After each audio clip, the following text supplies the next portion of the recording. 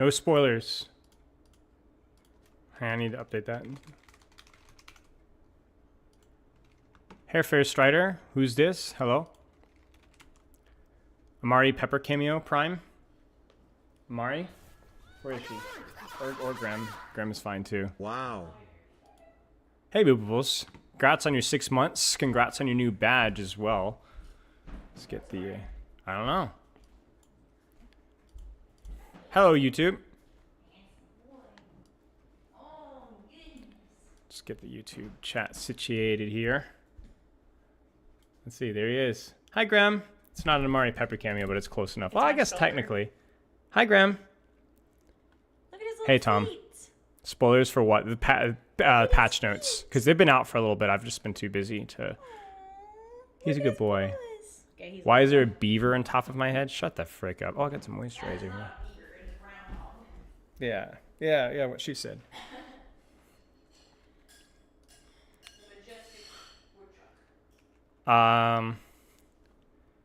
Least favorite stream on watch. Holy frick. Sarah Lee has a 75 stream streak, and this includes some of the random Sekiro streams in the middle of the night. Saying hi to YouTube before Twitch. All right, shut the frick up, machinery. Alexander, hello YouTube chat. How's my favorite chat? Hello YouTube.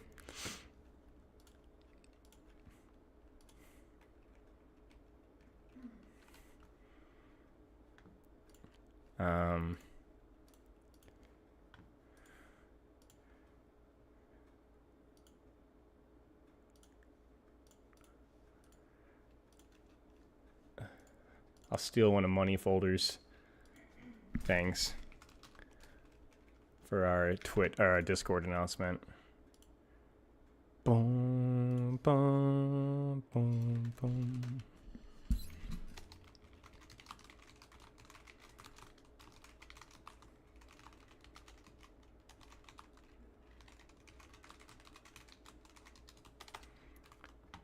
No, I didn't want to do that.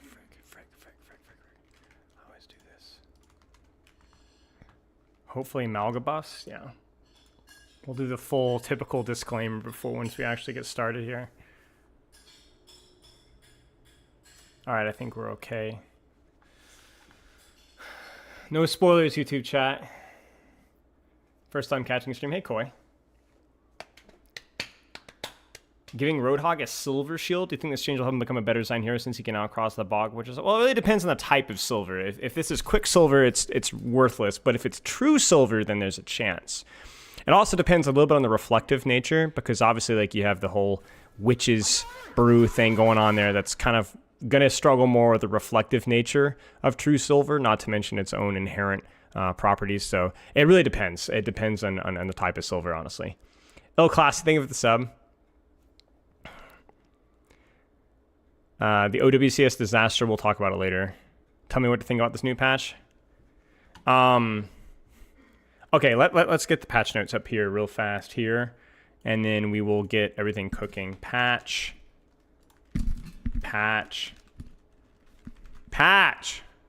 Frick. Nice. Okay, let's do this. Let's do that. Let's get our React cooking. Oh my gosh, thank you for the gifted subs. Thank you very much, Deft. That was generous of you.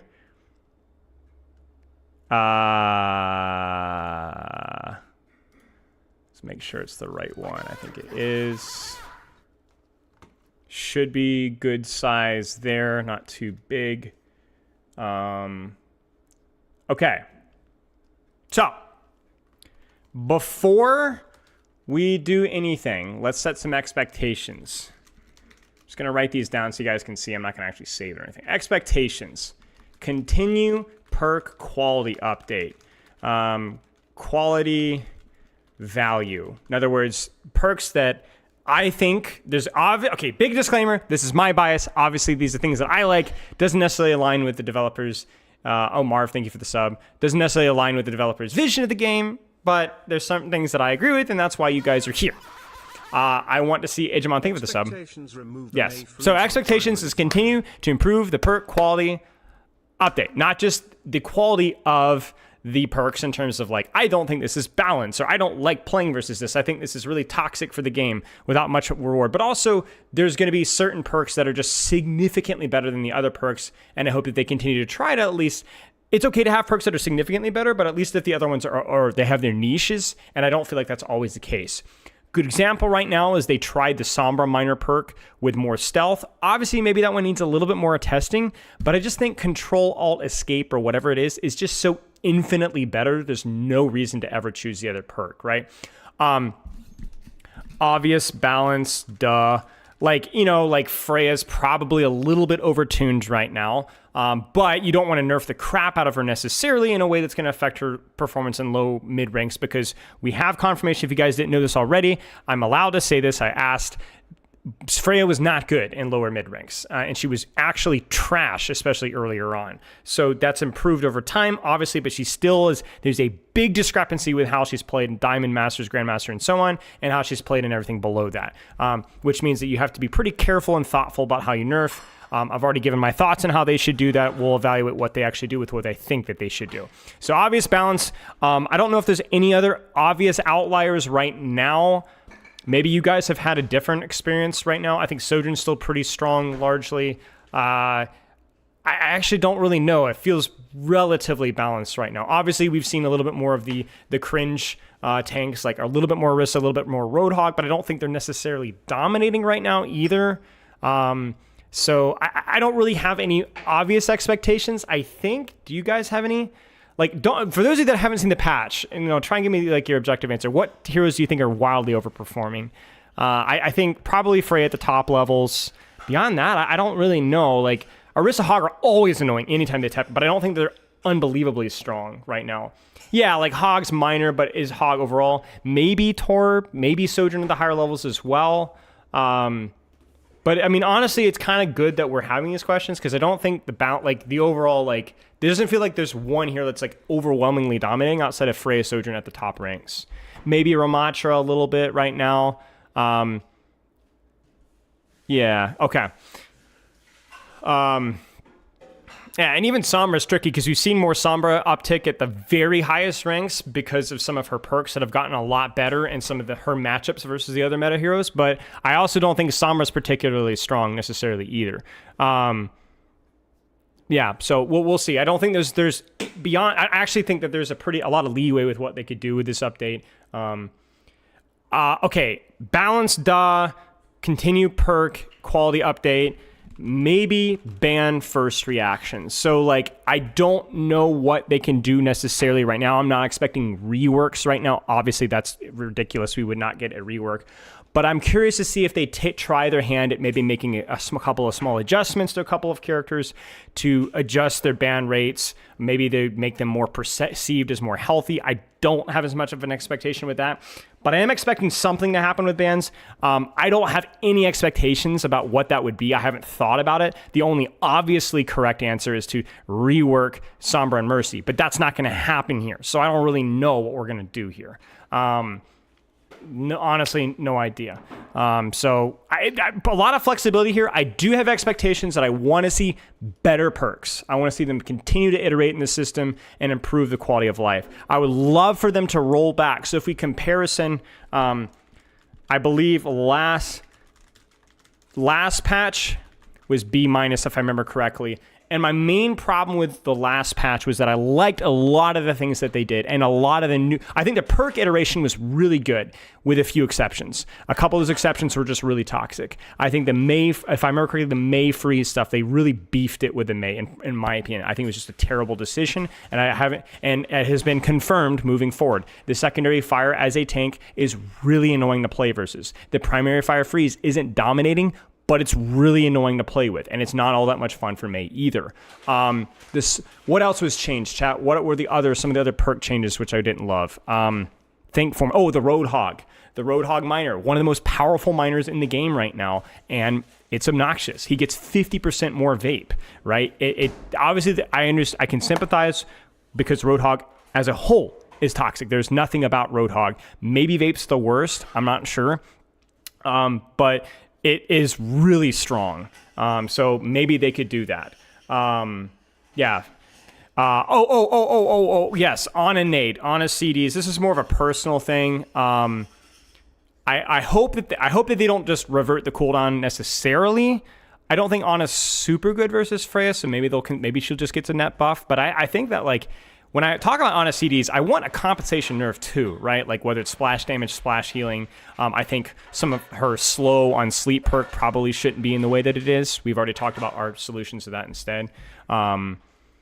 So yeah, couple of things here that kind of kept the patch as B-, but overall I think the patch last time was, with a few exceptions, overall pretty positive. So I do have expectations today. I've very rarely given A. I think that's kind of normal, right? Like A's should be the exception, not the rule. But overall, I think patches have been, let me change my headline, have been okay. They feel like we're moving in a direction to where I personally have enjoyed the game since then. And it lines up too, like, patch note, react, right, mid-season patch react. Because like honestly, like I have enjoyed some of the things that they did last patch. Like I can tangibly feel the enjoyment. You know, like I really like the Rhine perk that they did, and some of the buffs and nerfs that they've done overall as well. So we don't care as much about Stadium. We'll skim through it.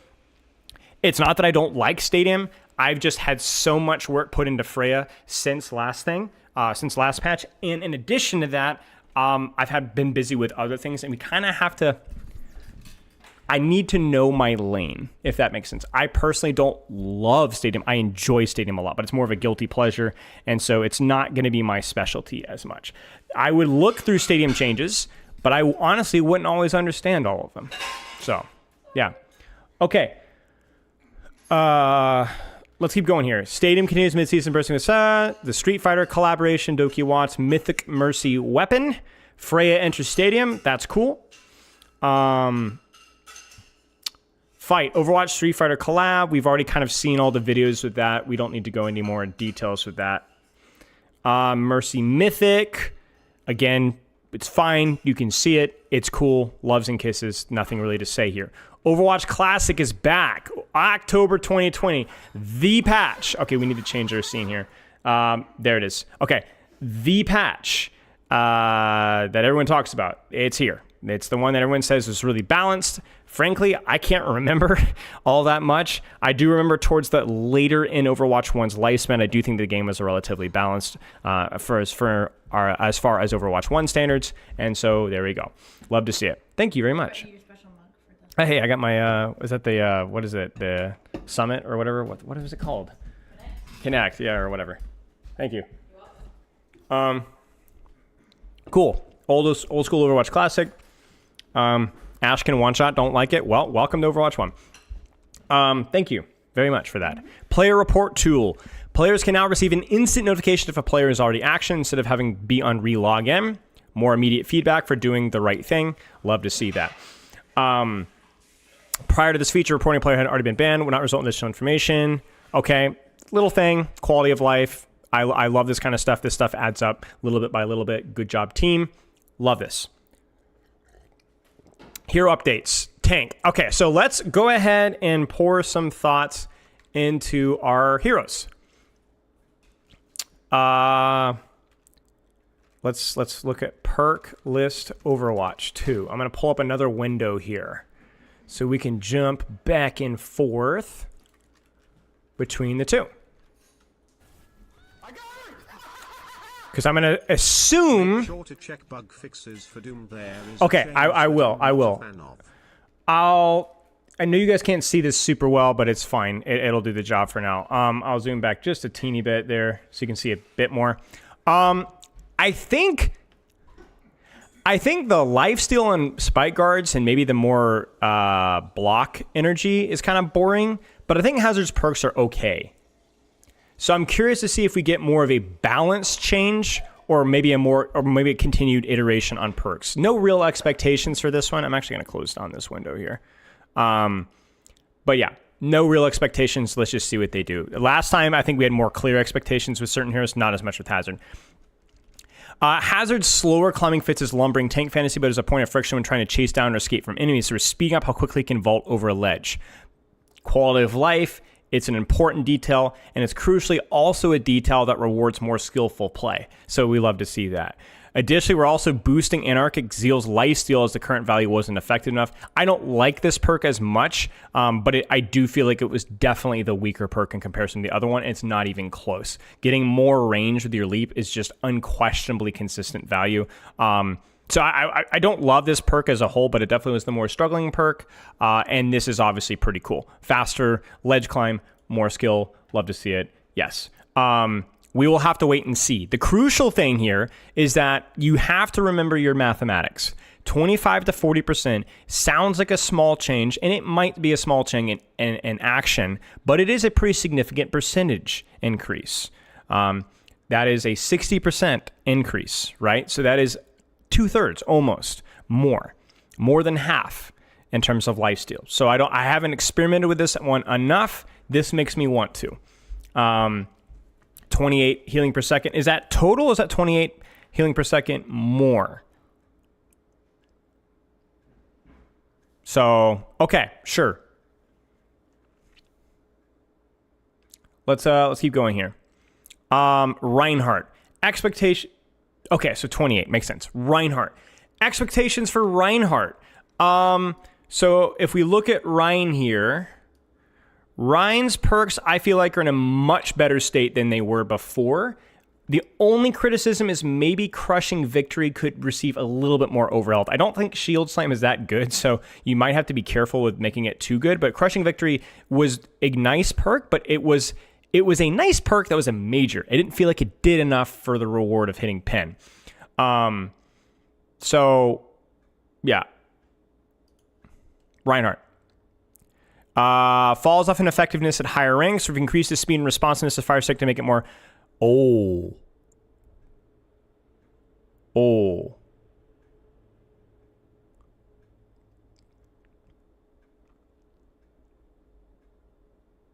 Wow. Now, I'm not going to lie with you guys. This is a fairly big buff. This is not going to, change everything necessarily, but this is a pretty darn good buff in terms of efficacy. You're going to feel it. And I'm going to be honest with you guys, I do like this. This is what I asked for. I actually asked for this to be a perk, but actually I like it better not as a perk. Kind of like how I like the Translocator Control Auto Escape. I don't like that as a perk. I like that as just I like this. This is a skillful thing, and it makes sense. They did this already going from Overwatch 1 to Overwatch 2, but I think that they can tune it a little bit further. You still want it to be a projectile that you can't guarantee, and I think the recovery time is also very insightful as well, so he's going to flow a lot better. Yeah, don't celebrate if you're a Stadium player. That's actually true. That build already feels pretty strong right now from what I know about Stadium, but... frick Stadium players. That's a joke. This is good. This is freaking amazing. You're going to feel that nicely. Yes, the Swing Fire Strike combo is going to be a lot more viable as well. Especially because they buffed swing damage so much. The Swing Fire Strike combo didn't always feel like it rewarded as much as it used to, because I think the comparison from Fire Strike to Swing isn't as big of a percentage jump as it used to be. I might be wrong with that. I can't remember the exact numbers, but now the recovery time really forgives that a lot. Yeah, so they might nerf it with Stadium individually.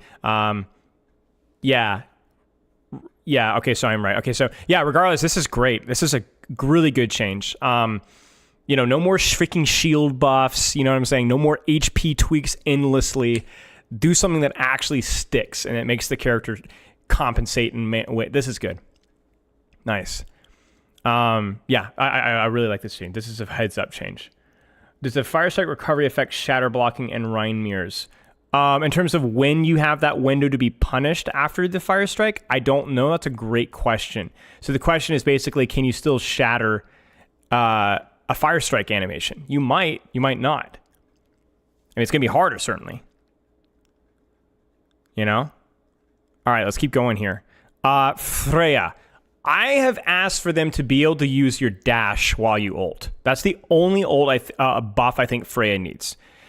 In terms of nerfs, I wouldn't mind a slight cooldown, like half of a second cooldown reduction for her dashes. I think they need to reduce how long you can stay scoped and hold your momentum. I think it allows you to hold verticality for too long. Like, the most frustrating part about Freya is I don't agree that it's her burst damage necessarily. They might nerf it, but I don't think it's necessarily. I think it's the fact that she can do the burst damage while being inaccessible for a large portion of the people. So I'm hoping that it's the consistency of holding verticality, and especially because of the ceiling of how she's being played in higher ranks, of how she could basically be inaccessible for a long time. I think it's that. So I would say small dash cooldown nerf, small reduction, maybe even reduction on how long she can hold this up top, and then buffing the ability to use her ultimate. Now, I would also say that they could also probably nerf her passives too. 25, 20%, 15%. She doesn't need as much bonus ult charge if the ultimate is consistent. And her ultimate will be consistent if you can dash while you use it. Also the force reload fix, yeah. Trying to think if there's anything else here. I mean, I'm not a big fan of the primary fire slow, but I do think it's opportunity cost. Yeah, let's just see. Okay, so they didn't do anything more in detail with her kit. This is just more of a quick fix, but this is fine. This is fine. This is also going to affect her verticality, but it does make the quick dash feel like more of an actual resource instead of just something you can infinitely spam. Updraft cooldowns back up to 12 seconds. That's a huge nerf. That's a huge nerf. What? That's honestly as big or a bigger nerf than this. Can somebody make note of that? Remind me, please. I don't necessarily agree with that nerf either because it's part of her gameplay loop, which you could argue the gameplay loop happened too frequently, but to me it wasn't about the updraft itself, but about the ability to hold the updraft, which was also affected by the quick dash cooldown.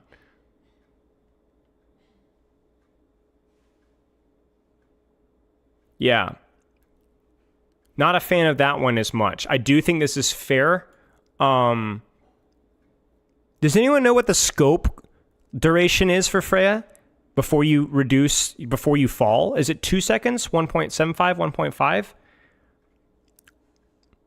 1.5. Okay, I wouldn't mind if they nerfed that to like 1.3, like as silly as that is.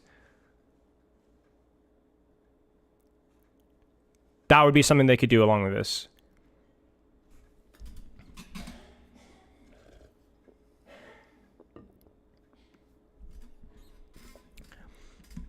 I understand that there's been a lot of complaints about tank, but I'm going to be honest with you. It could feel bad as a tank because maybe you can't deal with her, which is a fair complaint, and I think that they need to do with that. But I will say, just like a little bit of reminder, if you're playing Orisa, Reinhardt, to an extent Ramattra, D.Va, Zarya, well, what's my thinking? Sigma, you are not a viable target for bolt spam with your shield and your mitigation. So just keep that in mind. So, I mean, Tracer's inaccessible, Pharah's inaccessible. You are not worth dumping bolts in without a decision.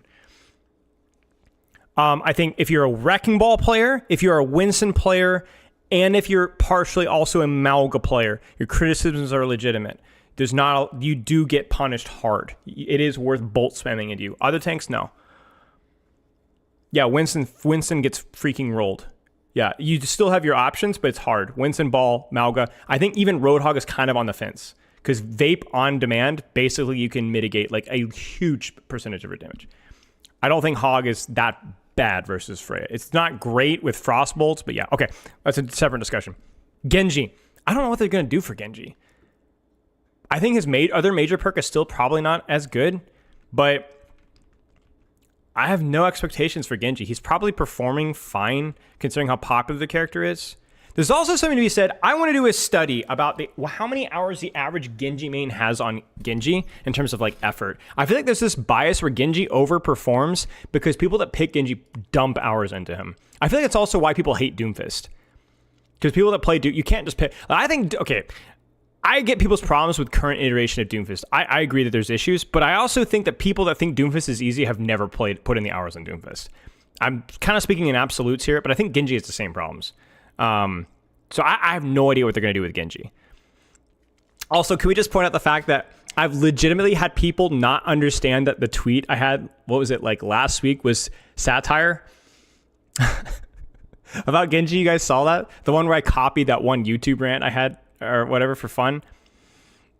Yeah, anyway. Okay, Genji.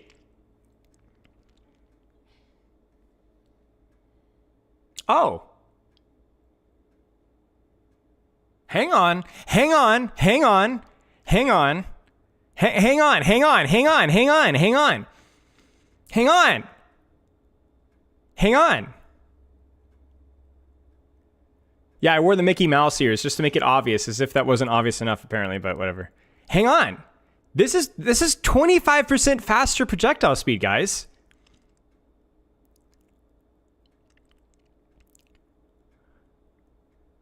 I don't know how this is going to feel. Yeah, no dev comment is interesting because it's pretty obvious what they've done. Guys, I asked for this like a year and a half ago. I didn't necessarily ask for the ammo reduction, but I think that's probably necessary. But faster projectile speed makes sense. It's always been his worst aspect since literally 2016. Like, I don't know what the end result of this is, but the spirit of this is logical. Is 24 too much? Maybe, but you try it out. Try it out.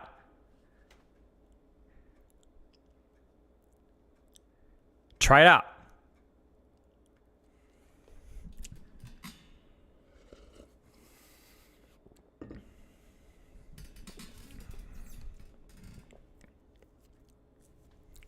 You're going to have to be more selective about it. But, like, this is a huge buff in certain situations. So, I don't know. I'm telling you, you're going to feel this. You're going to feel this. Go in the practice range and try it out. So, let's wait and see. Let's wait and see.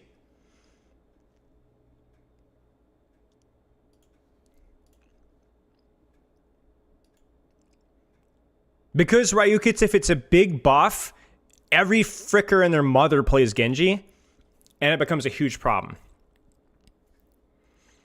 We saw that with like when Ana was overtuned post perks, and she immediately needed like nerfs on her nano stuff and nade and stuff because everybody wants to play Ana. Everybody, because Ana's freaking fun. So when Ana's overtuned, everybody's playing Ana. It's not necessarily because she's easy. It's the same thing with Genji. Genji's not easy, but everybody loves playing Genji. So if Genji's strong, you saw this in season 1 of Overwatch 2, he has like 100% pick rate. You know? I play freaking Genji. I think Genji's fun. Genji's what got me in the freaking game, you know? He deserves it. He's freaking fun, but you have to be a little bit careful. No, you don't? Okay. Sorry, Paul. Hanzo. I just think Hanzo's perks are kind of cheeks. I think there's some of them that are interesting, some of them that are not. I don't have any idea what they're going to do with Hanzo, though. So, no expectations. Reverting his bow draw back to its original faster value. Sure. Sonic disruption, but increased duration will make it more useful. Health time. What? 30 seconds? It doesn't really matter that much, but that's crazy. 30 seconds on a hack. And it overrides other hacks. That seems a little bit silly because it's not going to be always useful, but dude, I've been saying this perk is underrated. I've been saying it. I've been saying there's definitely a situation when this is really useful. Dude, think about this. You can hack a perk pre-fight, or hack a pack, and then Sonic the enemy team like twice. And then hack it again, and then Sonic the enemy team twice. Really, like, okay. I mean, I don't know. I'm glad that they're not ditching this perk because I do think it's kind of interesting. It opens up a different thought, just like process than you're used to with Hanzo. And Hanzo desperately needs more things to think about. He's got so many buttons that you just don't really think about at all. But I think you could permanently hack 3 packs, or almost permanently hack 3 packs. I think. Almost. Sharnier69, thank you for the sub. I don't know, guys. This patch overall has been pretty good so far. It's not necessarily perfect, but this is interesting so far. No May changes, so I'm gonna set my hair on fire. But Osiris, thank you for the sub.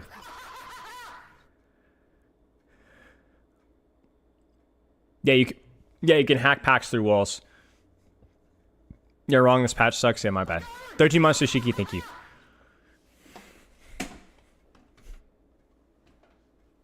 Okay, Pharah. What the frick would Pharah need?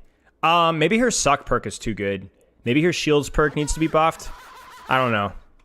I just moved into a new house and I feel like I'm gonna die now. Why do you feel like you're gonna die? Hoping the move went smoothly. Movement speed while using barrage reduced. Okay, distance pull reduced by implosion. That's fine. Those perks were like really, really like must picks, it feels like. I don't know how well Pharah is performing, but it's fine. I will say I think the shields perk is a little bit underrated in terms of like how you can utilize it. Like if you think about shields, it's like, how much shields is it? Is it 75? 100? Where the frick is freaking Pharah? Where is she?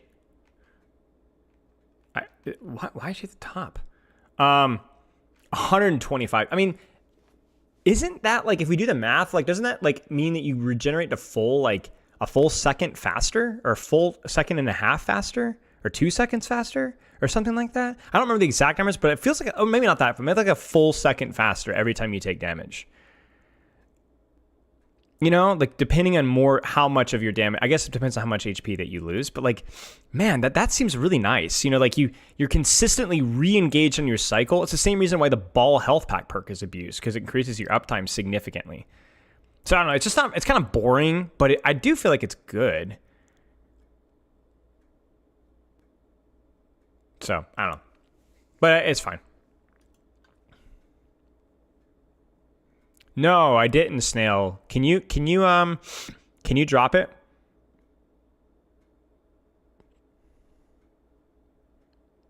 I think it'd be fair to buff Juno's range. Yeah, Juno just has like a really high pick rate because she's pretty and fun. So it's the same Genji problem where like people are just gonna abuse the crap out of it. Thank you very much, but I do agree that the range is probably the most annoying part about Juno. I also think the ult's still very strong, but just takes forever to build as well. So there's a couple of things that they could look at with Juno. But thoughts on Genji changes? Sure. I think people are overreacting a little bit. I want to wait out and see. Okay, Reaper. Recovery of dire triggers continues to get buffed. Sure. I haven't experimented much with Reapers since the initial release of Dire Triggers, so there's been like two. Now this is the second iteration of Dire Triggers, which I haven't personally tested, so yeah. Soldier. Dude, Soldier, what the frick does Soldiers need? Soldier needs so much, honestly. I think if we look at Soldier perks, Field Emergency is really good, but the problem is that you still have to stand inside Healing Station. I think the Stim Pack one was not quite good enough. I think Soldier perks are really good in Spirit. They're just the problem is that it's still Heal Station. You know? What do they do? Stim Pack's button mapping made difficult to activate. Buying it to weapon spawn. Anti-heal is removed. Now deals 75 self-damage on use. Ouch. That feels pretty bad. I mean, it's definitely... the ceiling of it is better, right? Because you can actually get healed through it, but... do you just... wait a second. Time out. Does the heal station not exist? Like, you can't heal yourself? Okay, so you can't die from it. So does it replace heals? I don't even remember anymore how the...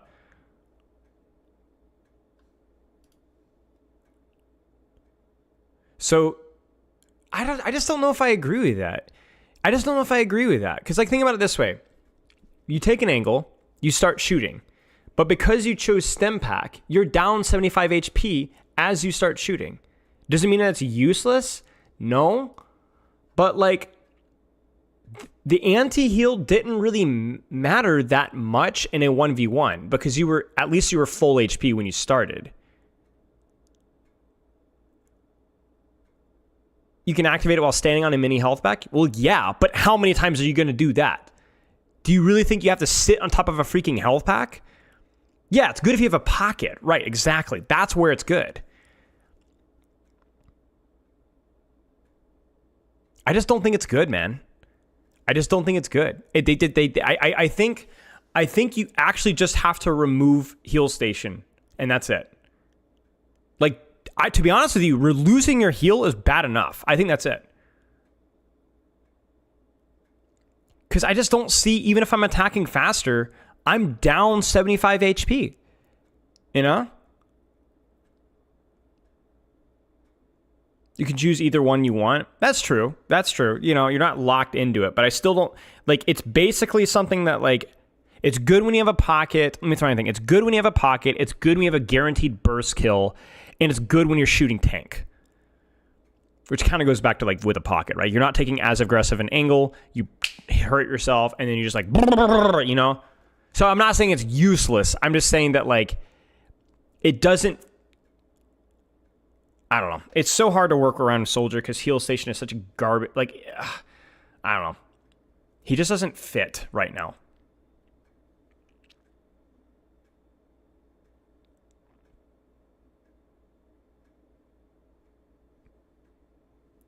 He just feels like a character that's so reliant off of moving, and yet just this so heal station just always keeps him behind. And I think, like, the other major perk does such a good job of that because you can reload and you also go faster. But now it's like, I don't know. I mean, they're still trying things, so I'm not a wizard here. We'll just kind of wait and see. At least they're experimenting and they're iterating, so that's nice. Sombra. Honestly, I just think her stealth hack perk didn't really click for me. I just saw no world in which I would use Control Alt Escape, and I continue to struggle to find value out of her. The virus spread doesn't feel all that useful. White Hat is occasionally useful, and I think is honestly fine if they can find a way. If like it's play style dependent, and I like it. So, but yeah, beyond that.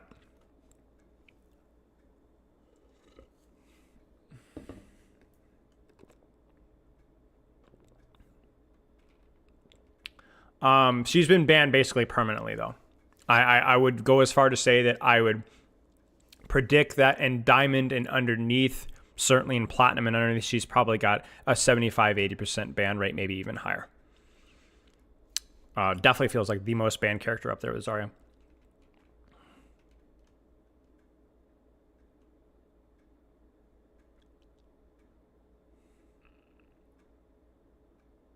Man, this is a tough nerf, man. Not normal one. Think of it, the sub. I watched the Question video. I agreed with most of it. I didn't agree with all of it, but I think he worded things correctly and gave some good feedback. This is a huge nerf. I mean, not a huge nerf, but this is probably the bigger one. The fade in time. So when you pop Translocator, the fact that you instantly go into stealth is pretty important for you to be able to use the ability. I'm glad. Yeah, it's weird because I don't know how well Sombra's performing right now, but she's basically permanently banned. So, sure, maybe this is just a slap on the wrist. I don't even know what the point of this is, to be honest. I don't think this is going to change anything.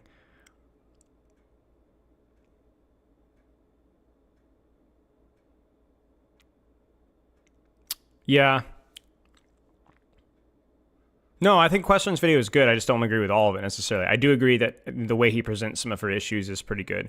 I think my main differing is that I think Sombra's stealth is her staging. You don't translocate in. You translocate out. Reset, do it again. Out, reset. And I think the harassment distraction. But we do agree about, like, the all-in or all-or-nothing nature of, virus and so on. Yeah, I don't know. Yeah, maybe this is just let's see what happens in terms of ban rate. Yeah, it could be. Widow, man, her perks are kind of cheeks, but I don't know what they'd change.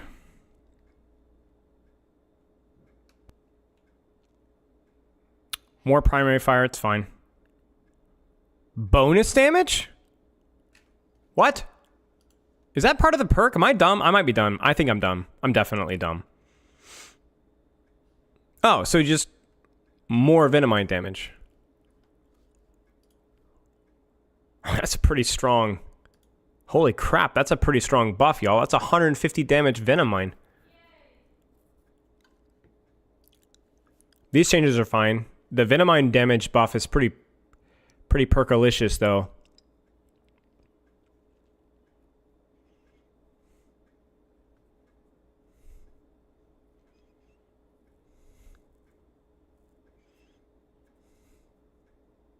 Yeah, I mean, if you get hit by Venomine, you're grabbing a health pack most of the time anyway, depending on what character you are, but that is a pretty big deal.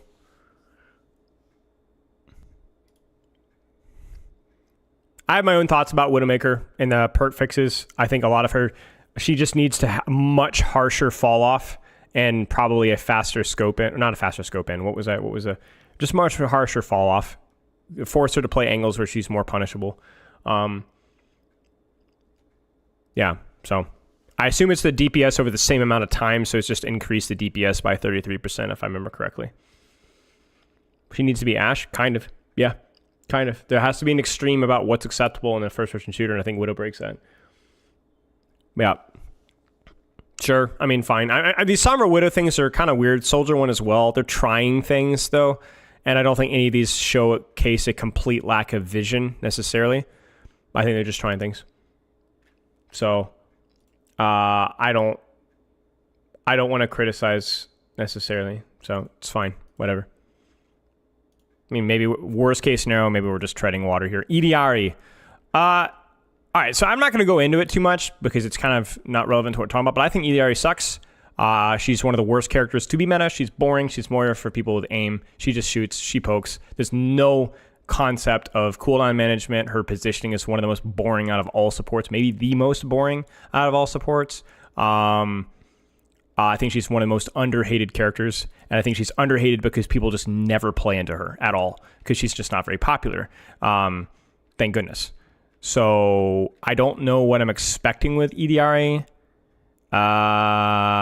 Maybe I'm honestly not too sure what they're gonna do. L take. That's all right. Not all of us can be correct.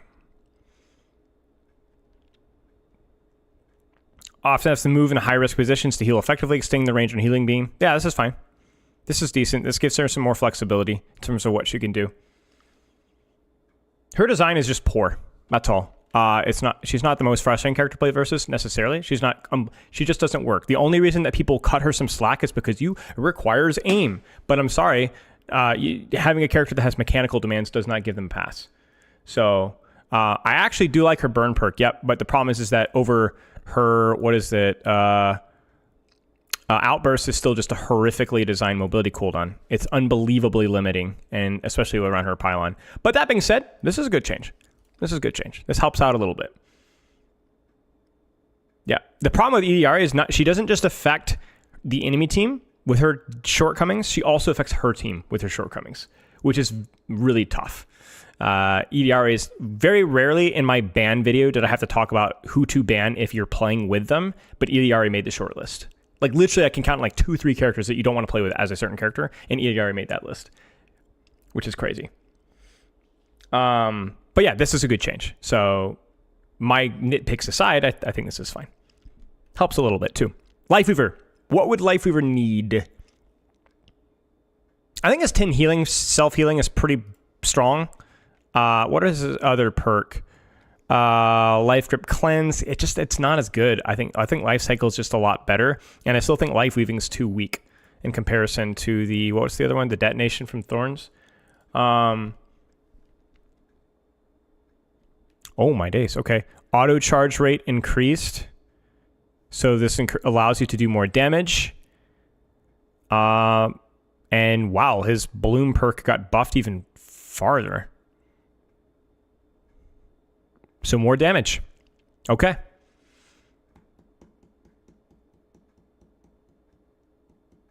I didn't see Old Ocean playing Lifeweaver. I was thinking about looking at it today, but I think OC's already looking at it, so I'm going to wait. More damage. Okay, sure. No, this shouldn't be a hot take. This should not be a hot take. All right, I want you guys... I'm going to say something. I'm going to say it. Lifeweaver's a better design hero than EDRE. In terms of what he can be and what he has grown to be, not what he released as.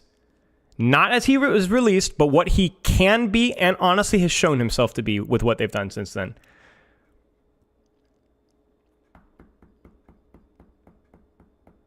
We're getting there. Like we're going there. We're getting more damage. We have like Super Bloom. I still think there's a long way to go. I still wish to goodness that they would make Life Grip have a halved cooldown if it's used on a full HP target, so you could like reposition people without pulling them to safety always. But I think Life Weaver has like, at least if you're playing him correctly in his current state right now. So here's the thing. I've coached Life Weaver a lot recently, and I've been coaching a lot of Life Weaver versus non-dive comps, and how he's played versus like Brawl and Dive. He's not really played in the backliner anymore. You'd have to take a lot more aggressive angles now, and you're rewarded for it now. You can reposition teammates a lot easier. You can reposition yourself. You can honestly play a little bit more divey, like aggressive. Yeah. I've been seeing a lot more opportunities where that's working and way more viable now. You can move around. You can take space. He's really tanky, so you can take a lot of attention now and kind of play your Life as bait. If you're playing Life Weaver like way in the back now, unless you're playing versus hard dive, you're not getting a lot of value out of him. So there's definitely going to be some bias in there that a lot of ranked players are still going to think that's how he's played. But I think depending on the situation, there's a lot more proactivity with how he's being played, which, they've done a good job with him. No, freaking Dive Weaver. I'm not even joking. Like Dive Weaver. Not like he doesn't have the mobility to just jump in, but to take an aggressive angle with Petal. He's got the healing per second. He's without the actual damage right now. It's good. It's good. I mean, I already have on Spylo 2 my most recent Life Weaver sessions that are public anyway. There's been a couple that are private, but yeah. And it takes some skill to live as Life Weaver if you're playing super aggressively. You have to manage your pedal, you have to time your dash correctly, stuff like that. And at some point you have to aim. So, yeah, okay. And I'm not saying he's perfect, right? I'm not freaking telling you Life Weaver's, the GOAT. Like, he's not freaking Lucio, you know what I'm saying? But, I'm saying that there is that potential there. I think a lot of us are still... I think Malga's better than he used to be a great deal. But, yeah. Okay. Okay, I'm going to be honest with you guys.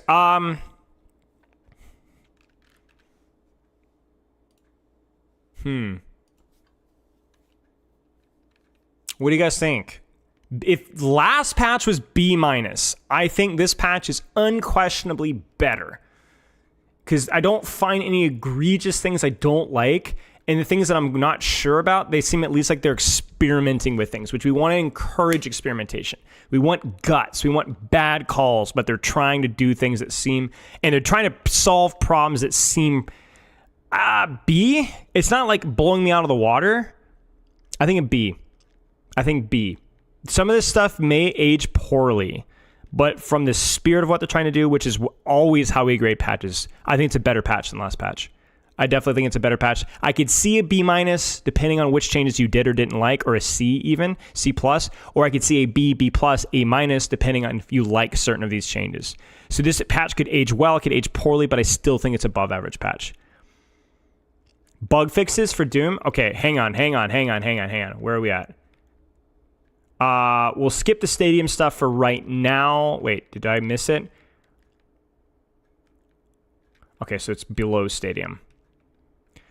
Would Doomfist able to continue charging his punts through Sigma's accretion stun? What?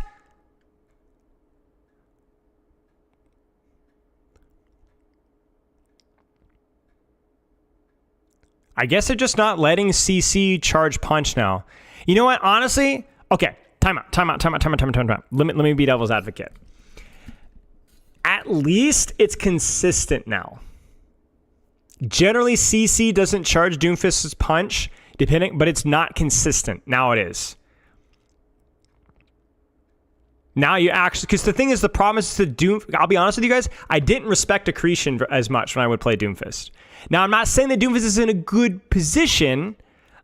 There's so much more that Doomfist needs right now.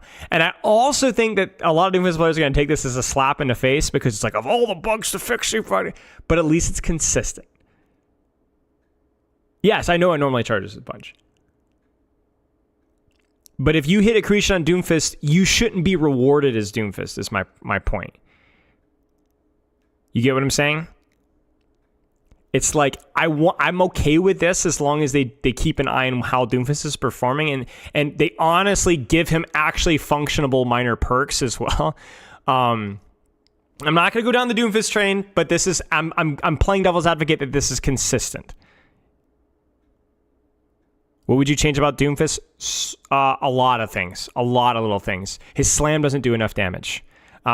His ultimate needs a burst heal badly. Empowered punch needs to be nerfed. Punch damage needs to probably scale a little bit better than it does right now to charging, because you're not rewarded for charging punch as much. It's just not as functional. There's so many things. Yeah, the other major perk is completely worthless because the Matrix is way too powerful. No, Empower Punch is the stun. The duration of the stun as it scales. And maybe the hitbox. But Doom is basically Empowered Punch bot right now, which is a huge step back from... There needs to be more rewarding for hitting slam damage. You need to actually be able to use your ultimate and use it immediately afterwards. I think when I say the burst heal for his ult, I mean having the ult tier up in HP. I think it needs to be a quick burst of like 100 health. And so then you can actually use it immediately afterwards. That would significantly increase the consistency of the value of the ultimate.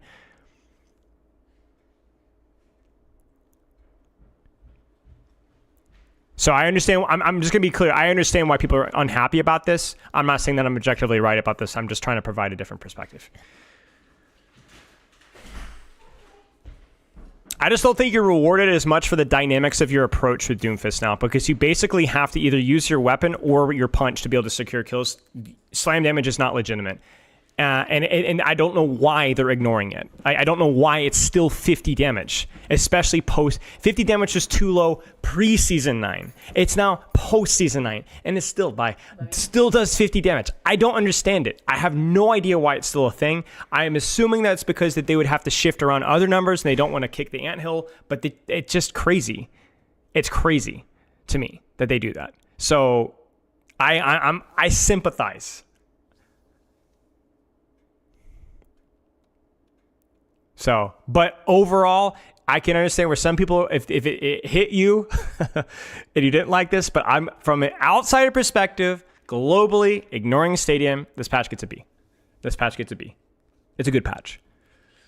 I know some of you don't want to hear that, but I think it's a good patch.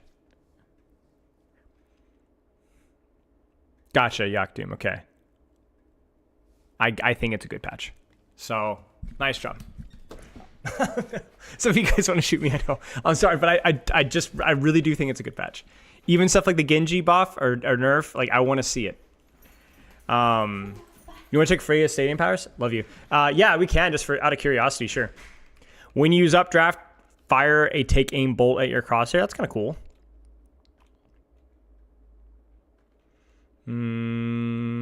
Take aim explosion radius. Wow, double that if the bolt is stuck. Pierces enemies. That's probably not going to be as useful depending on what the updraft cooldown is, because you're kind of aiming down and not really aiming through as much, but it could still be useful in situation.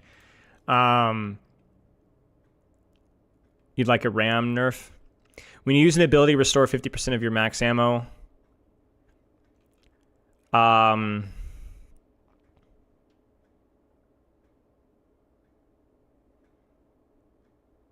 This seems pretty weak. I'm not gonna lie. You don't really spam primary fire that much, and even if you did, you get like a 15% heal every time you use a quick dash. Maybe there's probably a way to abuse that because freaking Stadium. But at least on paper.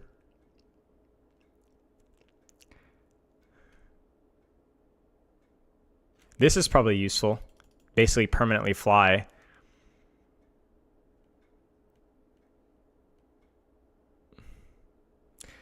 It's concerned by tank aim boulder, bowler shot, just going to replace. This might be interesting. 5th rev draw crossbow charge additional 2 bolts in a spread that deals 2. This seems really good. This seems really good. Getting the hinder.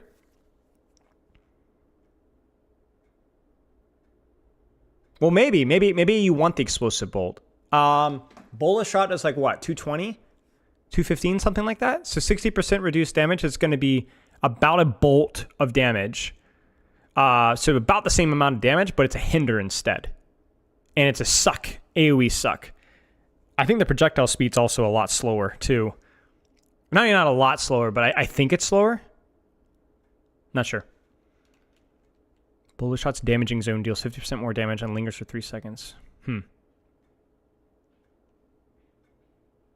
Or why are you engaging? Like, progress.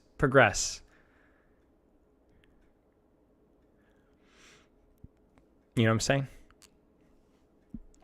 Hacking Freya and staying wild. Updraft is a knockback. You have a lot of pin-up rage. That's not a good way of progressively. You're just going to feed the fire. No, you've trained yourself. No. That's like saying I whiff like super glue and I can't live without super. You can. You need to get into some kickboxing, Orb. You need to get into some kickboxing.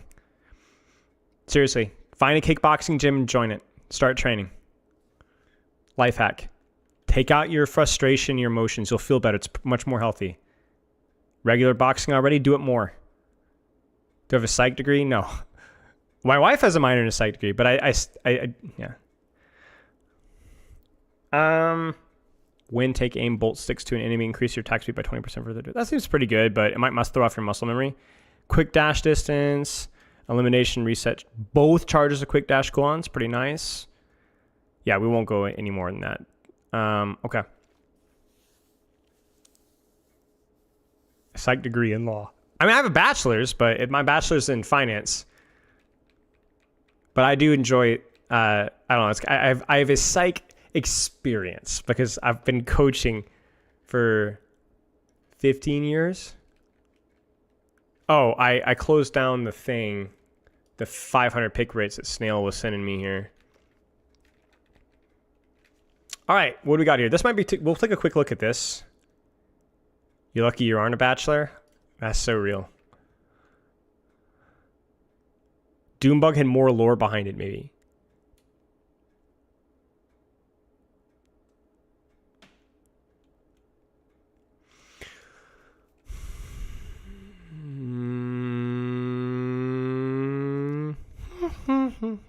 So this is top 500.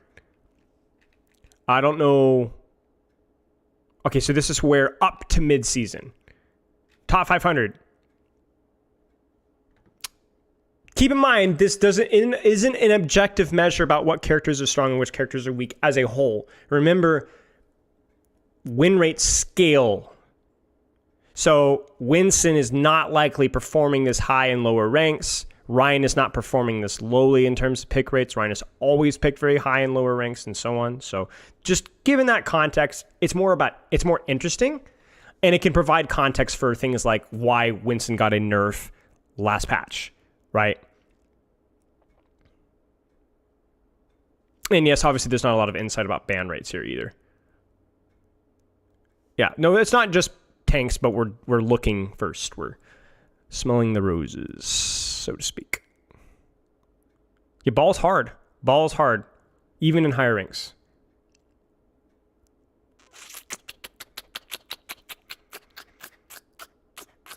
Malga's also hard, yeah. Malga's more of an anti-ram pick and more of a map situational pick. So, yeah. This also isn't pro play either, so... yeah. Wait, top most played only? Is this all rank? No. What? I don't understand what this... Can somebody translate this? Does anyone know what this means?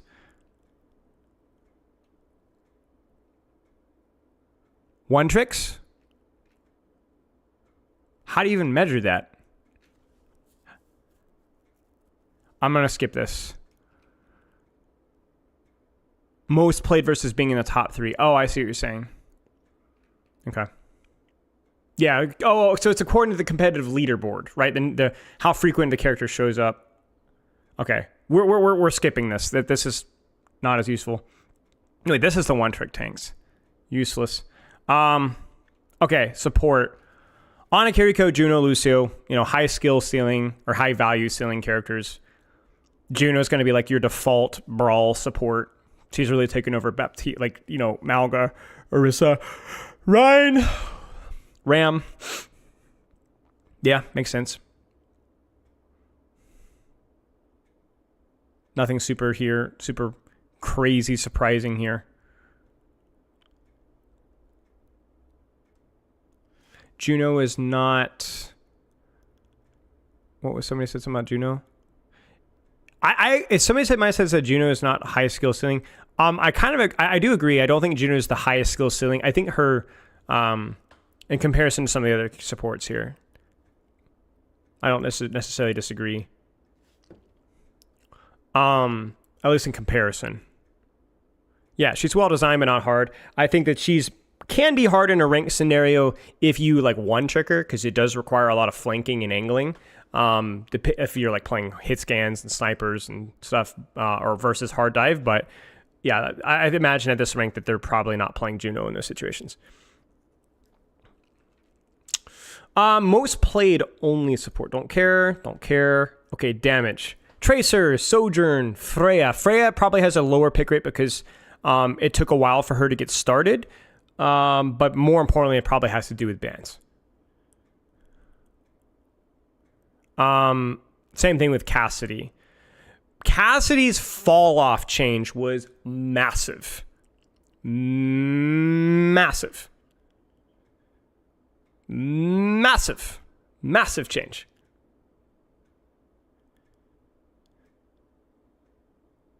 Massive, yes. Sojourn's really strong. Tracer's really strong.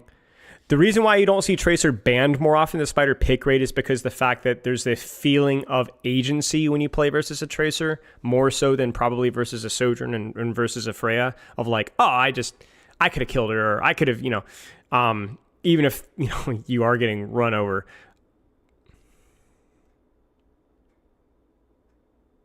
A lot of the other stuff just makes sense. Either characters that don't have the highest value ceilings, not where you're just a lot more limited with what you can do, even if you're good. Even Echo, right, can feel very hard in a very hit scan oriented world, especially versus Freya.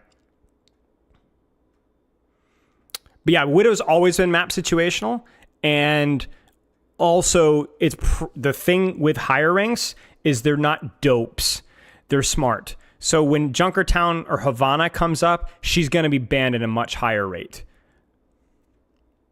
Or they're gonna have a ball or a tracer on her constantly. They're going to deal with her, or you're just gonna play the more overtuned DPS anyway. Yeah, so they're going to be banning Widow, not in Lijiang Control Center. They're going to ban the Widow where she's good.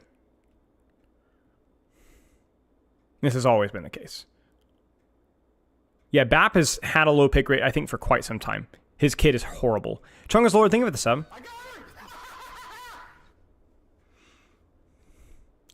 Junk decently high. Yeah, there's some specialists. And generally, he's not a common character to ban either. Soldier's higher than I thought he would be, frankly. I don't know if that's just a map situational pick or if you're banning Freya Sojourn. I think Sojourn, if you ban Freya Sojourn, there's a lot of, I don't know, maybe ban Freya Tracer. Soldier still feels odd to me in terms of pick rate.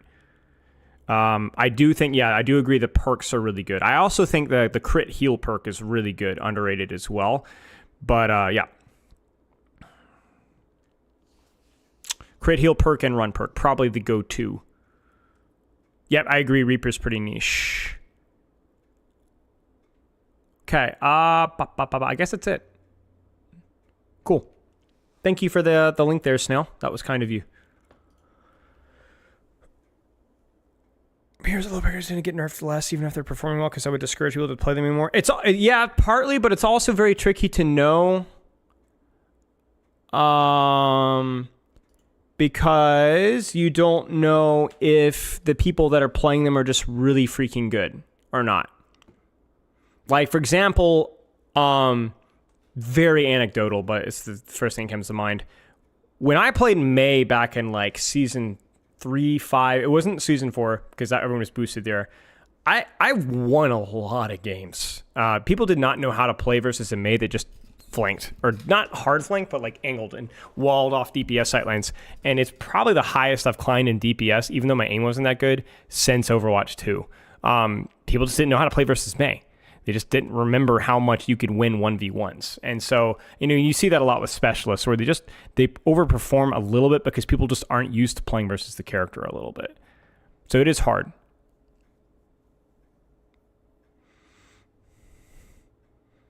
Like, when's the last time that you've played versus a specialist on like Wrecking Ball or, even Bastion? I've had a game not too long ago in Bastion where I was like, wow, this sucks. Like, this guy is not missing his shots, right? Like, is Venture good in top 500? Not really.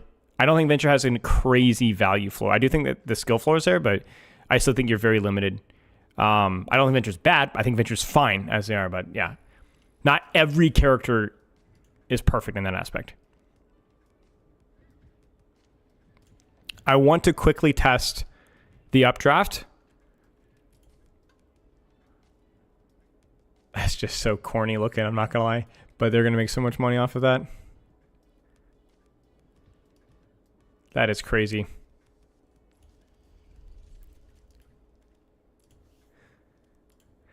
Listen, it's just not for me,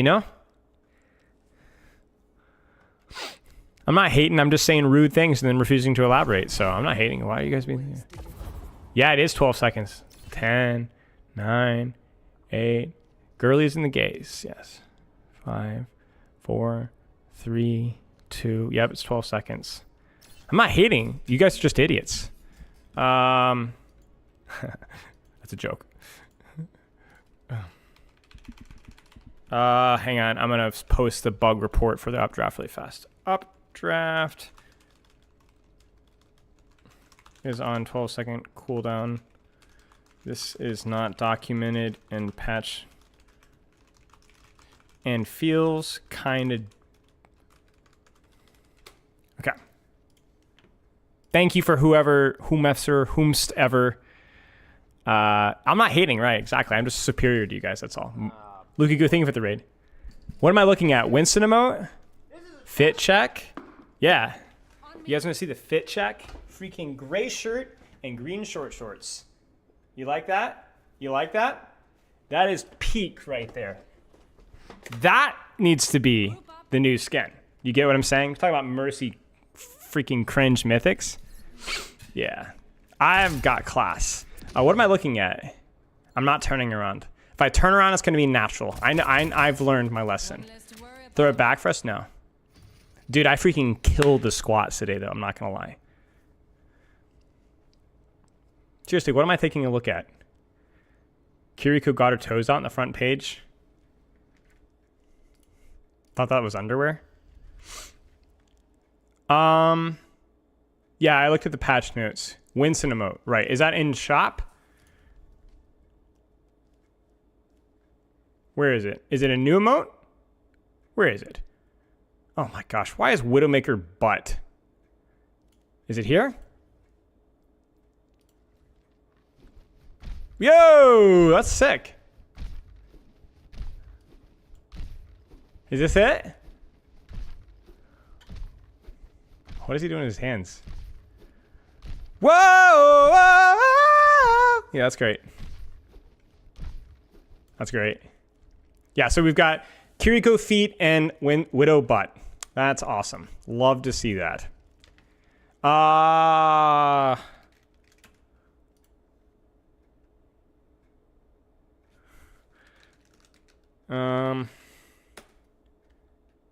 Hang on.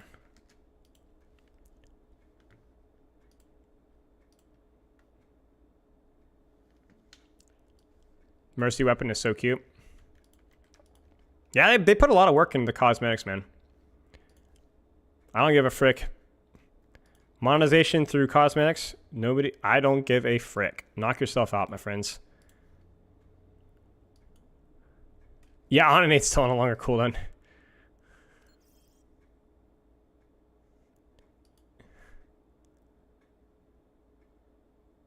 Peak work on home entire. Yep.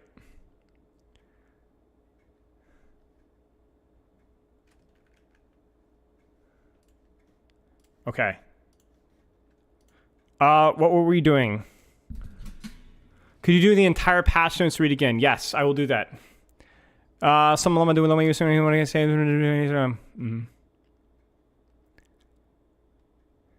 You think you're better than me? I have more forehead than like 90% of that chat. That's actually, I respect that, York City.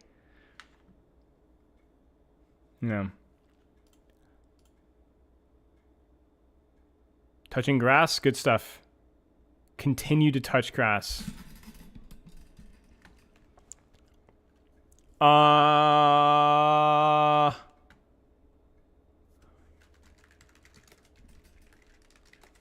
Give me a second, I have another bug to report.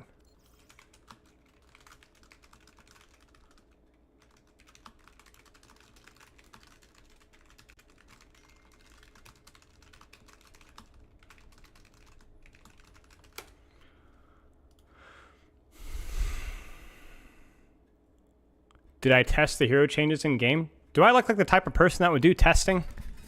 I guess we could look at the Genji shurikens. What would we look at? You're welcome, Raven. Genji projectile speed. Yeah, that's what I was thinking too.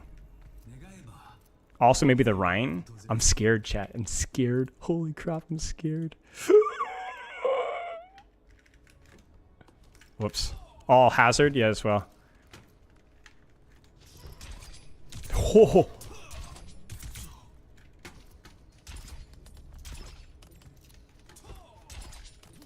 Oh.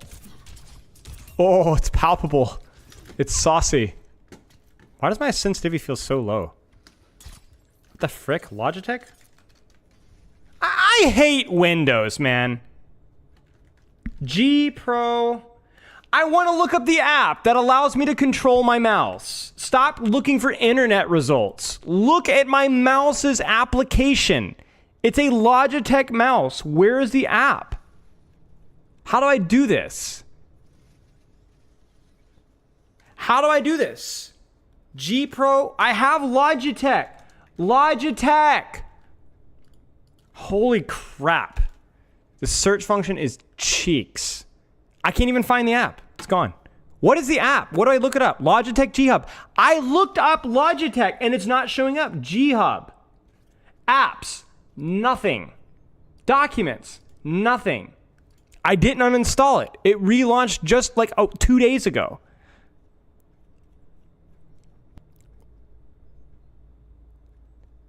So bad, man. So bad. I literally don't know where my app is. I don't know how to fix this. Mouse settings. That's not helpful. Let's do this manually. Where would it be? Program files? I see the folder! Logitech! And I search for Logitech and it can't find it. But I see the folder. Search. Local disk C. Logitech. Working on it. Okay. Shut the frick up. You're not worth my time. I see you. It says Logitech. Logisync stub? What? That's not what I want.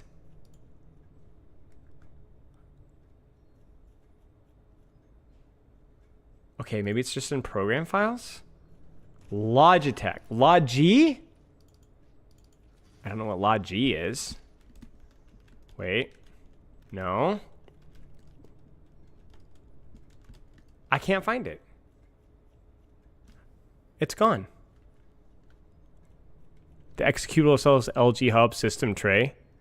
LG Hub. LG Hub. It's there. It's not. All right, let me control alt delete here. NVIDIA, Logi. What the frick? The frick? Logitune? What? It's not running in the background. Maybe it somehow got uninstalled. It was there 2 days ago. I didn't uninstall it. See program files. Yeah, it's not there. Why? How did it disappear? I never uninstalled it. It was there 2 days ago. Because it launched automatically when I opened my computer. It's gone. I'm looking at my apps and features. It's not there. It literally uninstalled itself. How? How does it do that? How is that possible? How does an app uninstall itself? How? I haven't uninstalled a program in months, years.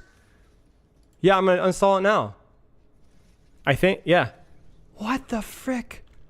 How is that even possible? System update error? Yeah, I mean, I guess.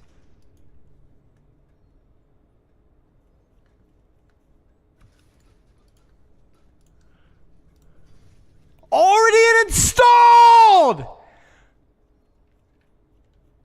Already installed!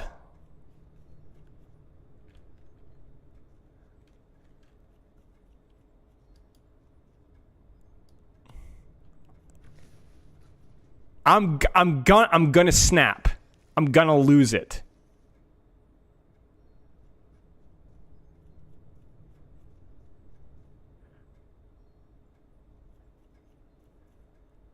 Already installed.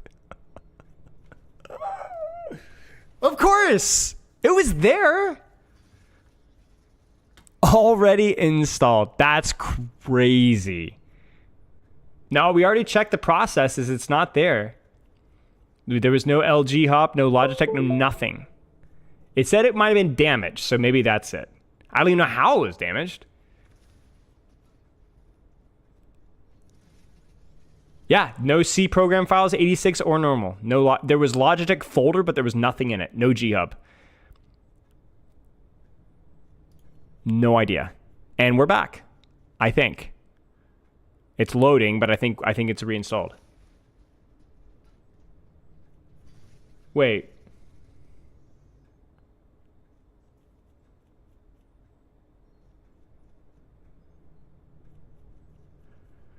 Are you freaking me?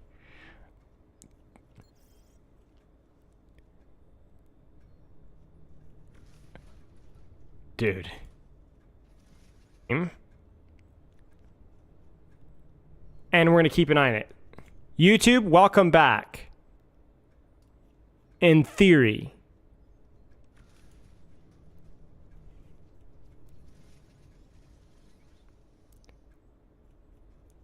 We should be back now. Refresh.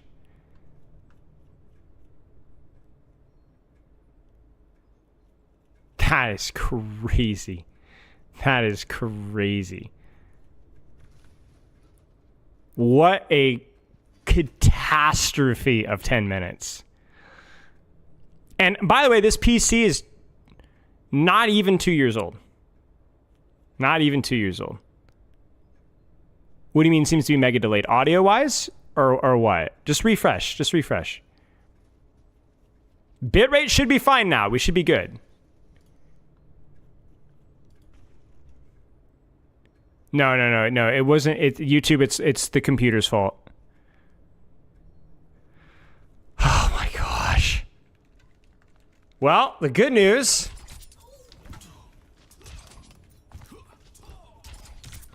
I think we're good now. I don't know why I did that. No idea. I have this constantly. I have the worst luck with tech issues.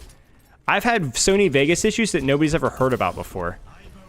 And they're so small too, like, not so small, some of them are big. One of them is that I get a promotional ad for every time I launch Vegas, even though and this is, oh, check this so you don't see this again. Never works. It keeps showing up. That's what I get for not pirating the program. So this is what you get when you actually buy the program. You suffer for it. Okay.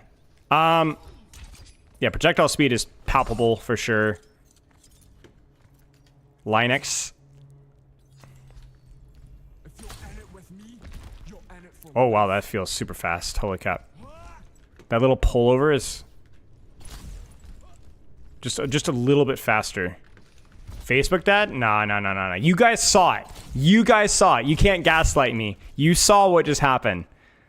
Okay, Ryan.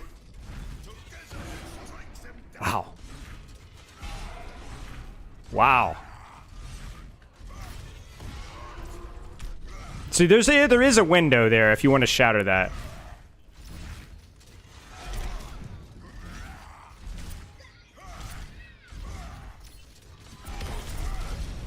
Replace the machine. Tragic. That means we're gonna have to run like 20 minutes of Twitch ads for like the next 6 months. I think practicing competitive once you know the basics of a character's kit. My hair is looking in control today.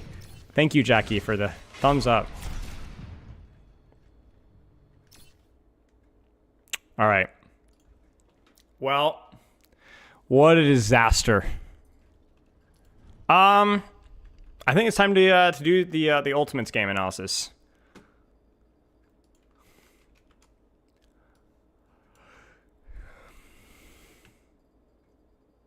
Let's update YouTube title, and then I'll do Twitch title, and then I'll get the VOD pulled up.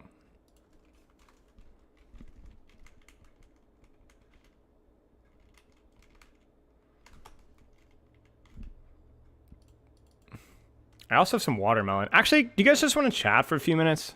I gotta eat my watermelon.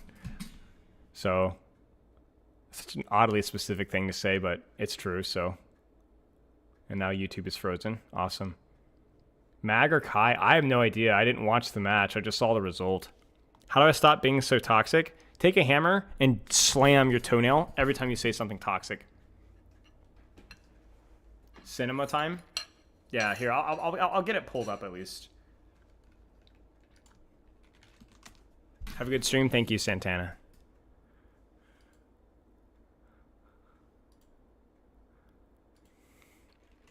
I'll elaborate on what happened with the Ultimates in a second.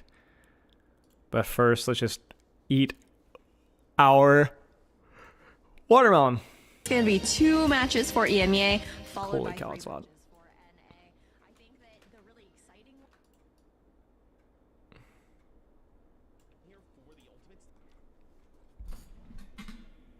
Just ate watermelon too? Nice, dude.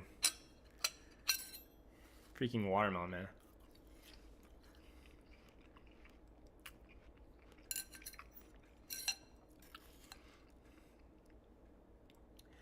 Yeah, I saw that, Daniel. I already bugged reported it. You can do it, Brad. You can do it, Brad. $10 million.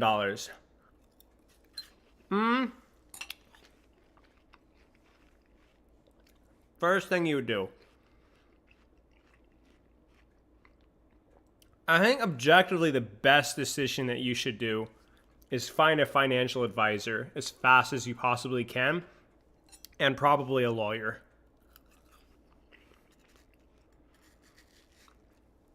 Definitely the first thing, I think.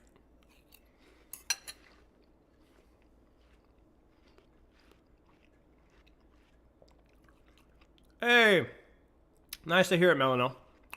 Cheers, mate.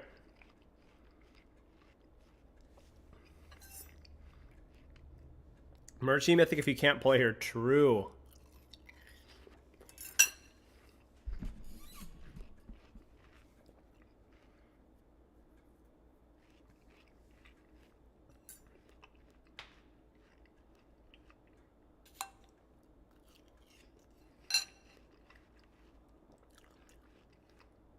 Salted watermelon? No, but I've tried it. It's pretty good. General University tips. You gotta min-max your schedule to get sleep, social life, and so on.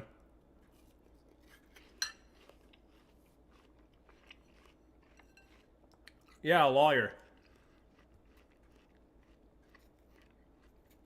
Yeah, I saw Cager Spray video. I thought it was good. Mustard in my watermelon? We'll talk about the Sombra in a second, Orb.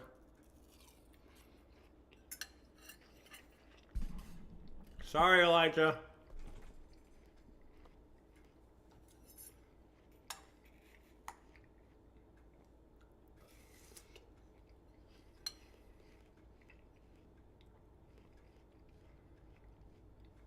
The short answer, Orb, is verticality. That's the short answer.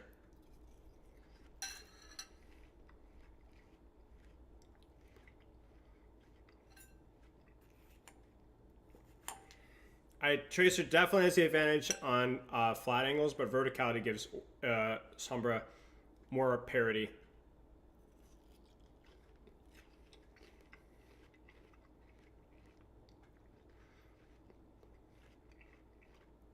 Cruzen says, the largest university tip I can give is use your professors and network with them. They are the ones that will help with job placement out of college the most I've found. Nice. Probably also worth talking with them too. There's probably a lot of, I find that life is using the opportunities that you have. Like,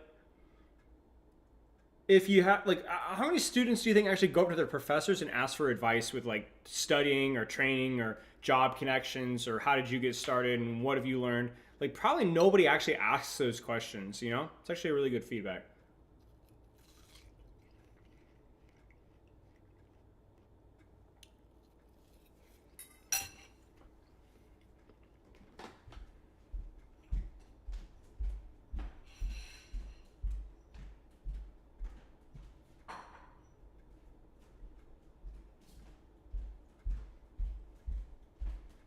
All right.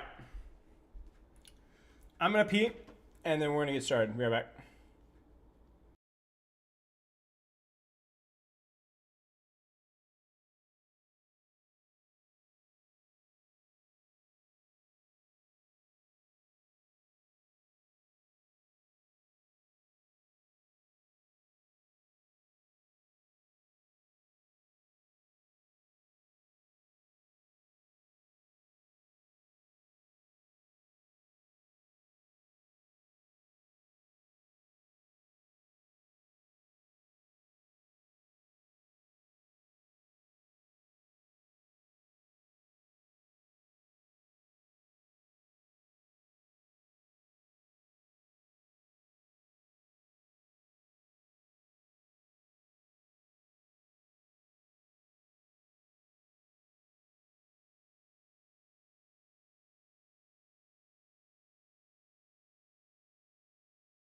Pee pee poo poo. Yeah. Made some watermelon water today. Yeah.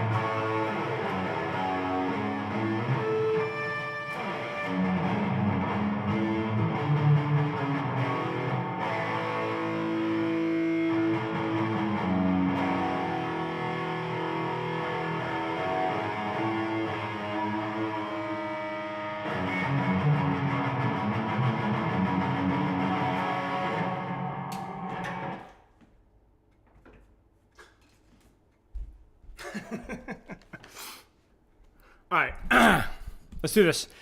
So yeah, for context here, the Ultimates, I mean, he sung, let's actually pull up Liquipedia here really fast. Because I think more context here might be useful. So this is EMEA. OWCS, so this is Europe basically. Kai, who's been historically boot bopting for the sub, congrats on the badge, and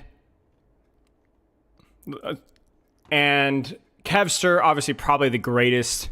I mean, I think Kevster probably has a good argument for maybe being the greatest Western player of all time. Certainly up there, top 2, top 3. I mean, he's unquestionably, I think, the greatest Western DPS player of all time. Skrippa, he's been around for a long time, good player. I know there's been a lot of criticism of Skrippa off and on over the years, but I do think he's a solid player. Now, the interesting thing, though, is that he's like, the roster doesn't really have a traditional main support, and Skrippa's kind of been filling that role for them, which is odd. Twilight, obviously one of the GOATs of flex support. Maybe not as flexible as some of the other ones, but he's great. Heesung seems like a new kid on the block, kind of, sort of.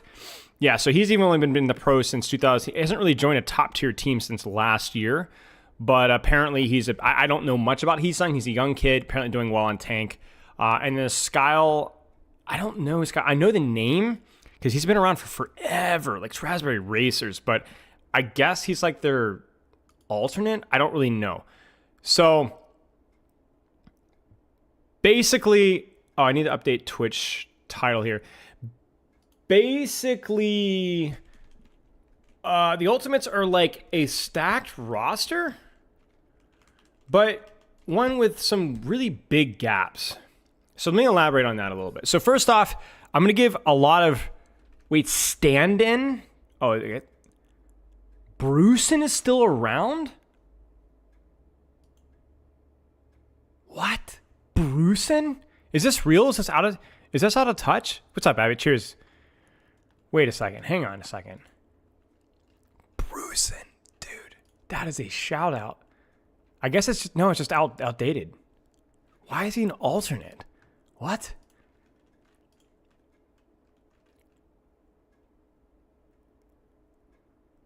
I'm so confused. So Wikipedia is just kind of cooking something here, so we're just going to ignore that. Maybe this is like way. Yeah, this is back in September. Okay, never mind. Apparently Ultimates has been on for a long time. So because everyone needs a 6 roster minute. Okay, so let's talk about this roster here. I don't know anything about Heesung, so I'm not going to talk about Heesung at all. However, I will say Kev is very flexible. Kev can play a lot of different things. He doesn't stand out as much on many of the projectile characters anymore as much as he used to, but I still think that you don't look at him on paper and see a weak spot. Twilight doesn't strike me as the most flexible of the flex supports, at least when compared to somebody like Landon or somebody along that line.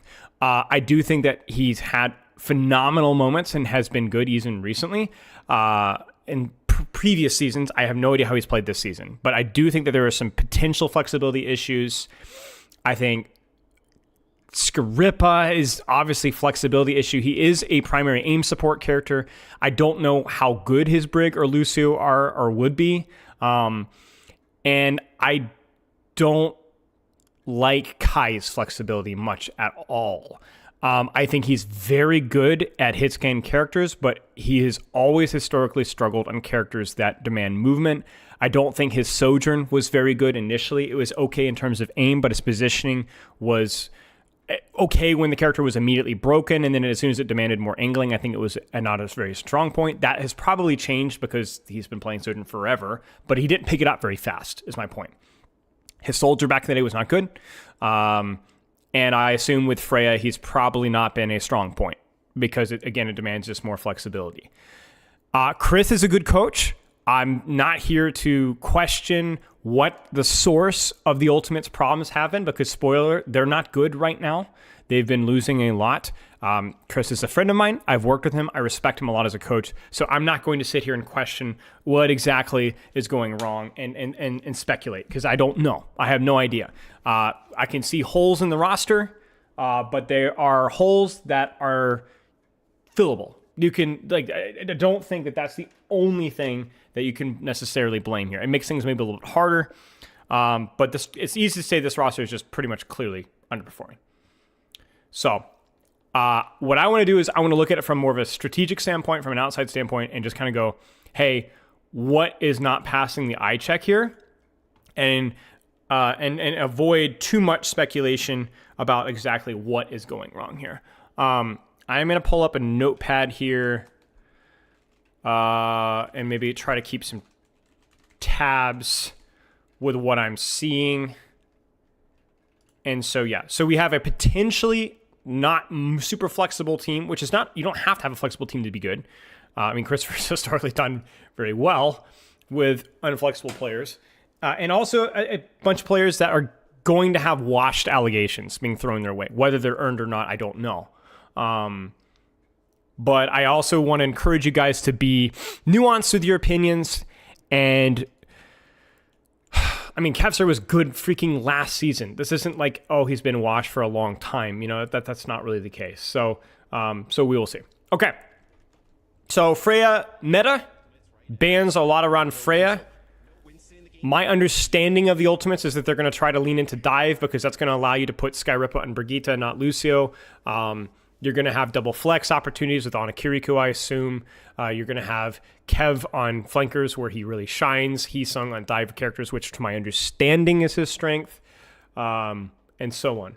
So Quick Esports, I guess we should take a quick look at Quick Esports. Ha ha ha ha ha. Quick, funny. I don't know anything about Quick Esports, and I don't know a single name on that roster. Outside, I've heard the name Zydra as being a standout on Freya recently. If Sarah Lee's still here, maybe there's some insight, but these guys are kind of new kids on the block, to my understanding, at least in relation to who they're playing. I don't even know their coaches. So that goes to say, I guess Skytor's been around a while, but doesn't look like he was with Sheer Cold a couple years ago. Okay, so definitely more of a new kid on the block. Zydra, again, I might be butchering name here. Again, very new kid on the block. Apparently, okay, so they were close map 5 against VP. Gotcha. Okay, so this team has done very well recently. They're not just some pushover that the Ultimates fumbled versus. This guy has been around for a little longer, Raspberry Racer, Sheer Cold, but again, compared to a lot of the other competition, yeah, these are all, oh my gosh, I mean, that's an 18-year-old kid, right? Like, these guys are new. These guys are new. Okay, cool. New and on the upswing.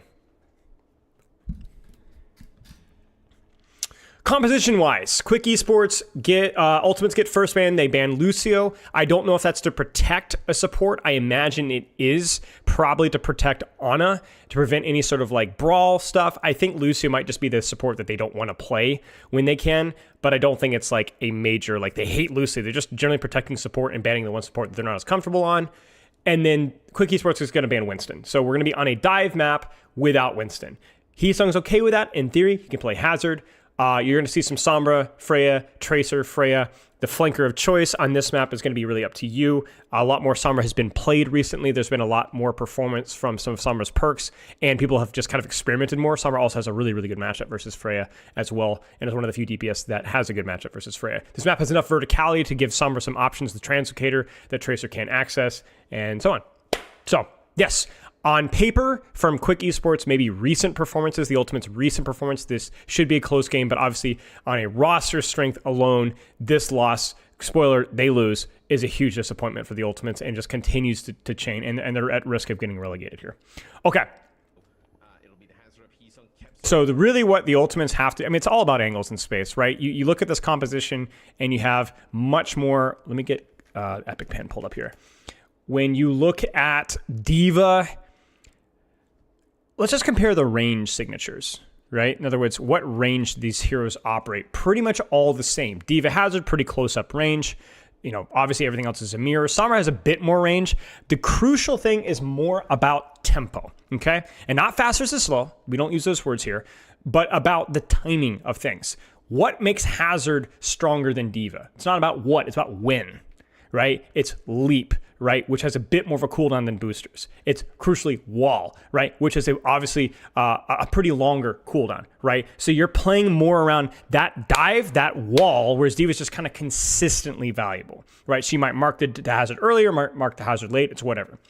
But even more important than Hazard, who's more, when I say tempo, more cooldown reliant, Sombra is that even more so, right? So Sombra is virus and stealth. So this burst cycle, whether it's Translocator or stealth, whatever you want to call it, this is where she's superior to Tracer. Not necessarily in the 1v1, but just largely. Whether she's going for backline, whether she's hacking D.Va, or pressuring D.Va, or marking Tracer, or going for Freya. So what you want to see from the ultimates is this is more about control space and just mark, shoot, shoot, shoot, mark, mark. We're not cooldown reliant here as much. This difference is they need value out of their Sombra and Hazard windows, and there has to be a synchronization of pressure. I've been using Epic Pen for a long time, so yeah, like 7 years. So, but yeah, so a key thing here is like the timing of things is going to be very important. Otherwise, D.Va, Sombra are going to provide more consistent value here. So this is just like the simplest way of understanding matchups, right? It's the number one, what is the range of the characters that we're playing? You know, long versus short range. So what angle should we take as a result? This is pretty close, so it's not as important. I will say I want to see Sombra utilizing a little bit more range than Tracer. And then crucially, if there's differences in the composition, okay, is there a timing difference? Like, is one team have a Winston bubble? Then they need to get a lot of value out of that Winston bubble. And so right now we have a character that has very long cooldowns or longer cooldowns and basically no cooldowns at all. Yeah, Sombra, right, Mitch? We saw a decent amount of Sombra yesterday. In EMEA. So it looks like Hazard's taking, D.Va's going to be taking top here. So Sombra's on main, D.Va's up top. I don't love Heesang's position right now. It could be very easy to off-angle him from multiple positions. So my question is where is... It looks like, I don't know where Kai is, because I look at this and this screams to me, Kai is positions to control top, but I don't know where Kai is. I think Kai is in the inside flank here, which is frankly odd to me. You would look at this and you'd go, okay, we've got verticality here. Would we not want to kind of dump our resources on maybe Sombra looking for harassment on D.Va? I'm not sure. It's odd to see Freya playing in this space here, because I feel like Tracer can mark it really easily, but it does seem like Tracer rotates to the other side. So it looks like Tracer actually goes towards point, which is a little odd. So let's just kind of keep an eye on things. Yeah, there's a patch today that wiped things, sadly. Sombra marking and harassing Freya, Hazard top, Tracer bottom. Kai really needs to deepen his angle now. Yeah, so Quick Esports is actually rotating away. Hazard on point. Nade is forced. They're forcing point first. It really looks right now like I freaking don't love Quick Esports rotations. They've given up way too much space, and Ultimates so far are able to get point pressure and also get Kev on top, which is kind of what you want, right? But Kai gets picked. Does cost D.Va mech, which is honestly not a bad trade.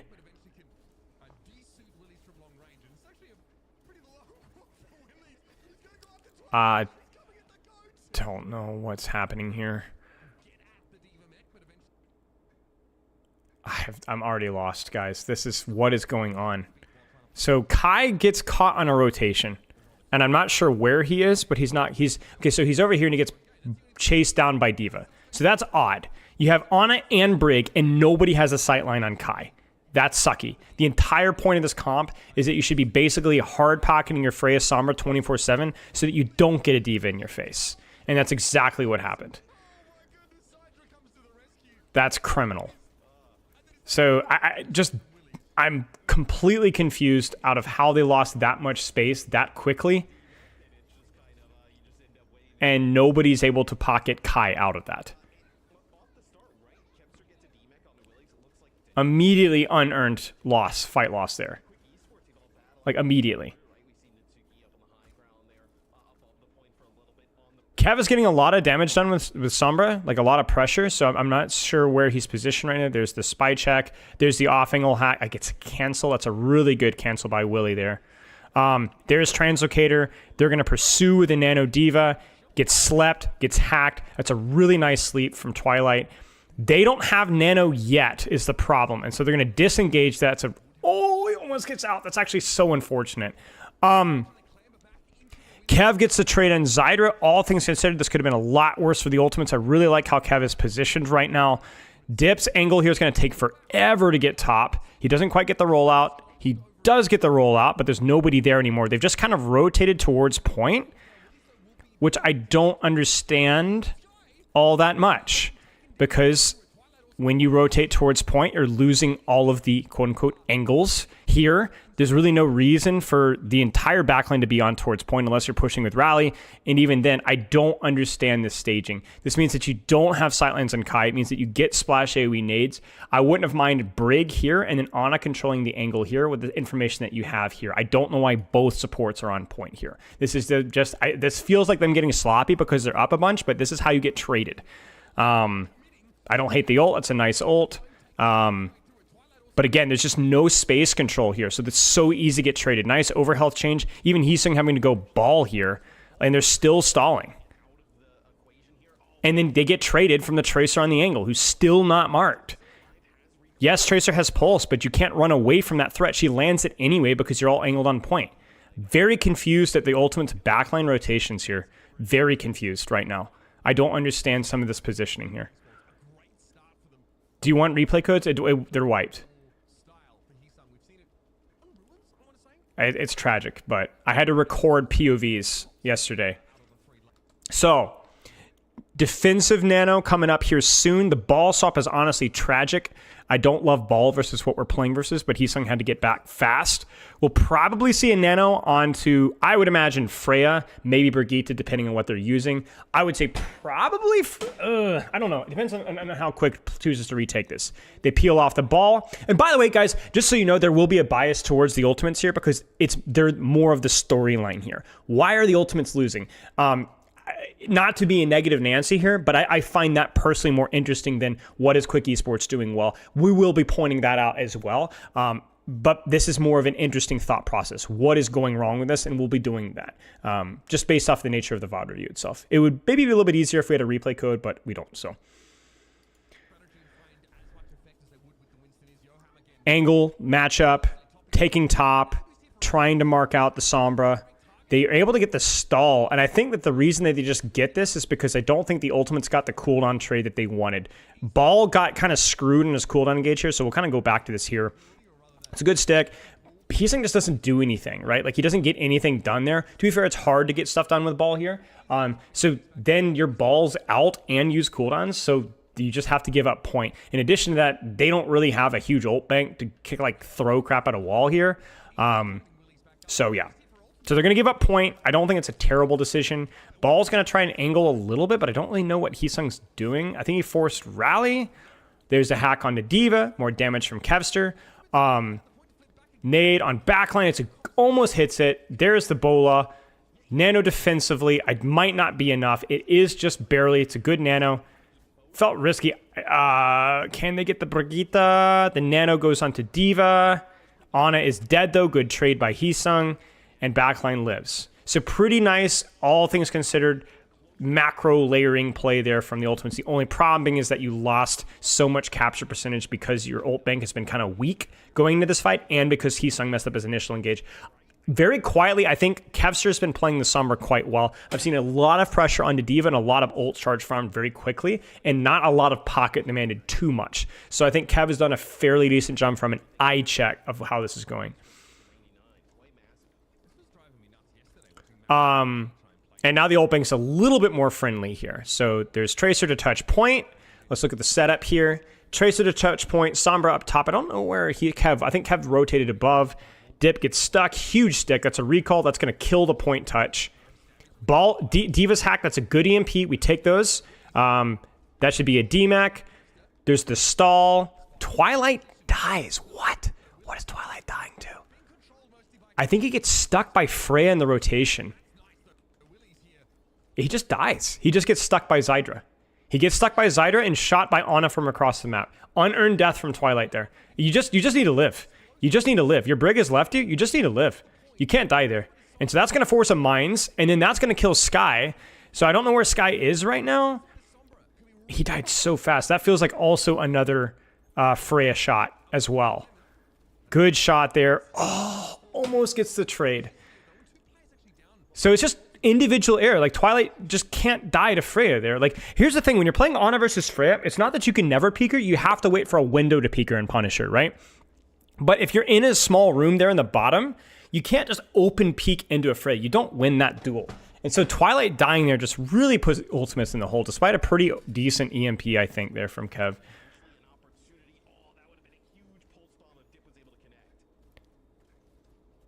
There's the ball. They have rallies. So what I'm expecting is at some point here, Scarippa's going to drop and push. Once they've seen pressure and cooldowns from either D.Va, Tracer, or both, preferably D.Va, you're going to see Scarippa go to and apply pressure from rally on point. And really, this should be the Ultimate's fight win. I think even with all the ults that we see here, like, I just think Rally's going to be more consistent here. So let's see what happens. So there's the rotation from Scarippa. They're looking for Ana. Kai freaking dies. How? He gets naded. Johan hits the nade. I don't even know where he hits the nade.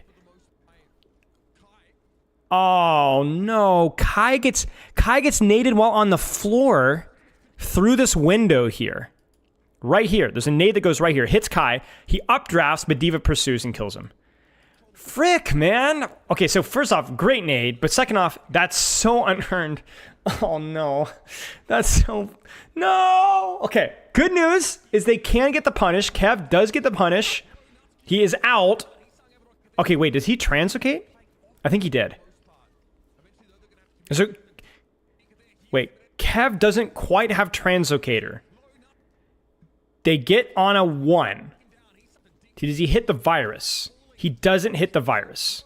But they do get Brig, and they rally to push. This is still okay. He just needs to die. He does die. Still not the end of the world. Johan! Sky, live. Sky, live. Sky, don't worry about point. Don't worry about point. Don't worry about point. Good trade. Okay, get the nano. Okay, that should be it. That should be it. Okay. Really spooky. Really spooky.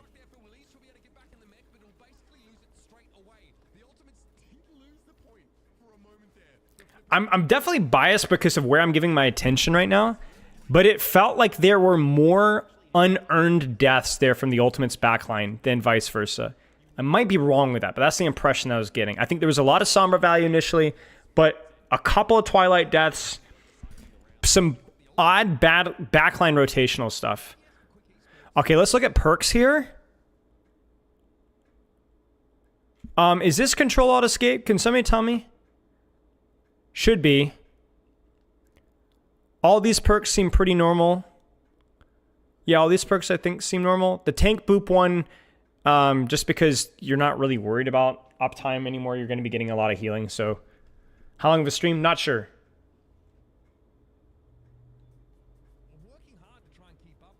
Yeah, the clutch with the body block and the self nano is huge. There's going to be some stuff that I missed for sure with how much I'm looking at. By unearned death, I mean you didn't get... Like, for example, if you look at, like, Kevster's death there, right? He sees an on... Or Johan, for example, almost... He didn't die, but he should have, right? That would have been maybe an earned death where he blows cooldowns and gets punished for it, but he gets value out of the cooldowns. Unearned death is in... You just shouldn't have died there. Like, he just got shot by by making a mistake. Longer invis from Hack? Why?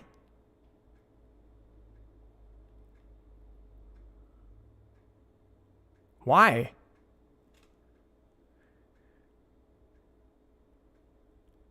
If you're hacking D.Va, you're shooting her immediately. Because you're going to virus immediately. No shot. That just seems absolutely amiss.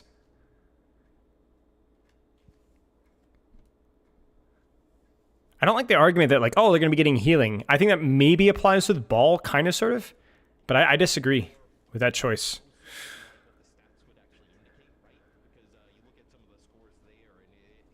Maybe on rollout? It must be for rollout. So you get a hack there, 1, 2. But your stealth has already ended anyway. I don't know. I don't agree with that.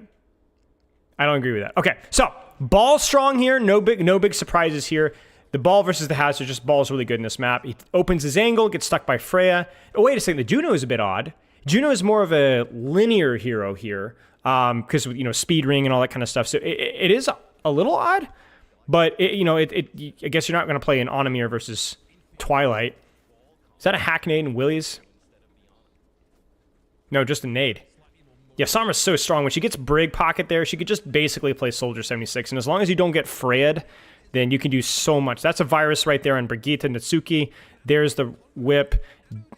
Freya dies. Kai dies. I don't know what happened to Kai. Did he get stuck? Yeah, he got stuck there. So he got shot. I think he's just getting shot by Zydra. I'm not going to lie with you guys. I think Kai is getting stuck. I think Kai is getting shot. That's just Zydra hitting him twice, I'm pretty sure. At least once there.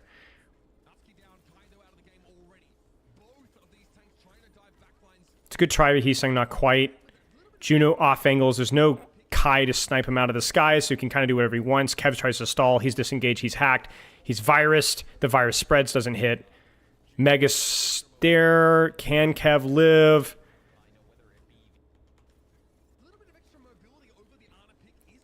I'm looking here. I just think this is the Ultimates desperately trying to stall here.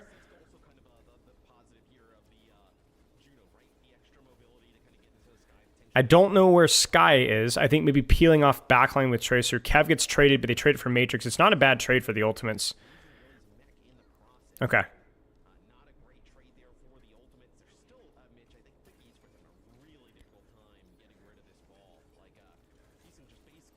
Okay, this is just going to be a skill matchup, to be honest with you guys. I don't think either comp is bad here. Juno will be tough, but it's doable, given the spacing of the map. Fragile, yeah. Sombra already has EMP. We're just going to take the first EMP that we see. There's an anti-nade on the Yoham. Where is that? Where is the anti-nade? Yeah, so they're rotating in through this right side here. And Twilight either nades this way or nades through this way. I don't know which one, but this puts a lot of pressure on backline. So they open up the Freya angle here. I don't know, man. Where is Kev? Where was Kev? Why are we losing so much space here? I don't understand the EMP from Kevster here. So this is how EMP, in my opinion, should be utilized here. If backline refuses to walk forward here, do you see this? Backline refuses to walk forward. I just think you EMP this angle. I think once again we've kind of seen, like, look at the triangle here. Look at how little space the Ultimates are controlling, right? We have Ball a little bit of space here, but Ball needs help from Freya and D.Va.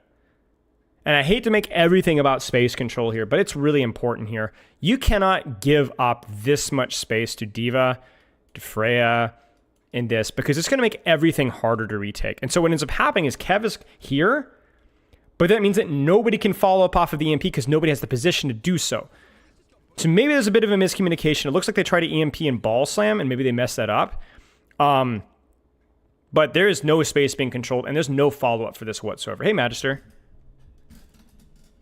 There's just no follow-up. And I would have literally preferred a solo EMP on the D.Va, which we saw earlier. We saw the previous round, and it freaking worked. It freaking works. You know? Cheers, Natsuki.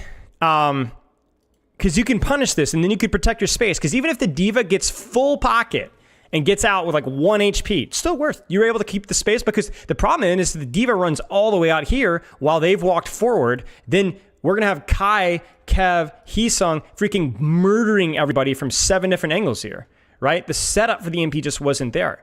And the space control for the EMP just wasn't there. And by the way, I just want to point out quietly, look at Kevster. Imagine if he had the right perk here.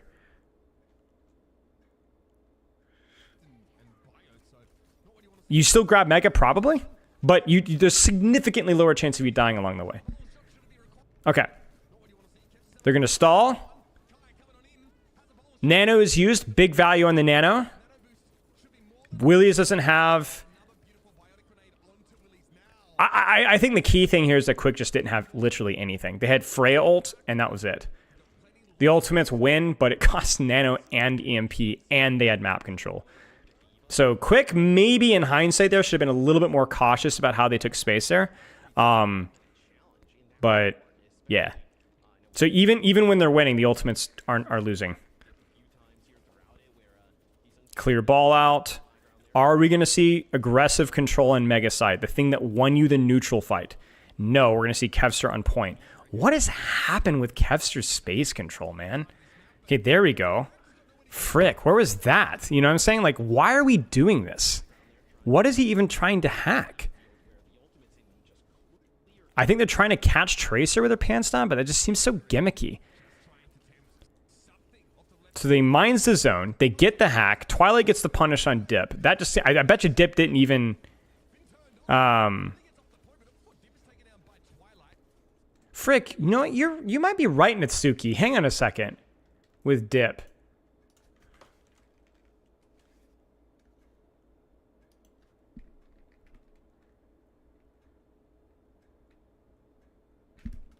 Shoot, wait, I found the VOD with Dip. Was this the, this was the New Jung City one? I kind of feel like, because I'm talking, I would be, well, I'd say, yeah, I had a question about like more time. This is it. But like this would be, that would be where you could ask for bubble. I mean, you just There marked it her, is. you know, which is fine too. But yeah, I remember this session. Yep. nice. This is New Jung City. Nice. Okay. They've never really had time constraints. Yeah, I remember it was versus NKZ and Anj. Yeah. Yep. That's funny. Small world. And here we are watching Dip. As in, I coached this guy. Thank you, Natsuki. It's been forever. Yosham was also in the game? Crazy. Yeah. Small world.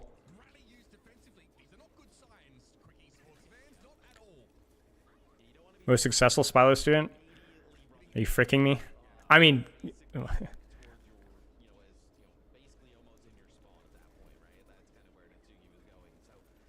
Ball harassment. Clear Sombra out. Nade falls. Good counter bash there from Natsuki, and they catch Kev. Hey man, I'm just going to point out again, Kev gets punished post-translocator. Imagine if he had an extra 30, 40, 50 HP there. Obviously, it's not as simple as that, but they get Dip. Oh no, my student.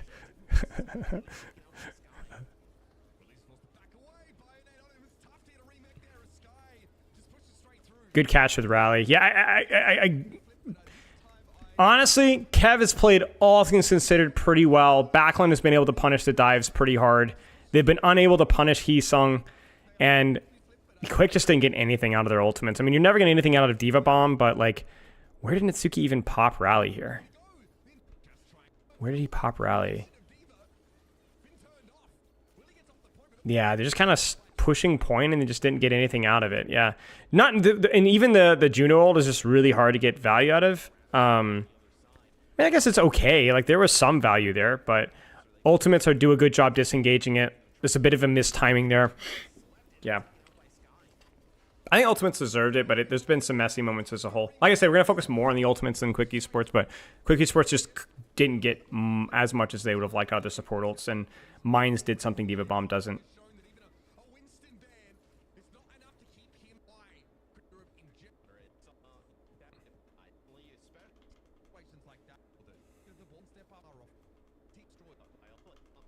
Well, maybe it's fast because you're beating Chris students. Chris and I just have very fundamental differences of how we prefer coaching. Not that that matters anymore, but now it gets really spicy.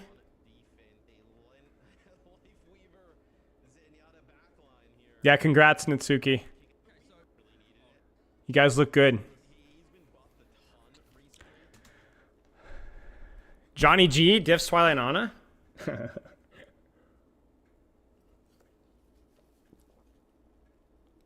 I mean, you can't judge a coach's thing off of this. People were calling Chris a fraud, and then they ended up pulling out the Symmetra May at the end of Overwatch League Season 6 or whatever, and doing really well, beating Atlanta. Stuff happens, you know? A coach's impact is like long-term stuff, you know, and there can be a lot of extenuating circumstances behind.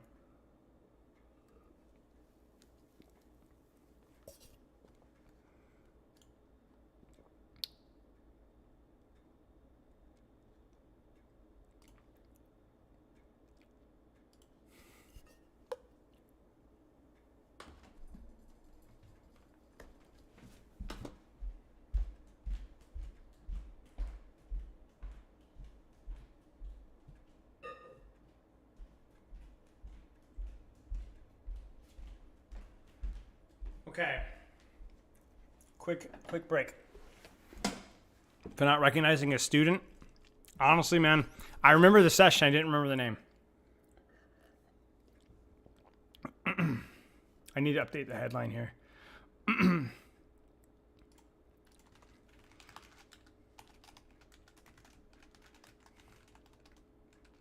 Are we angle maxing? Kind of. Kev is trying at points, but do I remember every session? No. I remember a lot of the memorable ones. I remember a lot of them, but no.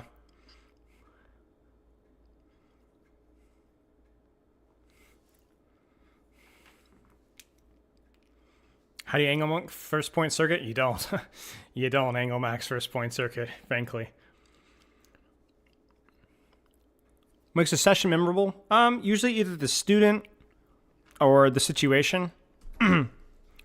Dip had a lot of questions, and he's a young pro kid, so he was a student with a lot of very firm opinions, if I remember correctly. And so whenever a student has a lot of very firm opinions about the game, it makes the session much more interesting, because somebody like Dip is still respectful about it, right? So we had good discussion. I like when people come to me with their own concepts and don't just vomit what I say back to them.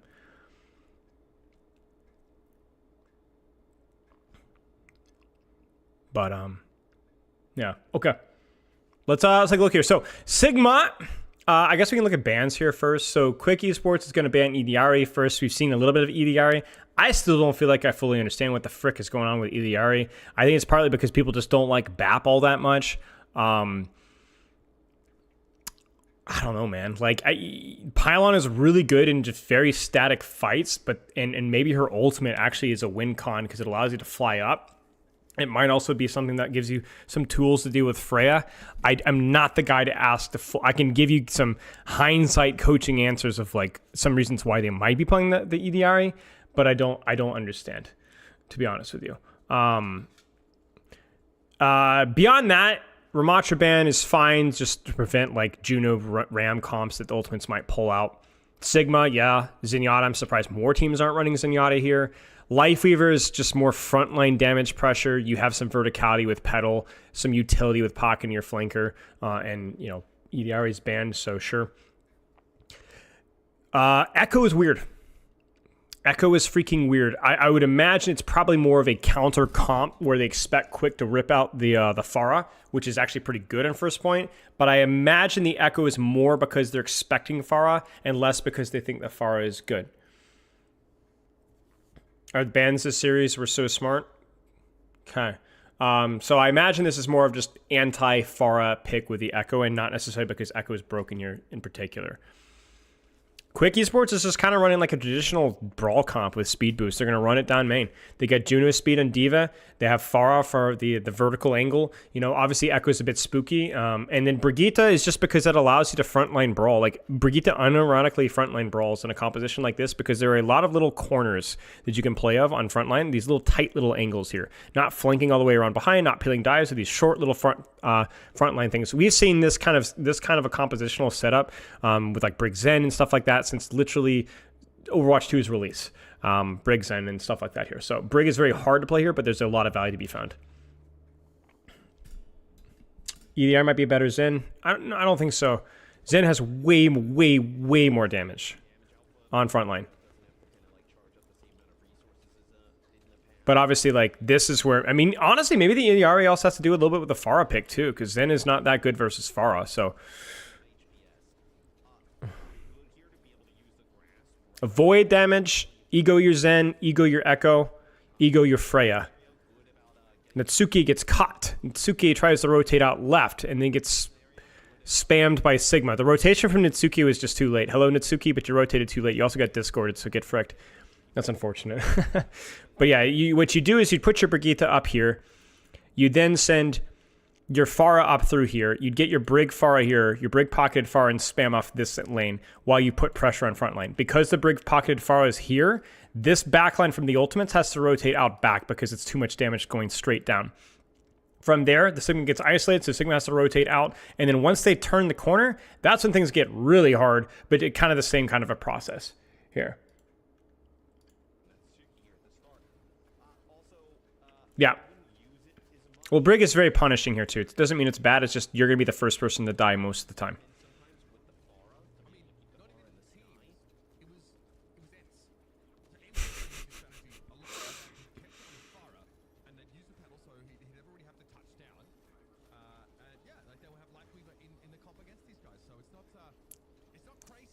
Life is pretty good versus a D.Va too.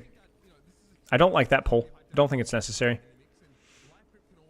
But yeah, see, there's the thing. They use pull, and immediately Twilight, who's a little bit too deep on his angle. So the problem here is that there's not enough pressure on frontline now, so that they can walk directly onto Twilight. And in addition to that, there isn't, frankly, enough ego from Kai. Kai needs a little bit more frontline pressure, and then we need more swinging angle here. Twilight is completely by himself. I don't think it's a terrible decision for him to be here. Maybe it's a little bit too far forward. But we've just wasted life grip. We've lost frontline pressure, and my entire team is stuck behind a wall. So freaking D.Va just walks at him, and he's dead.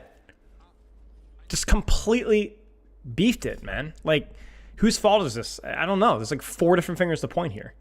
Sigma, I mean, unfortunately, Sigma gets pulled out, so I can't really blame Heesung for that. But, like, it's just poor. You know? We need more pressure here, so they can't do that. 1 freaking accretion stops that. 1. Any sort of damage on this at least trades that. It's such an unforced error. But it's not just the life grip either. It's also the angle that the rest of DPS are taking. You can't let your Zenyatta be the only person taking the angle there. And then, you know, snowballs from there. Frick, man. That sucks. Like, that's just so unearned.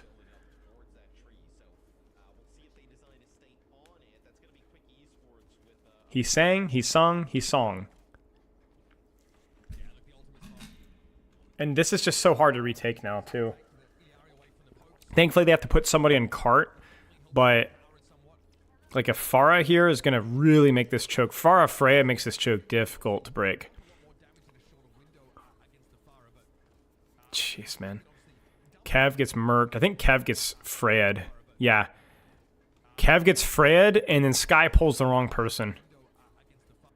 And he pulls the wrong person because I think, here's my opinion. I think you have to be smart, but I think if you're playing Life Weaver in this composition, I think you have to have some guts. I think you have to abuse your HP. I think you have to use your passive, your perk, your pedal, whatever. I don't think it can stay in here. Remember we talked about this earlier? I think you have to get out of the choke. I think you have to do a far rotation maybe to keep away from D.Va booster distance, but you gotta get out. The reason he screws the pull here is because there's multi-layered pulls. In other words, Sigma and Echo are stacked on top of each other, so it's easy to pull the wrong person. You get what I'm saying? Is it Sky's fault? More positionally, probably more so than anything else. But once again, wrong pull. For crying out loud. Thinking you can accretion Willie is the 17-year-old DFO with insane reflexes? My bad, true, actually. What a dip barrage. He just didn't track the kinetic grasp. The life grip can work. You just have to position appropriately and pull the right person at the right time. Sigma clears out angle. Sigma accretions Willies. Sorry, Natsuki. D.Va's still stuffing. Pharah broken. I think you have to tree out here. I'm going to be honest with you. I think you might have to tree out there. Okay, so they're going to trance and tree. Ah! Okay, sorry. You did. Oh, jeez. I like the tree better because it's a bit more preventative, but you could trance too. It's not that good of an ultimate. You could just be like, hey, let's just bait the D.Va and just trance. It's fine. The Flux is fine because it's an offensive ultimate. The Flux is good. Juno ult is kind of wasted, but it does force the ult. But yeah. After a wasted barrage, honestly, could be a lot worse for Quick. I don't hate that the ultimate's press Q there. Like, you have to get out of the choke, so be sure blow the ult bank, but I really don't like having both support ults at the same time when it's just something you can communicate. Just trance out. Walk out with trance. Just walk out with trance. Or walk out with tree.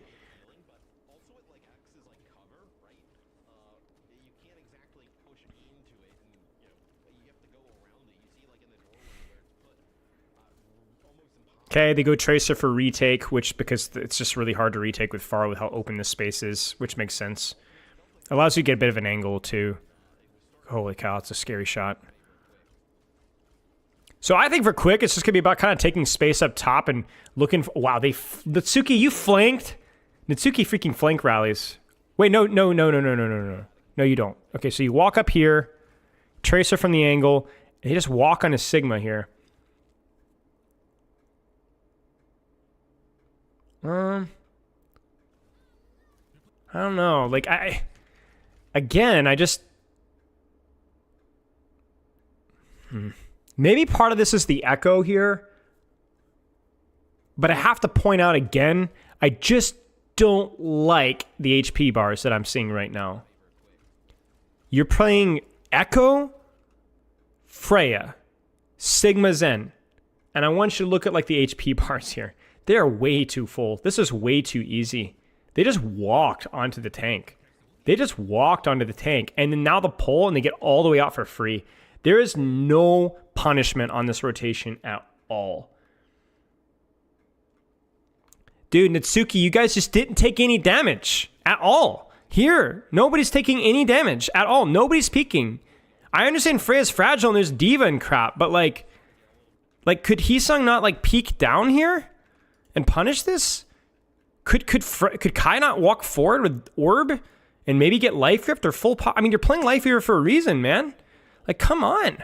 They walked a point. They give him the entire map. There's not. This is like a leisurely walk through like Central Park. Look at how easily this was staged. You know, I understand you're running two 2025 DPS targets, but then I'm sorry, you have to risk something like what Twilight did in the first point. Like, you have to risk that stuff. You know what I'm saying? You have to support it, but you have to there's no risks being taken here. No angles, no nothing, no vertic. Like, you just freaking fly here as Freya, right near Juno's big butt, and you shoot down here with Harmony Orb, and it's free. Tracer should not be able to walk this way. Should not be able to walk this way at all. And Sigma should be freaking here, shoving his, you know, his face forward or something. Like, anything. Like, there's just no risks at all. And it doesn't matter if you pull or not. It's over. You're not retaking this.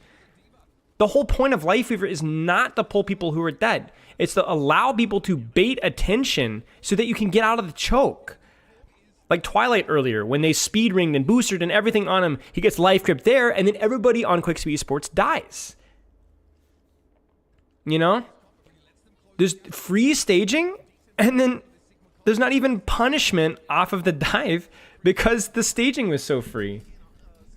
They're playing so scared. Yes, Speed Ring Diva.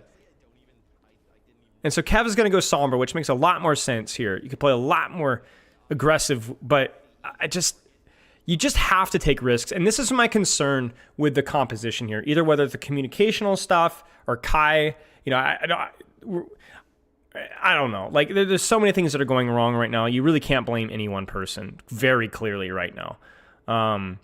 But there just has to be something that's more naturally enabled here, you know? So yeah, backline swap to Brigitte Bab, which is fine for the point. You get the verticality of the Bab. The Brigitte is really good versus a composition like this as well. It's a good ult. They're going to get the kill through it. What? He doesn't even lamp it. He doesn't even lamp it. I know the Diva was a bit of a surprise, but no lamp, no shift, no nothing. Completely unearned fight loss. Yikes, dude. That's just a mechanical error from Twilight. That's crazy. They just freaking won a fight off of Freya ult with nothing.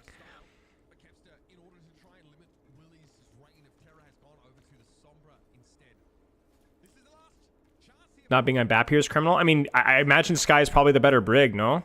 So I don't think it's criminal. I get your point, but... So, bit of an angle here finally from Kai. Dip gets... Honestly, it just looks like Dip gets smoked. Does he get accretion or just primary fire? He goes for pulse and gets accretion. Okay. Juno ult. It's a good try with the Freya ult. And honestly, like, even that, at least he forced something, you know, pulled attention at a crucial moment during Juno ult. So it's messy as all get out here, but, like, they blew some ults there, you know? Like, that was Pulse, that's support ult.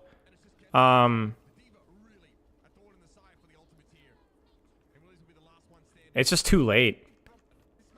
What happens to backline here is the crucial question. Where was Lamp? Flux gets the kill. He gets 2. So what happens? Kinetic Grasp isn't there. Was it earned? He just used it. Yes, so he's under a lot of pressure. Probably earned, yes. So Heesung's death is whatever. Maybe Lamp should have been there. Maybe Skye goes too aggressively. Kai dies. Where is Kai?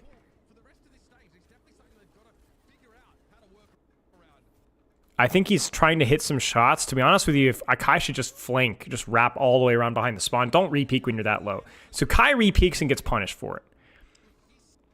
Skye... Where's the lamp, chat? Am I crazy? Where's the lamp? Like, we're at a point in time now where, like, if Twilight could even... If the Ultimates lose just, like, a little slower here. Little bit. Like, Kai just takes an extra 2 seconds to die, you know? I honestly don't know, so I can't really comment. But it's not horrible from the Ultimates there. It's really close to success. It's just Kai dies a little too fast. Twilight dies a little too fast. Yeah. Well, he's about to come up big. Yeah, I mean, it's a big play. It's big Juno ult there. You had an active Juno ult, and it costs a lot of cooldowns to keep Heesung up, so... But that's rough. Okay, there's the Pharah defense again. I'd imagine... I don't know what Ultimates play here. I really don't know. You could see Ana Zen, but I think that's probably really hard to read, to push. Probably not... I honestly don't know. I don't know what Skye plays here. Juno break. Yeah, sure. Bit of a speed ring, connect on something. Freya angle top, pocketed Sombra, off angle shooting D.Va. Sombra's just more of a, not a map pick, but more of a, yeah, like right there, right? Hack on D.Va, she gets hit, she loses HP, she gets poked. Speed rings used, they're looking for Kev. Kev translocates, Kev does not translocate.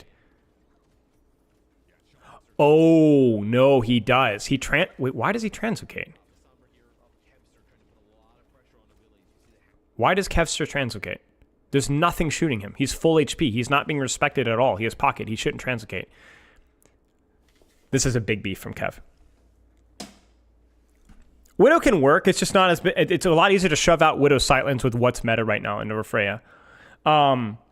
So... Here's the thing. Kev, you must translocate when you're getting pressured immediately. There's no point overstaying your welcome. Just get your next cooldown cycle. But Kev is not being pressured, not even by Freyr actively right now. They kind of know that he's there, but he's not being pressured. So Kevster should not translocate. Kev translocates to reset his cycle to re-enter stealth, but then goes for the exact same cycle that he just did, which is yet another hack on D.Va. Willie has done his homework. And says, you've done this once. You're not doing that to me again. Speed ring, you know, and runs him down. This is a poor play. This is a poor play. If you're Kev, you do not re-enter stealth. You keep shooting. You keep shooting, and you keep shooting, and you keep shooting, because you still have the damage boost on D.Va, and you keep shooting, and you keep shooting, and you keep shooting, because you have a better angle onto their D.Va than their Pharah has onto ours. And you only translocate when you get pressured. Why? Because you are in the most aggressive angle, so you cannot waste your translocator here. You must bait the attention and then translocate so that you can live. This is a poor play. Poor play. In addition to that is, I mean, really? I mean, not even in addition to that. I mean, you could also argue that at some point Heesung would want to take this angle up top here, but Heesung's just kind of disengaging the thing here. I don't know. This is just a misplay by Kev, and then, yeah. I mean, there's nothing can support that. Nothing. Yes, if you have an OP angle to shoot and are not being pressured, you should not translocate. if you are on an angle and you use your virus or whatever and you get pressured, you should translocate immediately, reset. But he's not being pressured whatsoever. Okay, what happens here? They go inside. They matrix. What the frick happened? Is this like a bait, like we're baiting our Sombra across? Kev tries to get the rotation. There's the hack. There's the punish. There, but this time we have Translocator. So you can see it. So there's the speed ring. They go for it. This time Kev has Translocator. So he's okay. Good punish there onto Freya. They get a little bit more of a better cooldown trade, and they get a little bit more space. Holy yep. Oh, yeah.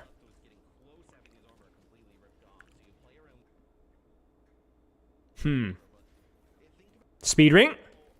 Dive. Zydra gets smoked. I think the way Natsuki, if you're still here, I know it's difficult versus, I don't know, it's hard.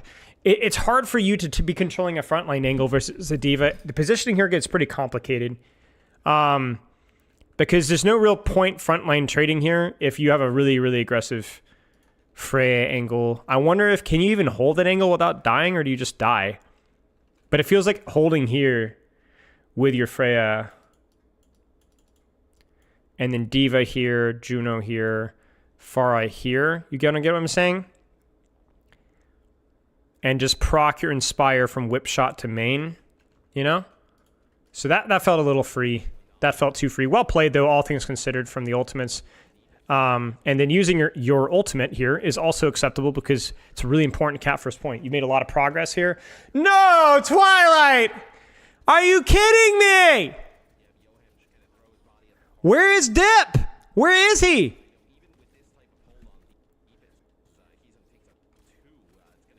He just walks in there and 2-taps Twilight.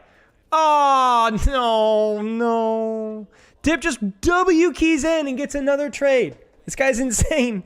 He's playing Pharah like he's a Reaper. Or she's a Reaper. No, Twilight. No, Getzer! He translocates straight there and gets double tapped.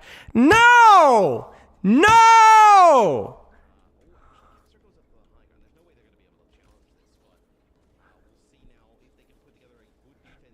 I guess it doesn't matter. What the heck, man? I guess it kind of matters.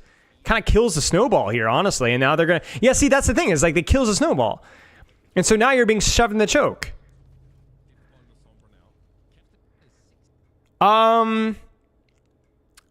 It looks like they're looking to push the Juno. I don't love this here. I wouldn't mind like a Brig... Again, the Brig Freya combo, I think. If Natsuki's still here. I think the Brig Freya combo in the D.Va mirror is broken. Right? You just allow... You have your Freya control this angle here. I lost initial trade too hard, so we're not wide enough to start. If we had wider angles, so we can swing from my corner while spacking the DPS, we had them at lower HP before. Gotcha, okay. Yeah, so there's the Freya angle that we wanted. But I think that's really where, like in Natsuki, I think you want to swing wider there. I also think it's just dangerous to frontline Brigitte when the support ults get traded if you don't have your rally right away. So they're going to Juno ult. Skye is going to rally. And Skye is going to die. What happens to Skye? I don't know, man. It just looks like mechanics. Like it looks like he gets kind of booped a little bit. Maybe he's going a little too aggressive. What happens? What happens? Help me understand. Help me to understand, chat. I think Natsuki's low and Skye gets a little bit too aggressive. Yeah, that's all me, guys.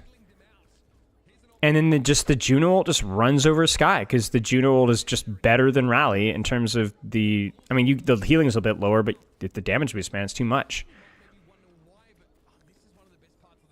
We want to go fast with Raid because if we play second, we just lose the EMP. Yeah, but my point in Natsuki is if you're going fast with Juno ult, I think you're better off going fast with D.Va, with your D.Va Sombra frontlining. Like Juno ult, but you should still be here, I think, with Freya. I don't think you need to be there because you can kind of see all you did was play bait. You played bait and almost got traded. You know, so if you're gonna go fast, just Juno ult now. In fact, look at how little Zydra gets out of the ult because you're not baby keeping that angle with him. You see it? He can't do anything. If you're here with here, even though you're not in the Juno ult, you don't need to be in the Juno ult. You just WQ with the rest of the people elsewhere. You allow your Freya to control, because imagine Freya shooting down uncontested here with the rest of your team pushing with Juno ult. Legit impossible. And you also make sure that you don't get EMP'd. Because the problem is if you try to out-tempo with Juno ult, then you get EMP'd rallied, you're dead.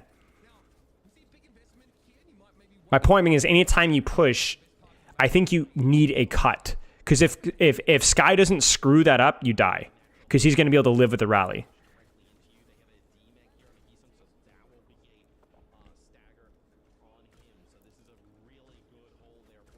I like this aggression. If you're going to lose this, make it hurt. Sombra, Brigitte, Freya getting pocket. Sombra's cleared. Kev on the back line now. I bet they don't even know. It's a good EMP. Hits a lot of people. But honestly, it's fine for Quick because it's not going to be as hard to retake space when you have a Matrix and a Speed Ring to get out of the choke and you have Rally. I know Juno ult will be tough, but I think it's okay. Good combo there from the ultimates. You know, just taking what you can get and decisively pushing. The timing of that team play was nice. There's the rotation out. Good rotation there from Willie. I think if you're the ultimates, I think you just kind of take this patiently. They rally, disengage entirely. I don't think that's bad. We like to front lane trade with our Brigitte and Ring and Devemirs, but in the support outs, you're right, it could have been very scary. Fair enough. So, I mean, it's a good kite, I guess, but I actually don't think this is... It's hard. This is just where, like, Juno ult superiority really kicks in, because it's just a very good DPS extended ult. Like, it's tough.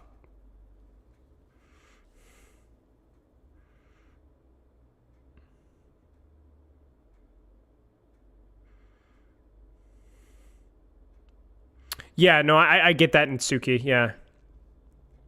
Yeah, 100%.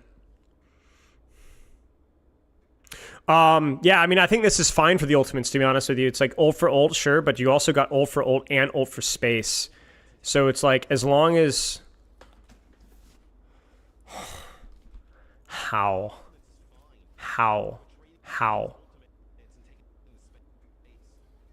Kev gets hacked for crying out loud. And then, where's Kai? Kai just gets diffed, dude. Kai has the better angle and gets diffed. Zydra is in the choke. Zydra does have rally armor, but Kai doesn't hit him once. Kai has the downward updraft angle, and should anyway, off here, and just gets double tapped. And then Kev gets hacked on the angle. It's a good retake by Quick, but just, again, they're just DPS diff right here. Twitch chat was bug for me. That's just so unearned. So incredibly unearned. Just mechanical plays. Hack. Double tap. GG's. Frick me, man. And Heesung uses ultimate? Does he got a swap? I don't think you can swap, man. Retaking with any other tank here might be really hard. Okay, yeah, he is going to swap. Zarya is actually kind of funny here. It's like, if you can retake, you could, it's, you know. No, I think Kev had a really strong Sombra run, I felt like, on Ilios, outside of maybe a little bit of Ruins. I thought he played really well on Lighthouse, but he has made a lot of mistakes here. Yeah, you could also argue that the Ray was too soon from Twilight as well. But I think Sombra's way better here. I think Sombra, you have like that frontline presence, you know? You don't have to always go backline. Tracer just has a really hard getting an angle here. Whereas Sombra can kind of just do what she's doing right now. Looks like they're trying to farm charge first, which I think is probably pretty smart. You're going into EMP, you're going into Freya ult, you don't have really anything. So just build charge, bait, What are they doing? What are they doing? What are they doing? What are they doing? What are they doing? Are they trying to bait? They better back up. They better back up. They better back up. They better back up. Ah! Why? No! No! What happens? Zydra just murks him. I mean, it's just another mechanical misplay. Zydra just double taps Sky. Wait, Kai uses ultimate here. It looks like they kind of tried to bait something. He doesn't hit it. And then the Sky just dies.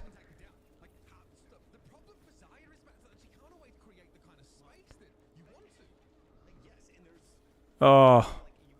Oh. Kai gets Zydra, but they get the trade instead. Oh, so many just free fight wins. The Sombra in this map is completely compositional. Sombra's not that good here, but she's got a really good matchup versus D.Va. Why is D.Va being played? Because of Freya. And Sombra's also good versus Freya. Next ult fight, Yoham and Dip both want to go first with ult because EMP, but they didn't call properly. Yeah, that's going to be a bummer. Juno ult and EMP. Yeah. I would say probably Juno ult's going to be the more consistent one to open with. Just a little bit easier to set up. Speed ring. There's the EMP. There's the Juno ult. I mean, it's not the end of the world as long as you get a clean team fight win. It just looks like a spacing issue. But to be fair, that's also Juno ult and EMP. So I don't think ultimates were expecting that.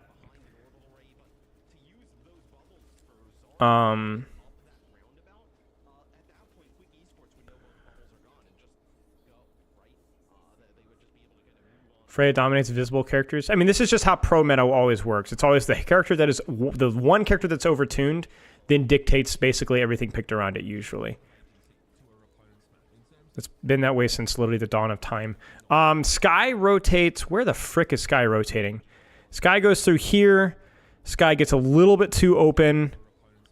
Sky gets solo ulted. Honestly, I freaking love that from Zydra. You have nothing going for you here. And then again, just a free fight win. There have been so many free fight wins from hacks and shots from Zydra. There's been so many free fight wins from random Pharah directs. And it's actually unreal. He's here. He needs to not be there. When you're rotating back here, you cannot rotate here. You cannot. Even with the pressure that they have here, you still have to worry about... I mean, I guess there's no... If it's Ana, there's an anti-nade. If it's Widow, it's a headshot. If it's Freya, it's an ult or a spam. You have to hug here. And at the very least, you have to give it your full attention to not get killed in the rotation, right? It's a bad part of the map. It's a free fight win. That's a backbreaker. You're going in with EMP and Rally, and it's not only a pick, it's almost a team wipe. It's not just Sky, though. Sky's been getting picked a lot off of this stuff. But Kai's gotten picked. Kev has gotten picked. Twilight has gotten picked. Random crap.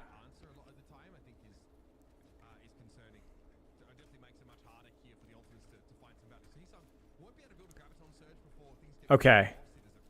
Do we have a Rally again coming up? I really like how punishing this rotation is. Isn't this nice? Isn't it nice when you make it punishing to walk up on this section of the map, guys? Man, if only we had characters that could shoot down, and make the rotation punishing. Wow. Wouldn't it be cool if the ultimates did that? Like, look at how awful this is. They have nothing. And yet it feels like freaking, it's just terrible. Everything hurts. They're rallying just to get out of the choke. And they catch Natsuki, who probably oversteps a little bit based off of what you see. Just obviously a bit of an ult track problem as well. It's a good rally. I think Sky does a good job with the rally here. Like, you're just going to have to use an ultimate to get space. It's fine. Yes, fine. It's a good punish. Actually, it's a good rally. Kev's got to be careful here. Kai gets picked again. To be fair, again, this is really difficult. You're going uphill versus the Freya, so you may not have... But I want to know... Twilight also gets picked by Dip. There's just, again, a lot of... Oh, no, Sky. Wait, what happens? The angles, ladies and gentlemen, the angles, all the DPS space is still problematic. So even with the rally, the damage is still done.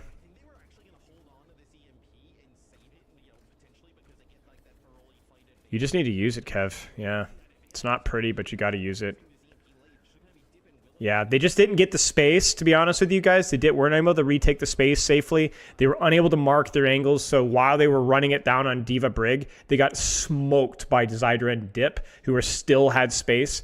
Even Kev was looking at tank instead of looking at backline. He was looking at Juno, when Kev probably should have been looking at the other Sombra, the other Freya, based off of his position. But it's tricky because he has EMP, I get it. But like, I just...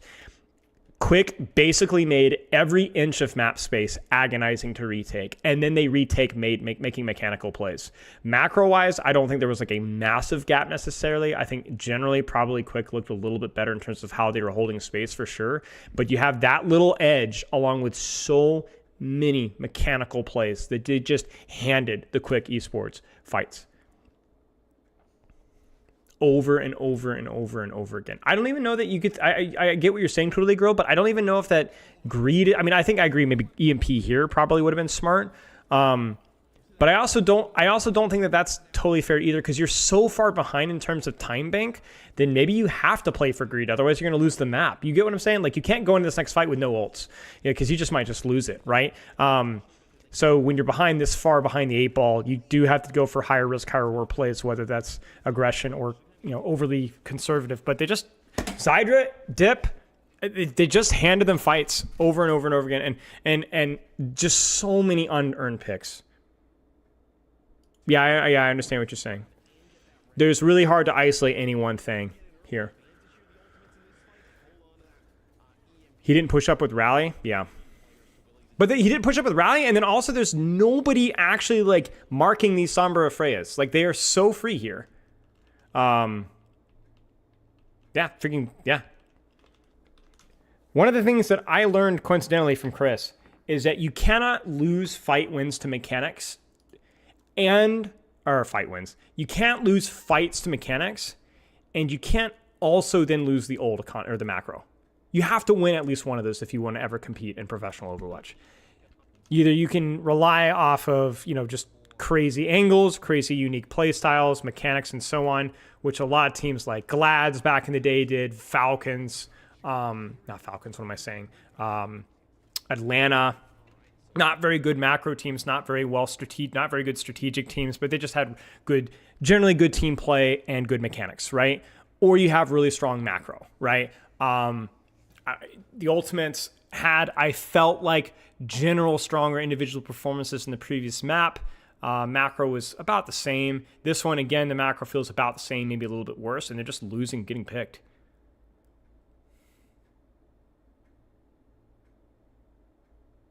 All right, cheers, Natsuki. I'll check Discord in just a second. All right, I gotta be right back. I gotta pee.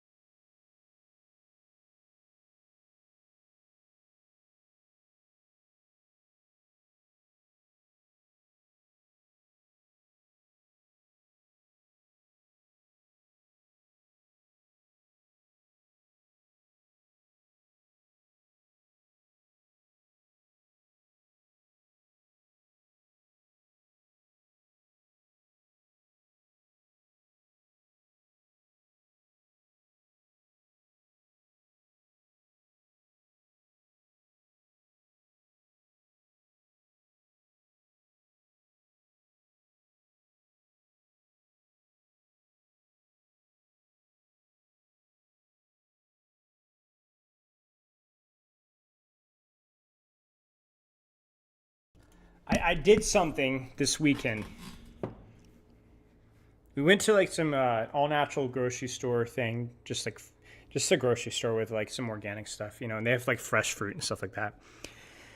And I made an impulse buy. And it's been something I've wanted to try for a while. And it's freshly squeezed orange juice and tangerine juice. And I was like, dude, it's like $11. $11. Yes, Air Dude, join a voice channel. I'll do it really fast. I was like, dude, this is ridiculous. It's way too expensive. But I was like, yeah, sure. Let's just try it. Chat, it's freaking good. It's freaking good. Holy crap. Yeah, no problem. It's really good. It's really good. Like, oh my days. They're so good. Lots of peeing today. Well, partly I just like stretching my legs. I don't like sitting the whole time. So, I was thinking about this while I was peeing. You guys ever seen like the bell curve meme where it's like the bozo, the Neanderthal, and then the super wizard kind of say the same thing, and the guy in between says something different? You guys know the meme format, right? Like, if you just do this, you win. And then the brilliant guy says the same thing. You kind of go through like that learning curve. I was like, if you go back to the previous map, what hero being played by the Ultimates right now is a standout for their character? Seriously. Kai, obviously, it's a brand new character, but probably doesn't beat the eye check on Freya. I'm not saying you shouldn't be playing Freya. Like, Kev is not even an A-tier Sombra necessarily. He's fine. He's okay. Like, I think Sombra's a very difficult character. I think it's very hard. I'm not as familiar with how he is compared to EMEA. But, like, Skye and Brig, Twilight, Juno is probably fine. But there's just nothing here that stands out for these guys. Nothing. And my point being here is not that I'm second guessing the composition. Let me be very clear. It might be the current meta that there just aren't a lot of other options, right? It's just, especially with the Ram ban, the Brawl ban, you might be stuck with what you're stuck with. But my point is I'm trying to kind of explain why we're seeing what we're seeing. Whether it's the meta or whatever. There's just nobody here that's on a standout hero. I'm not saying that Heesung's a bad D.Va or Twilight's a bad Juno, but this team is supposed to be you're supposed to be crushing it off of your star potential, and nothing here says that. So it has to be macro and team play, And so far, it's not really there. And that's also troubling because that takes time to develop too, Takes a lot of experience and communication, which these guys are just not going to have. So I just look at this map and I'm like, frick, there is nothing about this that is good for the Ultimates. Outside of maybe you can run like the Zen defense. In theory, Twilight should really be able to excel there, but they obviously beefed that like the first fight. So it's like, man, all of these strats and just you're freaking playing characters that you're at best mid at. And by mid, I don't mean bad. I mean literally mid. I'm sure Twilight and Skye are fine at these characters, but you're not going to be like, oh wow, Natsuki and Yoha were so much better. No, I don't know that you are. I'm not as familiar with the scrim meta right now and how good these guys actually are, but I just don't think Kai is, or I don't know. Kev, it's hard to say as well because it's just such a small sample size. Because Kev did look solid on Ilios, but it's a bummer. What I'm saying is that maybe the really dumb answer that I'm thinking of, maybe it might be true. I don't know.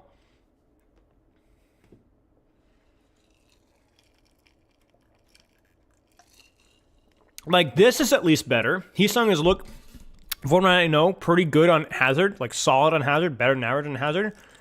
And you can run double flex with Skye and Kiriko. That seems like a strength right there. So I don't know how this map goes, but on paper, this right now looks better.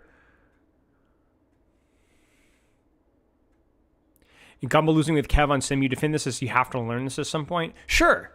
I'm not saying that. What I'm saying is I'm not saying it's a bad decision to run these comps. Maybe you just have to freaking learn Freya. Maybe you just have to be able to freaking, freaking freaking Sky has to be able to play Brig if this is going to be he's going to be their support player. There's just no shortcuts, right? If this is the long-term approach. You know, so, okay, thank you, Flex. I really don't care as much about POVs, honestly. If we looked at POVs, we'd be here all day. I wanted a third-person replay where we could jump around, but... So, I don't know. But at least here, there's an upside. You're utilizing what your roster has. It's the same thing with them playing Pharah, dip on Pharah, right? They're playing their character's strength, or Willy Diva, or whatever.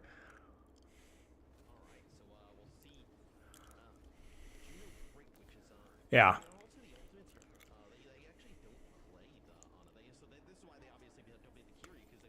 Okay, Kiriko deep angle with Sombra. Opening angles, opening space. I don't love this deep of a flank. I think you could be a little bit more patient there, but sure. Okay, so they're just basically doing the whole, Kiriko theory stuff that, you take an angle, you pocket it. I don't love how deep of an angle it was, and I don't know where Sky is. I assume he's just poking on main. And then I don't love him walking in the open here. Whenever you open your angle versus a Freya, you have to be super conservative. So, hug the corner behind you, and then just M1, M1, M1, and don't press. Because this is these are the little things that Kev is... What is wrong with my mouse? The frick? Okay, this is the little things that Kev is getting wrong, right? This is a good hack. This is a good virus. But you can't walk to where Freya forces your Translocator immediately. In fact, Freya could have killed him right there. You got to hold that corner. Bait the attention, and... Oh, my gosh. And then you can hold this angle for longer, let more Pharah spam come, then translocate out. But then while it's happening, Kai is free, Sky is free, and so on. But we translocate out. It's not even a terrible translocator, to be honest with you. It's just there just isn't any pressure elsewhere, and he doesn't last long enough.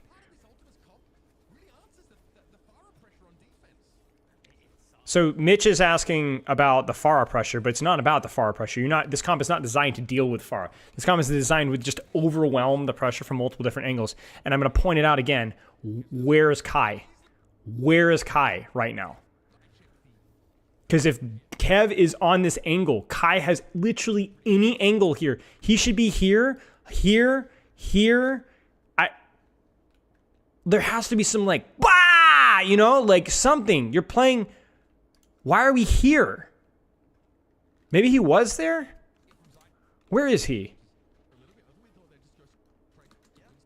I can't see.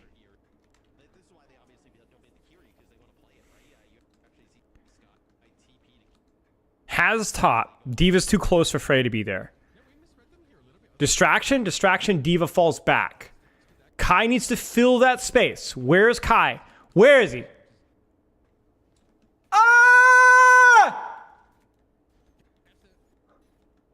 I don't know where Kai is. Can anybody see where Kai is? Is he just sitting back on main? Here-ish?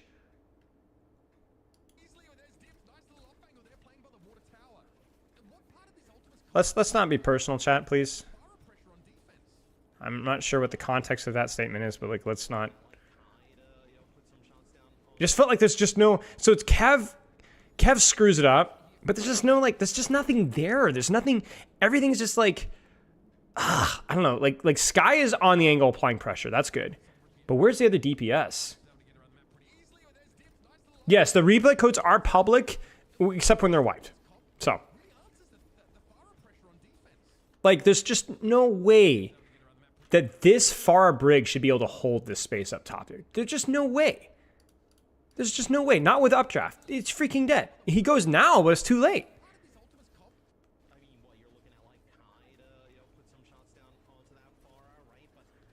Can you change the buff or nerf? I'm not sure.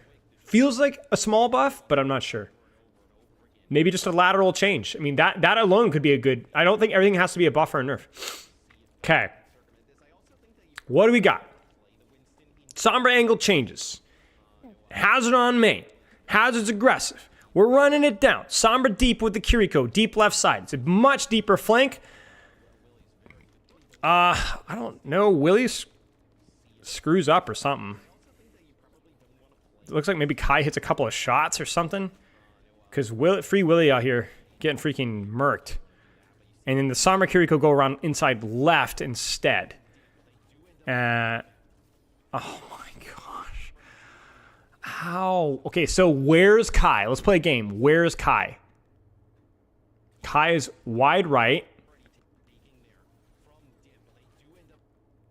And he's stuck with his Juno. He needs to be here or here. Not here. No. No. This is two. I cannot believe we get a 2K here. Hazard dying is fine. But not both. You can't do both. Where's Kai? The Sombra Kiri setup was okay. The Haz inting was worth the trade. This versus the space they got.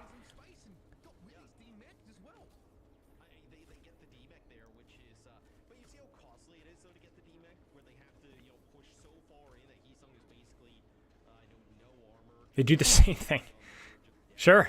Good. Yeah, see the difference? See the difference? We're tucking. We're tucking. Good. So now we don't even need the translocate. Yeah, and see now the Pharah opens her angle. Spam, spam, spam, spam. Now our translocate is earned. So where's Kai? Hazard takes the space as a result. Sombra fills the void in here. Where's Kai? We're still on main. Dude, Kai, the D.Va just flew here. This angle is open. It's free.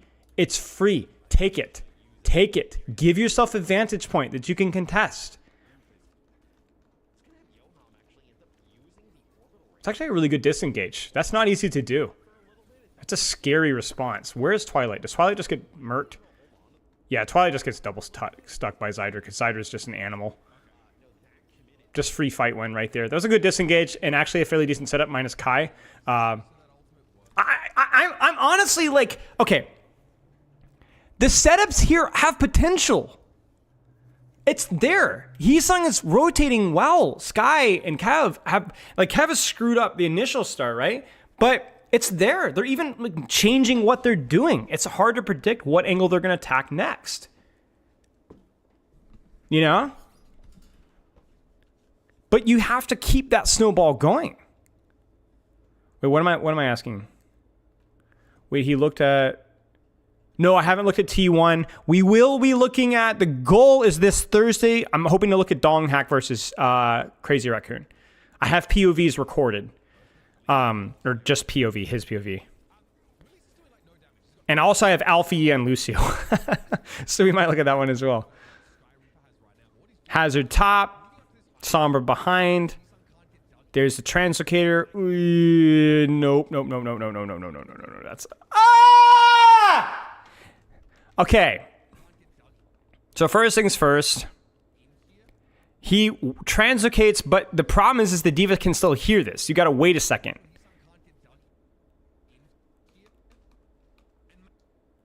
It's just too soon. Too obvious, too soon.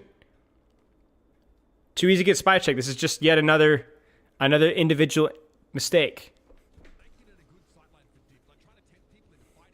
Yeah, so that's cool. That's that. I just love the number of free fight wins that we have here.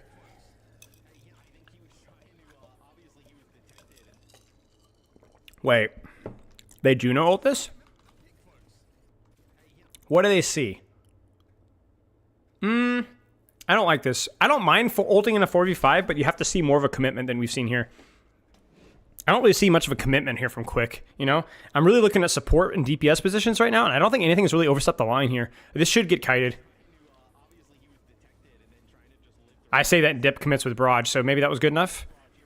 I don't hate the concept of a 4v5 there, so it was hard for me to see. Kitsune is fine. I mean, the ult gets eaten by Kai, but honestly, for once, I'm like, oh no. Oh, I don't hate the Kai getting his ult eaten. It's really hard to get that off. I mean, you could argue that probably just then don't use it, but it happens. But Natsuki has Rally. Kev comes out of stealth, walks into the Brigitte. Wait, no, is the Brigitte on the flank? Where is the Brig? Wait, Natsuki comes from behind. Oh my god. Okay, is this what Hang on.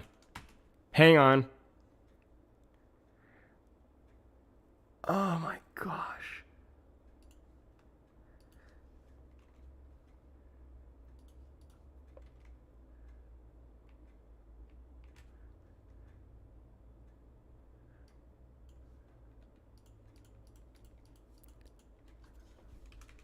All right, you guys, here it is.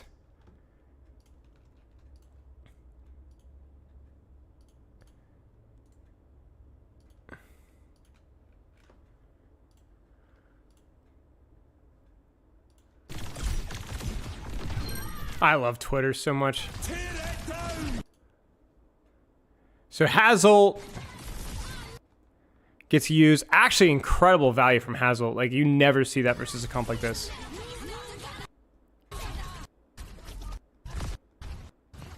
LOS is Kitsune. He gets around Hazard Wall. Oh my god.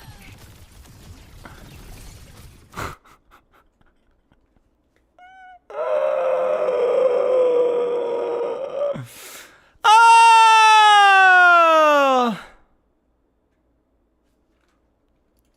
Dude, I want a, okay. I am this close to going back and counting mechanical individual ints in terms of free fight wins. I'm actually so close. What do you mean Kai made he sung Miss Wall? What do you mean? What did I miss? Wait, yeah, where was Kai? Where was Kai?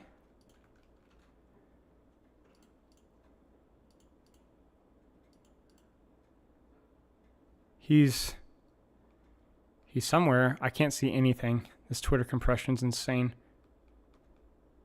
Oh, he's out here. Oh, I see it. We won't do it, but I mean, you guys get the drift. There's just an unbelievable amount of free fight wins that are being handed right now to Quick Esports. And I say free fight wins, I hope that that's not disrespectful to Quick Esports, because they are playing really well and they are punishing these mistakes. But I guess you kind of see what I'm saying. It's like the team that has on paper the more talented, experienced players can't be losing this many fights to just random crap. Can't be happening. It can't be happening. And the worst part about this is you can't even necessarily coach this, like at least all of this, right? Like you're Kev is just, we've had 3 fights now. EMP dies to nothing. Kai has taken 0 space. Heesung's played okay from what we can see, all things considering. A lot of random deaths from Sky. Twilight's not gotten the value, specifically when he was on, also Sky on Life Weaver, right? Some random deaths from Twilight as well. It just hasn't been there. They've just been destroyed. And yeah, and you can second guess the compositional side of things, but I'm also not familiar with the meta right now. I don't know what heroes are necessary, and I don't know how well this team has done in scrimmages. And before someone goes, oh, Scrimbox, what other parameter do you have to judge a team's performance? I'm obviously biased. I care about Chris. I want Chris to do well. But I think my point being is that, like,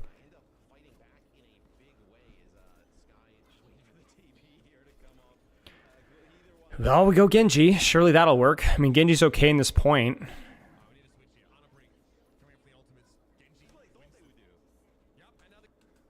What would I call here? I don't know. I honestly don't know. This was a decision that you just have to make back in scrimmages and find out what's actually working. But Kai, there's just nothing happening here.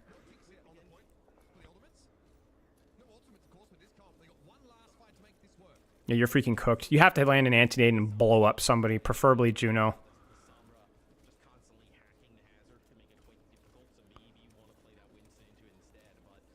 Yeah, they're going to go. They're going to Juno ult.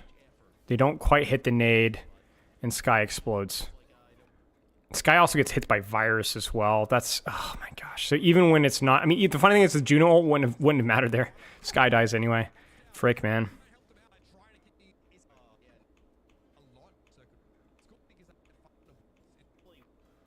Now, the real question is what's been up with the ultimates prior to Freya. I don't know how many maps have been, or matches have been played prior to Freya, but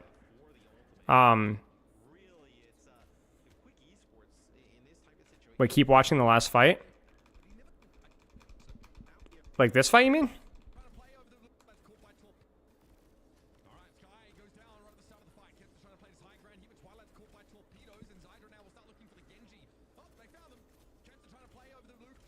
Kev goes for his Ghost Dash.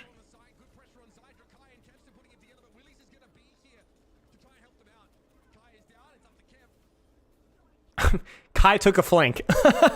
Kai took an angle.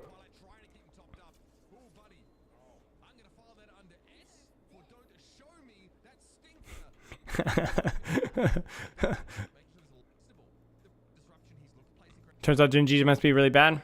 Yeah. Also, can we just appreciate the fact, I'm going to say it, people do not play consistently, ever. I have so many students come up to me and think that like, this is disrespectful, but like they come like, oh, I've got this major problem. Like I don't play consistently and there's something wrong. Dude, everybody has this problem. Everybody. Every player, every team has this problem. You know? So.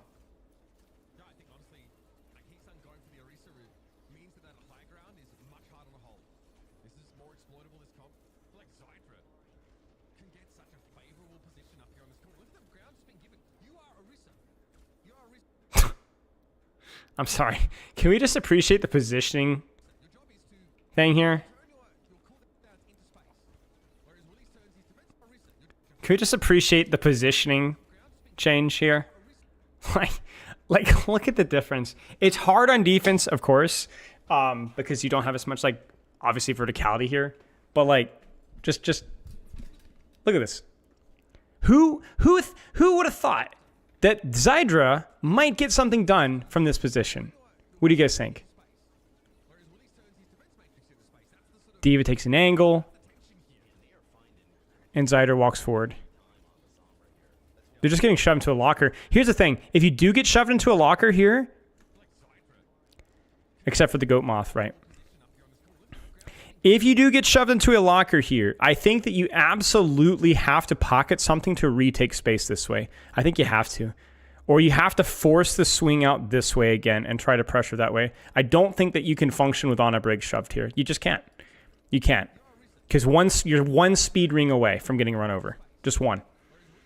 I appreciate Heesung trying to control main, but every time he does, he just gets murked. You can see it. And then now they vacate all the space. And then that torpedoes, lethal, isolation, and death. You know? No space. Zero space. That's it. GG's. Most inevitable defeat I've seen in a long time. Crazy.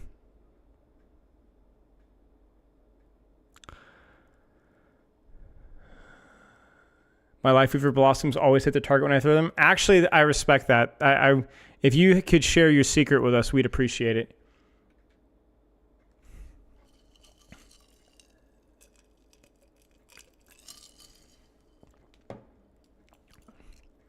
On a map like this as well, I mean, TU has not angle maxed. And when they have, it's been mostly unsupported because it feels like only one person's angle maxing. And to be fair to Kai, maybe he's not angle maxing because every freaking time he does, Zydra runs his throat down. It's tough. To be honest with you, I don't think that there is... Yeah.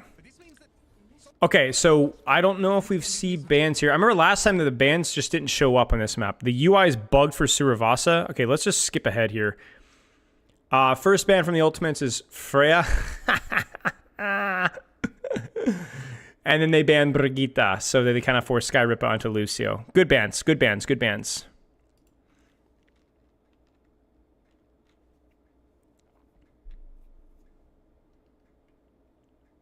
Winston time. Yeah, I mean that's your advantage right there. Get Heesung onto Winston.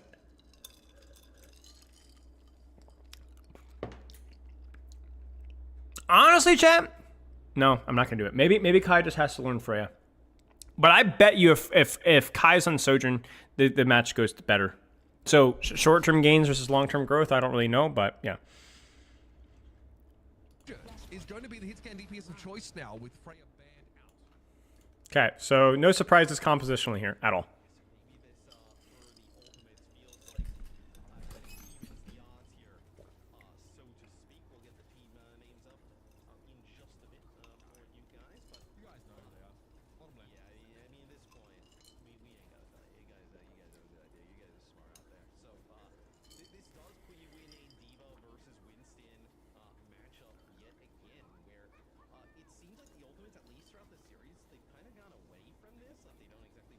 jeez. That's terrifying. Yeah, it's just like... There's just not enough pressure in this Tracer duel. Like, Dip is not able to get enough pressure on Kev. There's not enough pressure from Zydra in the meantime onto Winston. There's no, I don't know if they hit the rail or not. They are able to trade onto Kai, but the damage has kind of been already done. Good shots. What would you rather though? Sojourn or the Kiriko pick? Natsuki though is, they're too far away. I don't see anything monumental in terms of the execution from the macro from how we can see. Just more of a mechanical thing. Get Kev on Tracer. Get Heesung on Winston.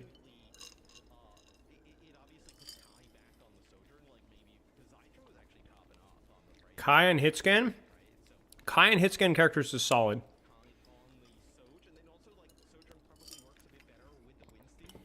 From what I've seen. But I'm not as up to date.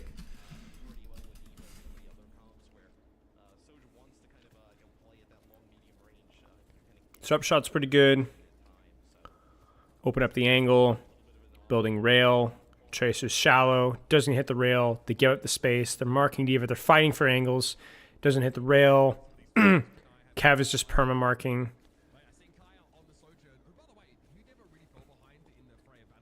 He's going to rotate to the other side now that he has pulse bomb, looking for an open lane. They know he's there, but he's uncontested. And this is kind of, you know, what we're seeing. That's an easy TP. It's an easy Suzu. They're going to be able to pursue afterwards. Mirror Kitsune. Heesung will die for it, but it doesn't matter.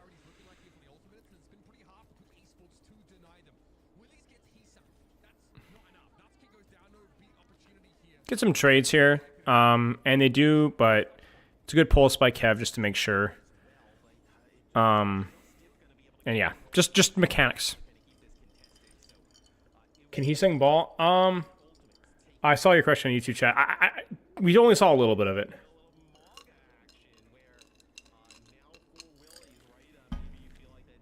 Malga. Okay. Good versus this comp is okay versus comp. It's going to have a lot of Sojourn rails for sure, but pretty flat map. Decent versus a Winston, but it is going to take mechanical gap. Like you have to hit your slams. Tracer mark, Sojourn angle, clears Tracer, Tracer's cleared. It's a little early there from Dip. There's a Sojourn ult, there's the Suzu, there's the beat. They're going to try to connect, but they're not really going. They're just kind of standing there. Primal, Sojourn ult, that's it. So if you're quick esports here, this is where if you're going to beat, you have to... Oh, so to be fair, Sky also layered beat on top. And Zyder doesn't have his ult. And they just kind of get surrounded. Yeah, to be fair, that's 3 ults versus 1. You'll take that if you're quick. This is the point, the fight, though, where quick needs to win. Dark Sanctuaries, thank you for the sub. And I think the Ultimates know this. I think they're trying to bait an early fight trade, create an opportunity. Zap, zap, zap, disengage, bubbles early. Was that bubble even? Yeah, bubble. Bubble breaks quickly, rotate out, give some space. More time. They're going to open with a Sojourn ult, slid out. They need to full disengage this. Not a good kite from Heesung. I think he gets punished post-bubble. I wonder if that early trade just wasn't enough cooldowns forced because it was too deep of an angle. Either way, you hate to see it. They're unable to fully disengage it, and it's a really nice shot from Zydra as well. Wow. Oh my gosh. Holy crap. Okay, so the initial cooldown trade on the choke was not good enough for the ultimate. So you want more than just that there. They go Orisa, because Malga, flat map. Dip's got pulse. Tailing from behind, gets marked early. Angle, angle, angle. Tracer on the deep angle. Both Tracers have pulse bomb. Dip's actually going to cross to mark, which is I'm not a fan of, and this is why. Do you guys see why I don't like crossing the mark? Chat, how many of you guys seen my Plat Tracer VOD reviews? Tell me why this isn't smart. I'm not being disrespectful to Dip here, but this is why pros are not exempt from the rules. It's cheating, right? He sees Tracer with angle, but he has to use 2 blinks to access the Tracer, which means that he's not in a good position to win the Tracer duel because he doesn't have the cooldowns for it.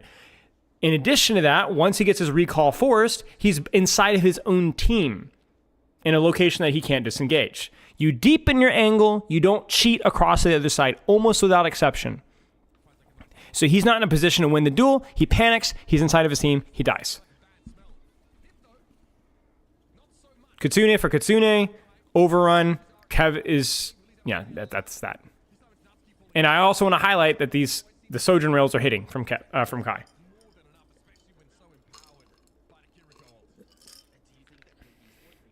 How's Twilight and Kiriko? I don't know.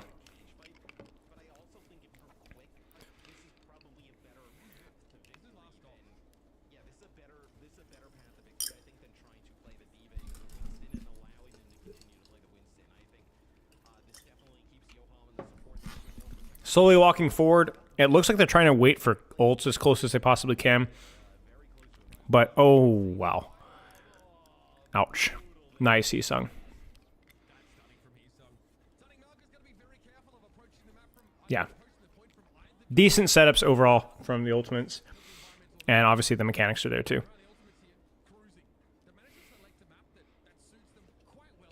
Okay. It's a bit one-sided here. No surprises with perks here, I don't think.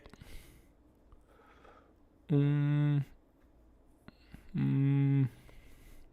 surprises that I can see.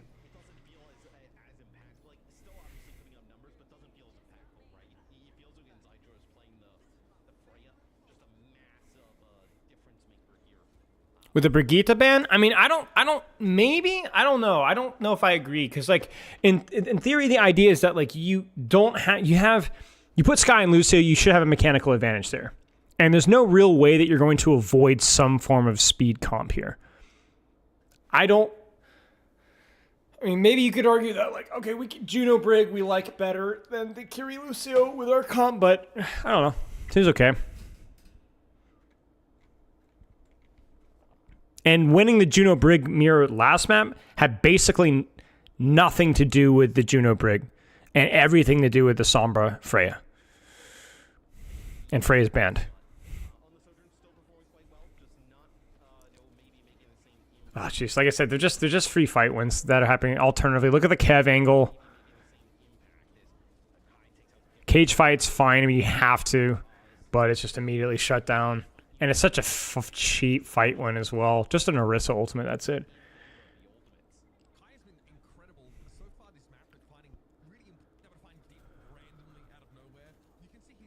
Kai learning what an angle is. D.Va swap. Makes sense. Hit it. He hits the ult on the choke. The beat is used in response. The beat is used to lair.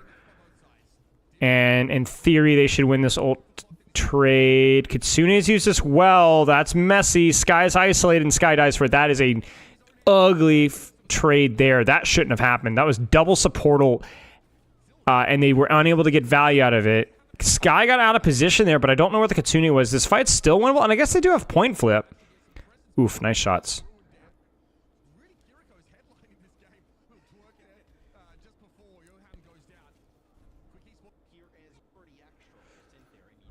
Okay. Heesung staying Orisa. Dip's going to go Genji.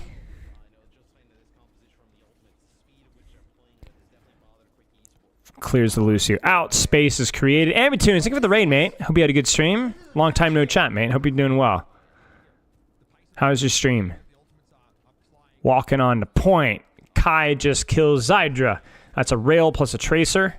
Follow-up. Yep. Angle. And the pulse bomb lands as well. Kitsune is used. Javelin doesn't quite hit. Fortify to disengage. They're able to disengage it mostly safely. Kai gets picked on the catch, though. I don't know where he was. He has 2 slides. He should be able to be pocketed out of that. I think he got booped out of his slide.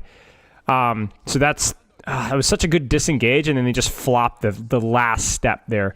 So I would have to look at Twilight and Skye there, because you'd want to see what happened there. Heesung probably swaps here back to Winston, would be my guess. Nice, dude. How you enjoying Stadium? Kai's vertically challenged, just like Spilo. Hilarious. I would actually blame more Peel there, Chicken, to be honest with you. In terms of like what the supports are doing there. I'd be curious to see what the supports from the Ultimates are doing if we had a replay. Sky's going to die for the touch. Heesung's going to go Diva for the touch. Frey's a bit of annoyance. Wow, they're going to beat this. Interesting. Do they go back Winston? Yes, they do. Slight misinput? Yeah, okay. Senior discount. Okay. You're 27, I'm 30. What does that mean for me? Bubble on the rotation. Kai gets the trade. Blade is used. Gets the trade. Love to see that. He's using the ugly skin, though, so I hate to see that. I don't know what pro player's obsession is with that skin. It's one of the worst Genji skins in the game. Probably top 3 or 4 worst skins. You confused for a second? Yeah. Cast Tracer. I feel like Zyder is just throwing crap at a wall here. Maybe it's a map thing. Proper uses it? I know. Proper has bad taste. Off-angle retake with Tracer or Cassidy on the top. I think it's the Cassidy, yeah. So Heesung gets murked and Bubble and Beat and Suzu. Ouch. Quick's going to try to disengage that. Kev's going to try to look for Tracer because Tracer's down resources and there's nothing else to push. Recall's forced. Can Kev live? Kev can. They respond back with Kitsune, and Johan gets run over. Kitsune for Kitsune. I don't even know what happens to Johan, honestly. It's off screen, but maybe he gets railed. Yeah, he gets railed. And also Sojourn Old is being used as well. Heesung dies. It's not the end of the world. Common L skill intake. Yeah, well, like I said, not all of us can have good taste. Lion, opinions of sheep, you know, fill in the blanks. Is being uploaded to YouTube? Not sure. Good trade for the Ultimates, all things considered. It's respect skin. Yeah, I don't give a frick. I respect Proper, but his skin taste is bad. If you really are friends with the person, you'd warn them that, hey, your skin taste sucks. You need to do better. You know what I'm saying? They're not really controlling a whole lot of space here. Kev's kind of lurking on backline, so they're going to kind of set up a dive here, but... and Heesung will get the primal off of that, but there's not really a super well set up dive. Natsuki, you should have disengaged that. You should have booped that or disengaged that. You do neither. Shame on you. That's a joke. It's not a joke. And yeah, basically Ultimates look most comfortable when Heesung and Kev are doing a 2-man hit squad, and you could just tell Twilight, Sky, and Kai, hey, just don't feed, you know? Just don't do anything stupid. Just don't die. Don't do anything creative. Don't do anything stupid. The simpler it is for my backline, the more likely the Ultimates are going to be able to win it. Yeah. Your skin taste fan? Okay. Final map here. Is this the Varuna Sapi? Bans. The Ultimates ban Diva. Keep it flat with you. Or the Quick, excuse me. Wait, what? That can't be right. It's the opposite, right? It's the opposite, yes? The bans are wrong. There's no way that Quick bans Diva, right? Okay. And then Quick is like, well, we're going to ban Ana. I don't know if Ana would be actually good here. Maybe there's a chance you run like, I don't know. What would you even run here? Ana Juno? Would that be trolling? Could you run Ana Brig here? I don't know. No idea. I don't. But yeah, sure. Problem here is, once again, you just don't have any strengths here outside of maybe your tank matchup. You know? Well, no, that's not fair. You have Kevin Tracer. Anakiri, maybe. Yeah. Could be. Yep. All right. Well, let's see it. Off angle from Kiriko. Well, it's not really an off angle right now. Kind of more of a stack here. Color me surprised. They're going to get sucked in. Rams immediately shoves them into a locker. Kai somehow kills Zyder. I don't even know where Kai's just kind of standing here. But Zyder gets killed on rotation. So Kai gets his one finally. Doubters in shambles. Haters weeping. Verticality executed. Ramattra can't freaking control Freya at all. So Kai surely can take whatever angle he wants without being punished if he wants to. I don't even know what you swap to if you're Willie. You can't play Diva. There's only a couple of brawl things. Yeah, so he's going to go Hazard Mirror. That probably makes the most sense. Okay. Juiced out the sauce.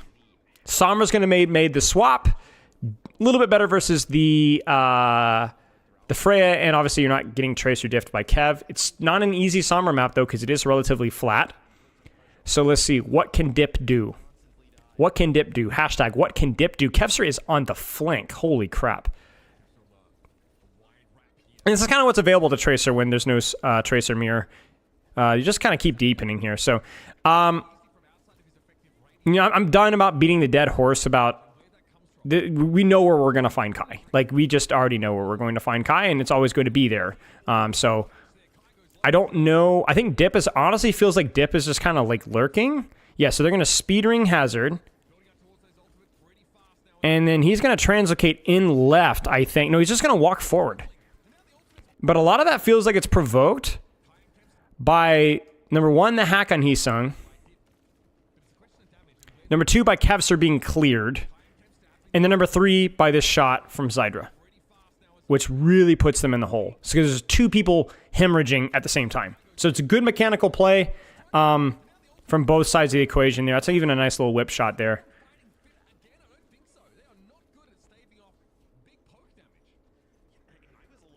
Just a good job. I mean, just Zydra's just hitting more shots.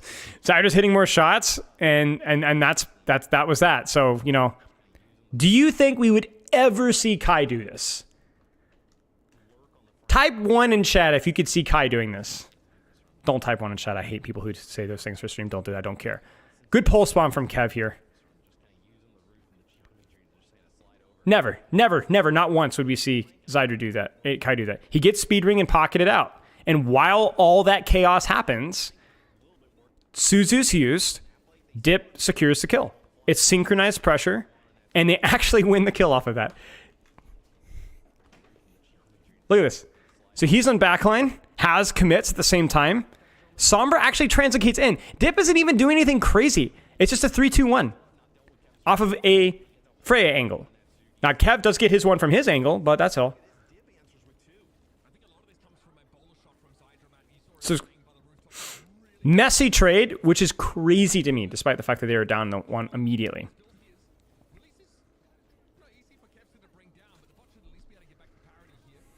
Yeah, I remember Sarely. Oh, I'm seeing it right here. Tracer just counter Sombra? No. Depending on the map. Skill matchup that's heavily advantaged for Tracer, but Sombra also does very well versus Freya. So it's a sacrifice that you're willing to take.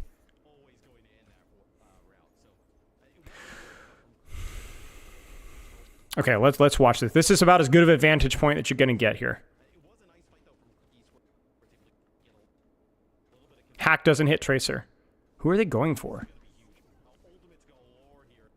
Are they going for Zydra? Yeah, they're going hard for Zydra. They're going to beat engage on Freya. Then the Juno ult for trade. Rally is used to catch. Map is flipped. Weird fight. What on earth? Nitsuki's got to live.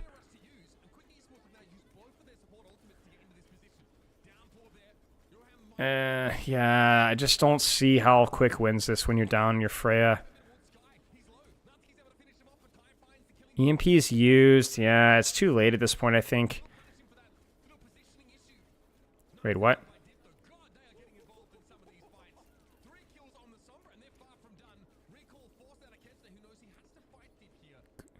No way, Kev. That's crazy. So Quick throws the kitchen sink to try and salvage that fight, but that beat dive on Freya, I mean, a lot of it's just not the best peel. If you look back at the start of this fight, this wasn't scouted well. Like, Willie's like, hey, where's Hazard? This should be whipped or marked a little bit.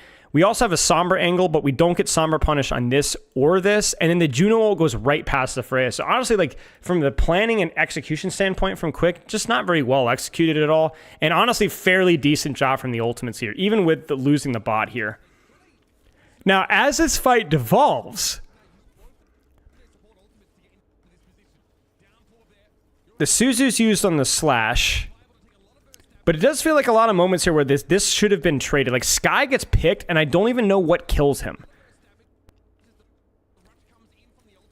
I actually just don't know where he is. He's off to the left, I think, diving the brig, but I just think he just gets mechanically punished. Because I don't even know if he's hacked. Yeah, so he's going in left, and then he just gets out-mechanicked on the Brigitte, I think. So there's just a bit of a missed tempo there from the Ultimates in terms of their team play. And then they just try to compensate. Well, they're up one, so whatever. But then just Quick throws everything at it. And then Dip somehow lives this. After spraying on the wall like a madman.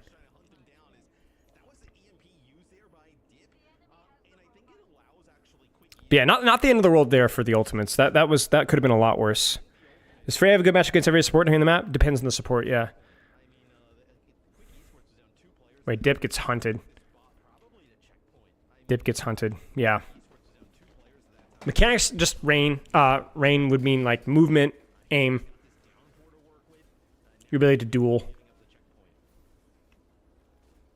Hazard roll is fine. You gotta be careful not to get traded there, but Quick doesn't have any ultimates to really trade this, so it works. Dip's gonna go back to Tracer. That's because it's always been that way, Yok. Because if you had more than 2 bans, then you would run out of bans. I think it's a good system, considering the bans, you can only ban stuff once, and you end up banning an entire role when you ban a hero. All right, there's also like a very advanced protect system, sorry.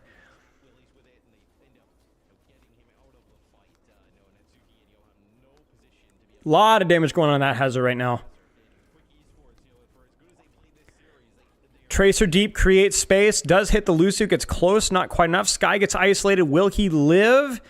Yes, he goes back, grabs the Mega, they disengage it. Can they re-engage? No, they're full out. Okay.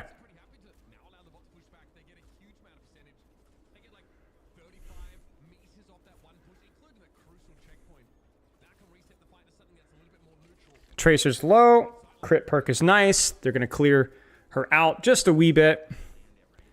And for the Ultimates, you're pretty happy with where this fight is going. You just need to disengage this speed ring. Kevster's able to catch Nitsuki. Been a lot of those in here. Just big individual plays from Kevster controlling that angle. Finally feeling we're actually playing heroes that we're good at. He's even taken like the 2v1. Kai hits the ultimate. We'll take that. Snowball things. Yeah. So far, so good for the Ultimates. It's not like some crazy macro strategy diff here, but we haven't needed that. You just let Kevster do his thing and just make sure that people don't die, right? Like, pound for pound, I don't know about the other characters, but you at least have the Hazard Tracer advantage in theory, right? Certainly with Tracer. And that's all the Ultimates have been coasting off of. Tough point here. This is going to take a little bit of team play to break, given the support ult situation. Kitsune, get ready to disengage. Are they ready to disengage? Yes, they are. Okay. So they don't get the pulse. The Suzu's used. They should be able to fully disengage that. They don't. That's a mistake. So I've noticed that the Ultimates, at times, not as good at disengaging Ultimates. And the key thing, I think there was, like, we're going to share some blame here. Heesung really can't use his slash there. And take as much damage as he did. He even got Suzu there, so Heesung also kind of gets split off of the wall. Heesung should be able to disengage that. That's on him. That's on him. Unfortunate. Unfortunate forced error. Unforced error. Well, yeah, we'll say forced, kind of forced error, a little bit.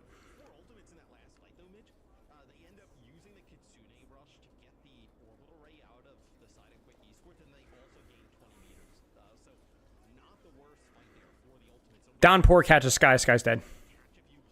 You cannot get caught with Downpour as Lucio. Yoham gets caught as well. I mean, this is, again, just Kevster things. He's just on the flank 24/7, so this is going to be a trade. But the damage has been done. Zydra's going to trade Kai. Kevster is just going to get Zydra. Dip catches Kevster because Kevster doesn't have anything left, and Quick is going to be able to pull it out. Ouch. Sky can't get caught there. Sky can't get caught there. So he just doesn't have the reps on Lucio.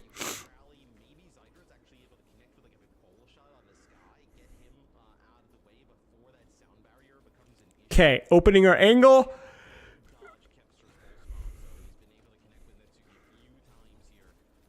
Huge. So I need more pressure onto... I think a lot of what the Ultimate's fight plans are, a lot of them is just kind of like beat engage and hit Juno Brigitte. They're going to catch Rally. There's the beat engage. Can we kill Zydra, please? We cannot. Sky gets caught with beat. Ah! Also feels a little bit like the beat engage is a little far here. Yeah, so they beat... Zydra hits the ult, but they're unable to connect with Zydra. They're unable to connect with anything. Kev doesn't hit the pulse bomb this time. Kai doesn't use his ultimate. Heesung uses his, but it's kind of too late now. Not too late, but like you've already lost a lot of space. Kai finally gets his trade. Kai is your moment. Huge. Okay, Kai gets his one. So trades aside.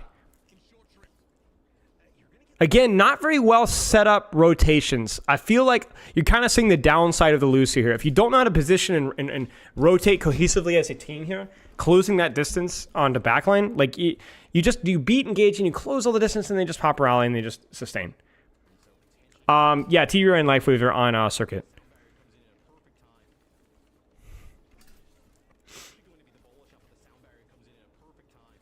They just go for their beat push on the backline, and just for once, it doesn't work.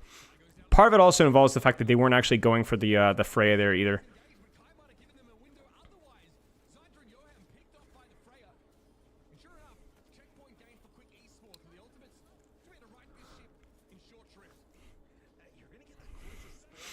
Okay. Faster respawns. Natsuki's going to disengage. Willie's going to get traded. Okay. Not the end of the world for the Ultimates. All things considered, could have been a lot worse.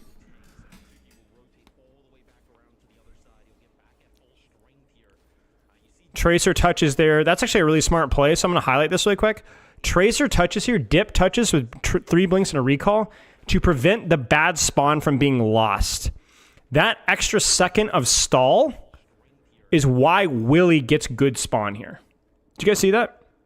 So Willie gets good spawn here, way closer, because his Tracer touches and recalls out. It's really, really, really smart play there from Dip. I taught him that. I didn't teach him that. Did you guys see that?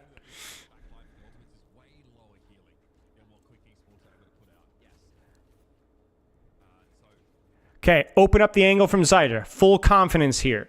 Probably should just see a Kitsune rush on main. Tracer on the angle. Let's see what happens.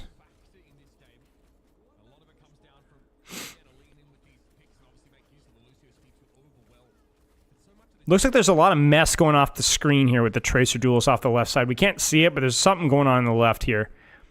I'm surprised to see so much baiting happening here.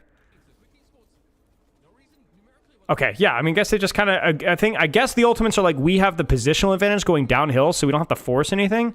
And Willie feels like we kind of have to force something because we're behind on leads. So maybe this is the Ultimates kind of playing the stall thing that you see a lot of teams do when they have lead on Esperanza. So, yeah, all things considered, like, could be a lot worse. As long as they don't get traded here. Please don't get traded. Okay, they don't get traded. Good stuff. They don't get traded. Right? Yes. Yay! Clean fights. We love that, actually. We love that. Now, the Ultimates. Not going to win this fight. Not likely. Not with the space advantage, not with the ult advantage, but we can squeeze 10 meters, force some errors. I want to see something. I want Kev on the pulse here. Kev on the pulse here. Kev on the pulse. Kev on the pulse. Good aggression. Good. Get in the space. Get in the aggression. That's right. Pulse bomb's used. Dip doesn't quite hit it. Disengage. Recall's used. Holds his angle. Ultimate's used. Hits the hazard. We should have Suzu for that. We didn't have Suzu for that. He's going to die for that. Kevster is also going to die for that. I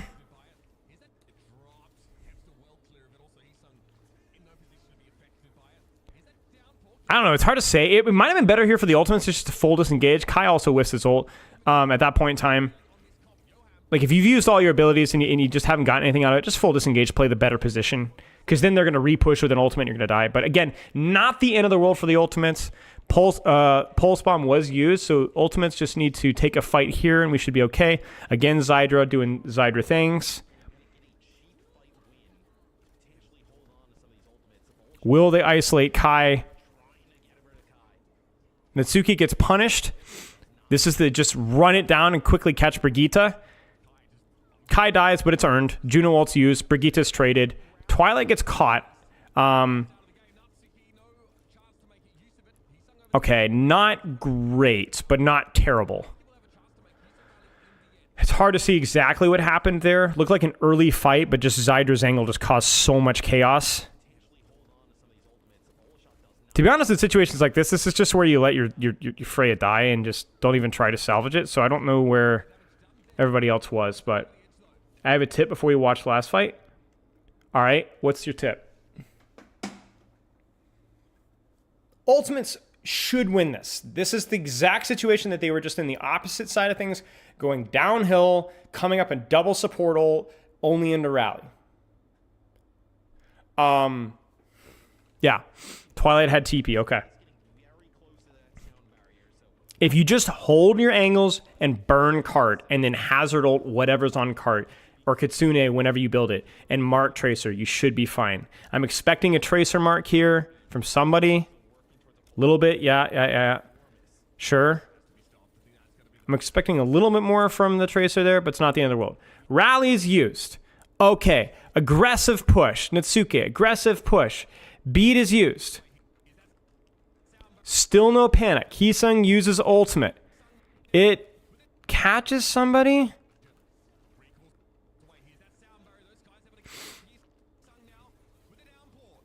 Pulse bomb is you.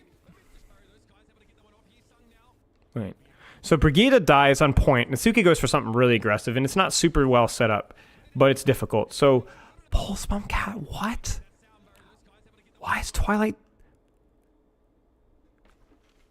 Why is Twilight there? He just saw recall. He's got beat. He's got Suzu. Wait, why does he Suzu? Okay, forget that. Why does he TP? He's beat. And he has a TP perk, right? Ah! What's going on? Why does he go in with beat HP? His tank is full HP. His tank is full! Full HP! He has 500 HP himself! Why is he there? Literally turn your monitors off and hold primary fire with what's on your screen. Just shoot. Anything. Brig, Hazard, anything. You could put a diamond player in this situation, they'd win this fight. What are you even going for? What is he even TPing in for?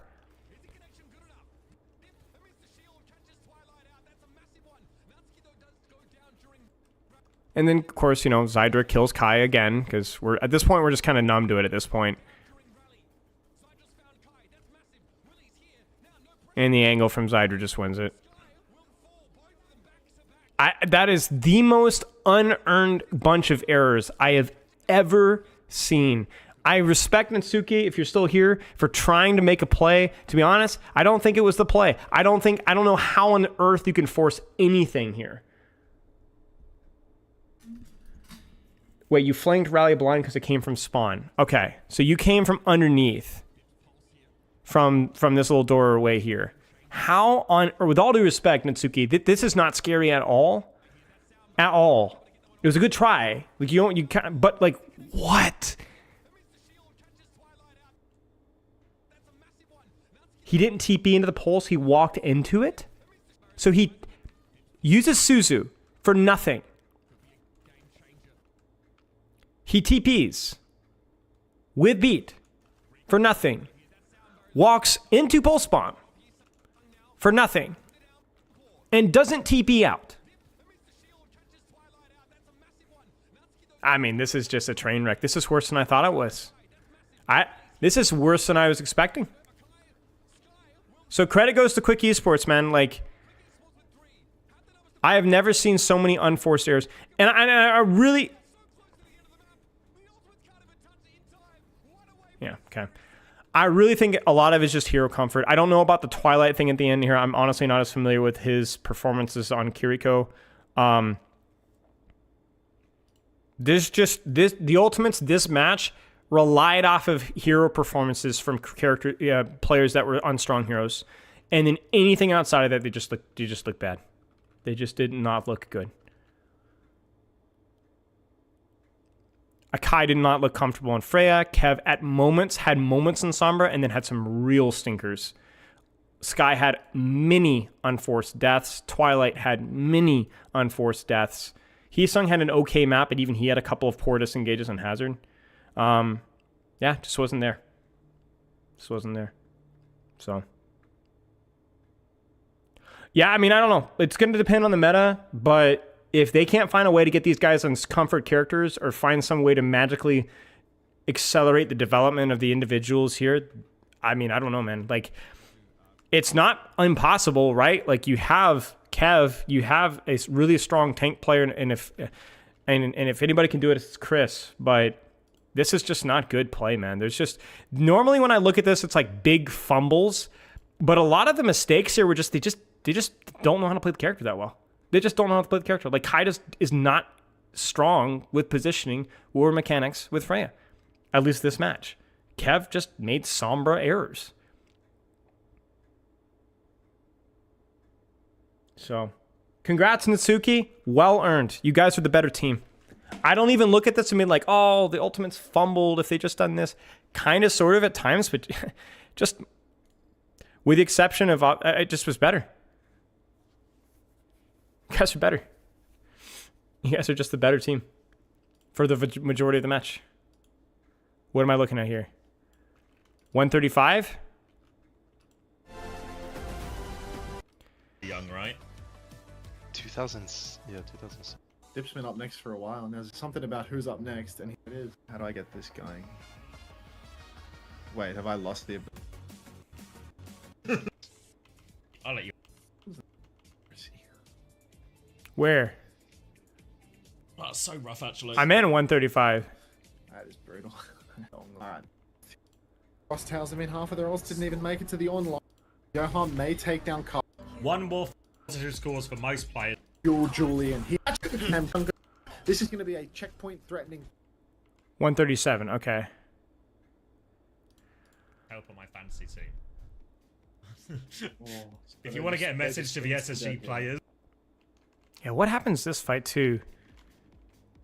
Yeah, even this, like the fact that he gets his Suzu forced by one hazard slash. I mean, come on, man. Like, why? It feels so free. Live today, I really. It's such a forward angle, you know. He needs help on my fantasy team.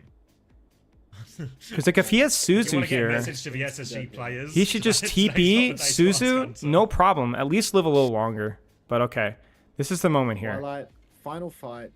Peek and main, Tracer left. No, you're good. You're good. Left. Right, get B. Beats available, rally in. Suzu's literally nothing. TP's on. I think he's scared of like getting slashed. So I don't like the Suzu. I don't like his spacing here in terms of how forward by just like the angle. But the Suzu is not good, but it's not the worst. I guess there was some pressure there. Oh my god, he did not TP onto a pulse bomb, dude. But why? I don't understand. Dude, just shoot. Look at your screen. Look at this. This is a Tracer without recall and a Hazard with his back turned to you. Just shoot. Just shoot. This is classic OT panic. And he doesn't even start on an angle right. Like, he could have played this left angle. I don't know, man. Like, he's simultaneously being connected on and not taking any space. And jumped onto a pulse bomb with TP available. Oh, yeah, he has the second one from the shuffle. Oh my god. That's criminal, man. That's criminal. But I also want to be very careful to not scapegoat Twilight because he made some really bad plays. But I mean, like, let's be honest here, guys. It was an ugly series from basically everybody but Heesung from what we saw. Yeah. So, wow, what a weird match. Yeah, TU is going to be TU is, I think my gut is that TU is going to have to pivot. I think they're going to have to pivot. I would be surprised, or I wouldn't be surprised if next time we see the Ultimates, we see a bit of a compositional pivot for them.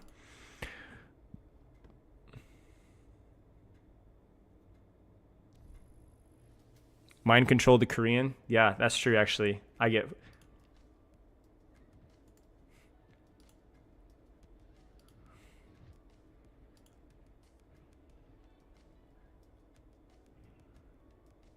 So, yeah, I mean, unlucky.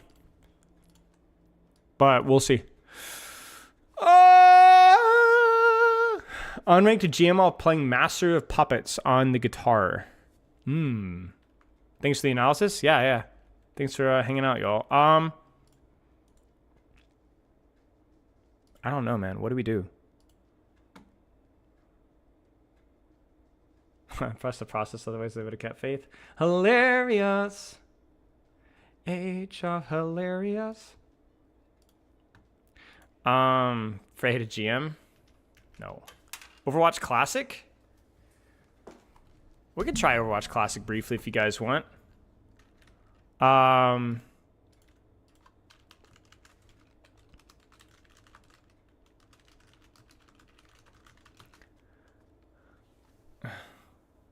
It's bad? I'll try it once. Where is it? Samito patch.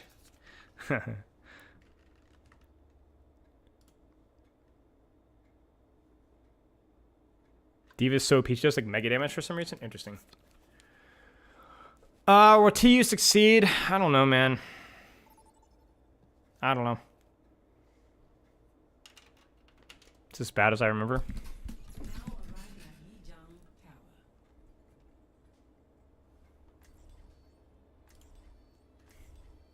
Frick, man. This is so pared down. Holy crap.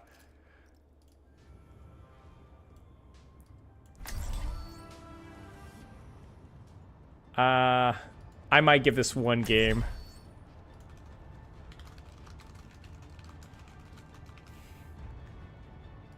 I'm changing my stream title.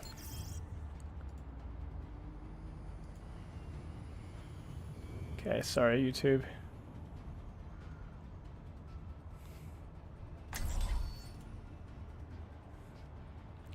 Yeah, I'm not freaking playing Briggs in. Together we are strong. 5, 4, 3, 2, 1. Round 1. Capture the objective. Let's go, everyone.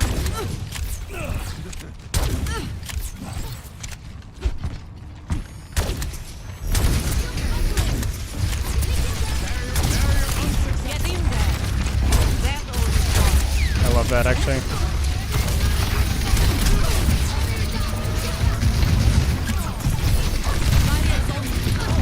They have us outnumbered. Holy crap, this shield HP!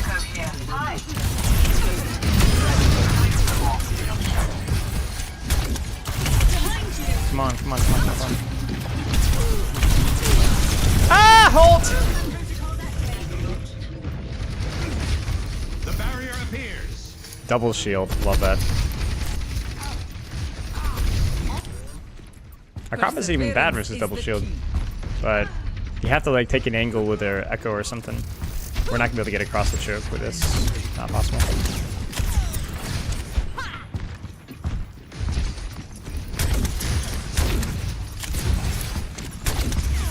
Bastion double shield. Cringy, man.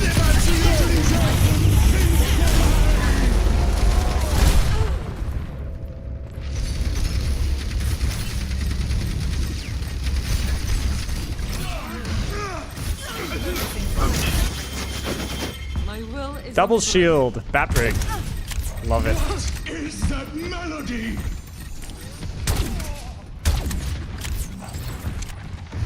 The name's Cassidy. No, Doomfist was the only way we break this. Bubble Doomfist. We don't go more shield break when we're not going to break their shields, bro. And D.Va's even worse, bro. D.Va's cheeks are sus.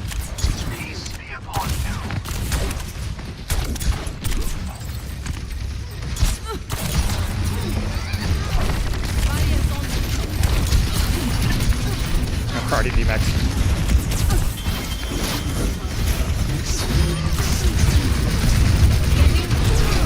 Frick.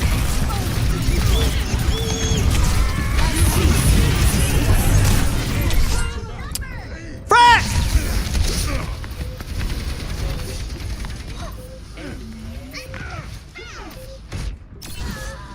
And we have a lever. Give me another shot. Love it. Barriers on. Best round. Огонь по готовности. Hold up now. Score Well, 0.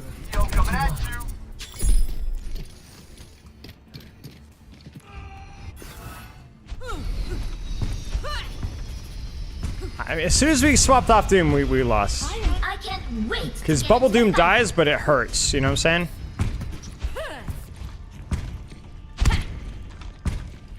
I ain't much for waiting around. I don't even know if I want to play Zarya, bro. I don't know if I want to play. I don't know what side I play here, though. 2, 1. Can't play Winston in this map. I just get murked. Capture the objective. At Brig, especially. I could play Ryan, but we don't really have any speed. How's it going? I'll build some charge and pray for the best.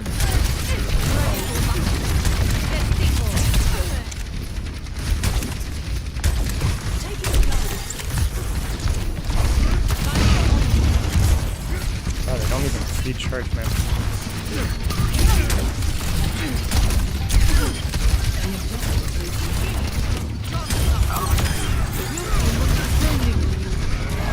Not my best bubble.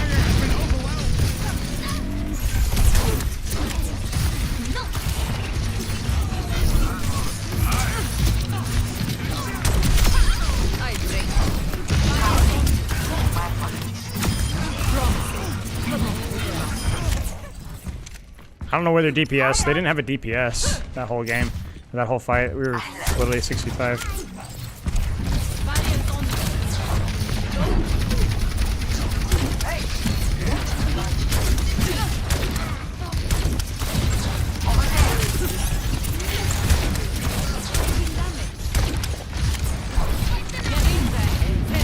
Does it even do anything? I don't think it does.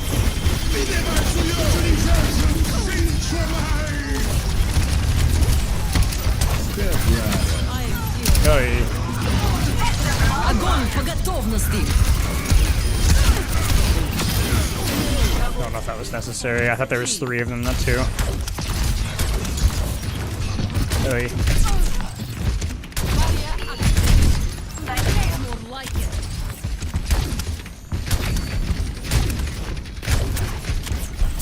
Barriers on you. Thanks for the little save. Over here. Enemy radar. Barriers on you. Well, this is pretty good, actually. We've actually cut out some ultimates nicely.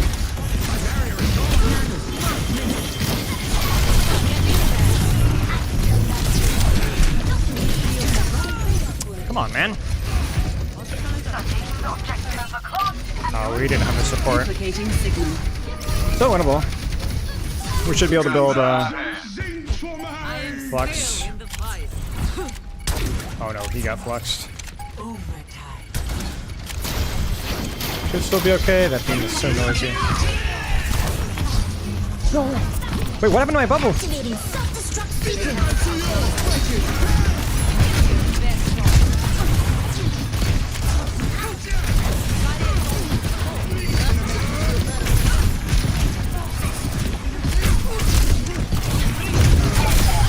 Frick. Still should win that.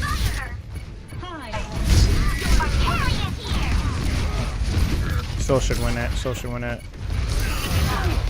Oh wow, big name. Ah! Please stop the beam. Audio bug. Barriers on you. Get together. Frick. I needed to finish the kill in the Junkrat sooner.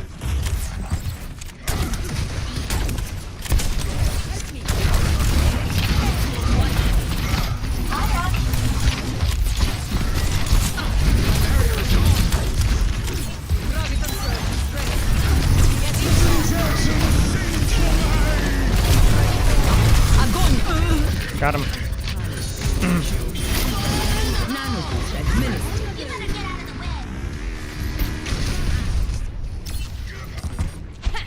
My will is unbroken. Occupying the objective. Extra support I don't know if we win this now.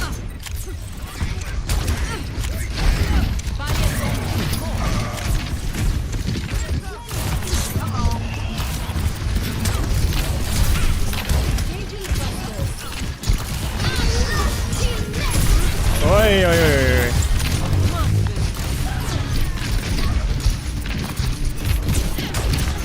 Frick! Activating sequence.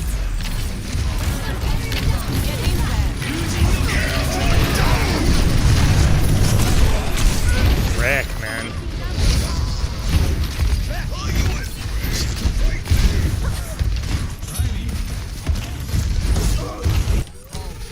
Perseverance is the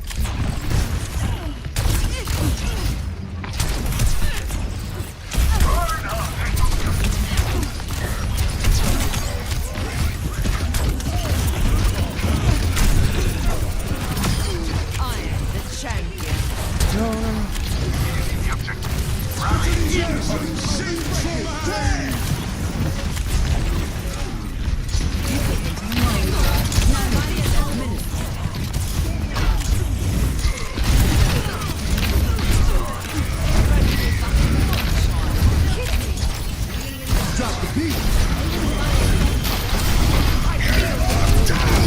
Got him.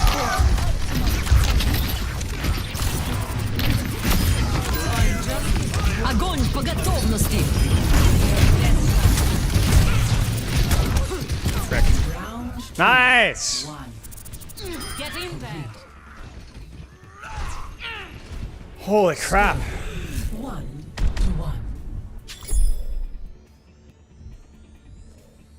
Yeah, there's no perks.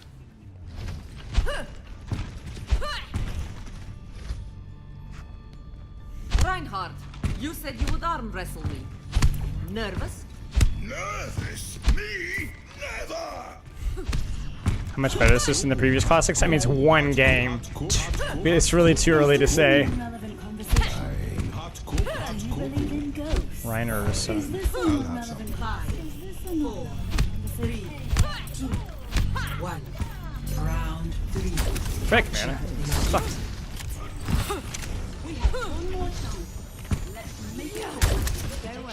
I bow.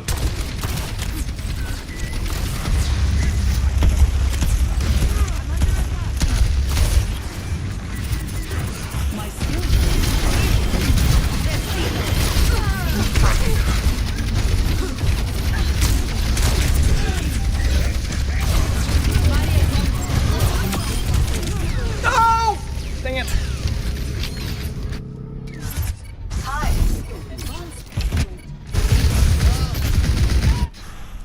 I didn't get my bubble and my echo.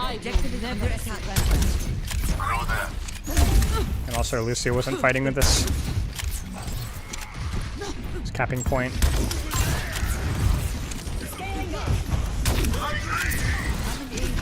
Frick, I'm doing this instead. I need to wait for...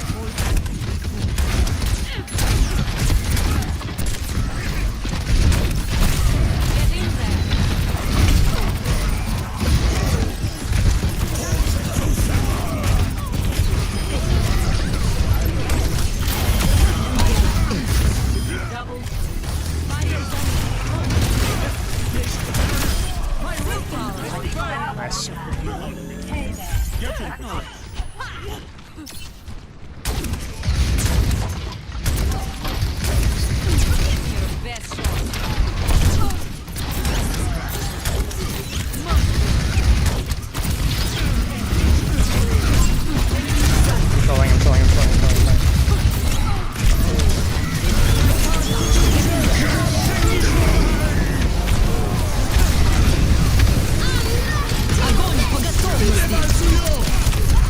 Frick, that's fat.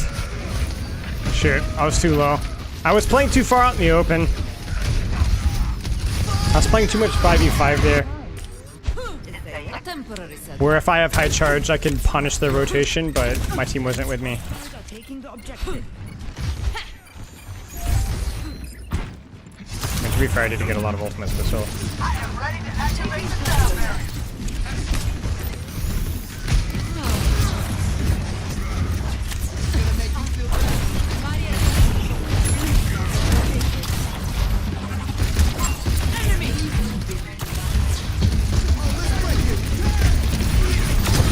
Check out this gun.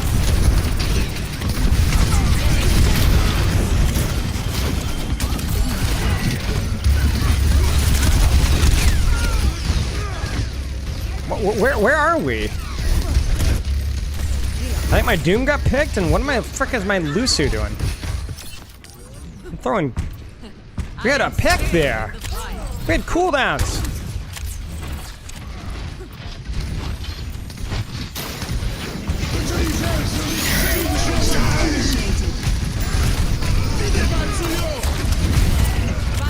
Oh, we're cooked. So hard to retake space, man.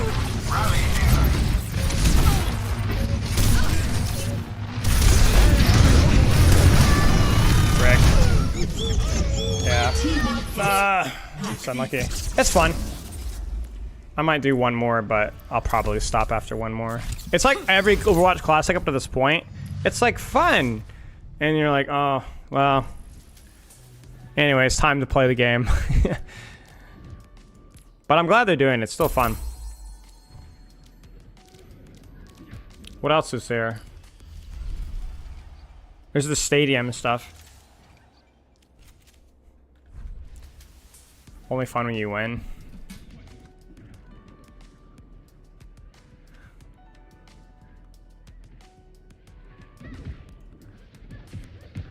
Lucio Wallride? I don't know.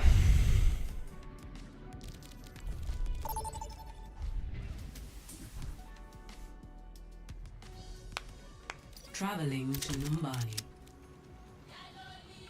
Man, I'm so washed with Doomfist. Should I even try? Your hero. I don't think there's anything other reason to play. Afraid of GM win? Never. Not on the cards.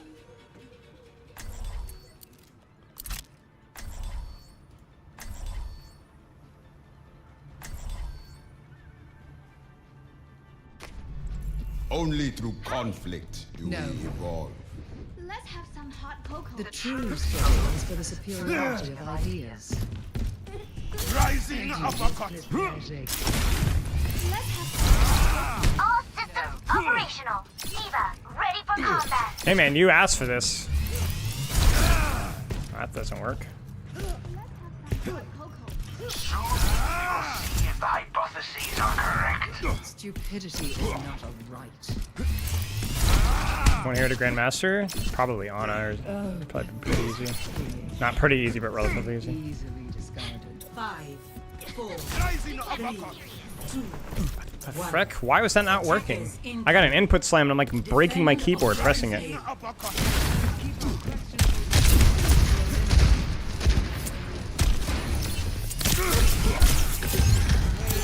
inevitable.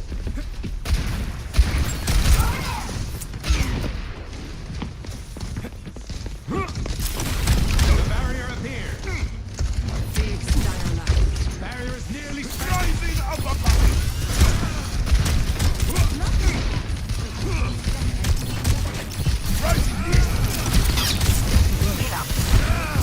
Frick. We forced the fight in there.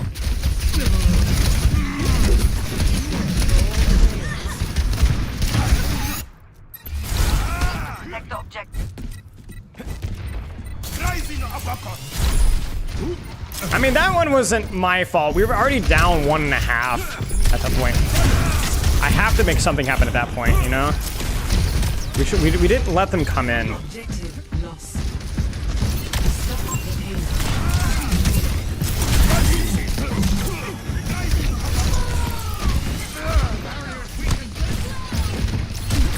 What does it matter? We were down one. I have to make something happen.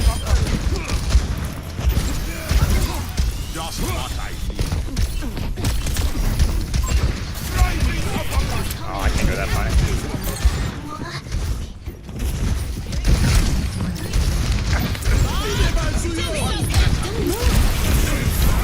Frick. Scam by my own man.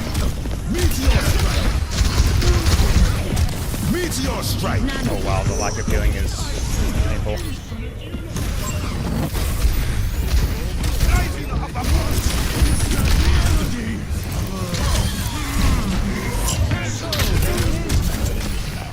Right, like the fact that I can't reach that injures my heart. Rising uppercut. Rising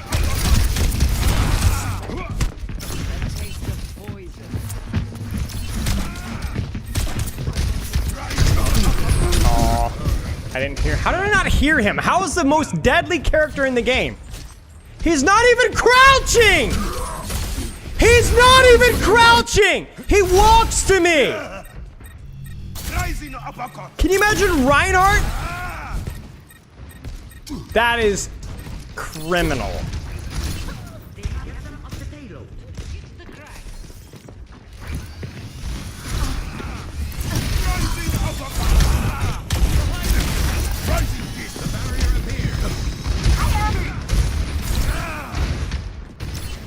It's always the same freaking...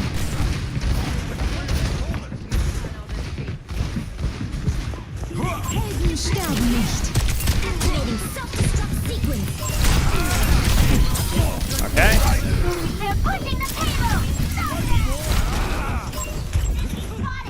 It's always the same people too. It's always Roadhog or Zenyatta's right click.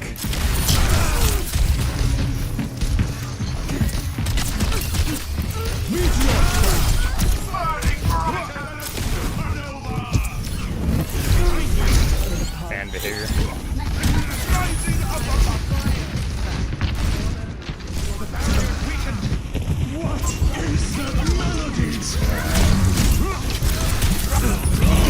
Meteor strike.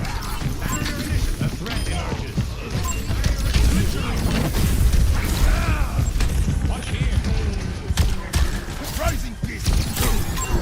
I see an enemy. You look tired.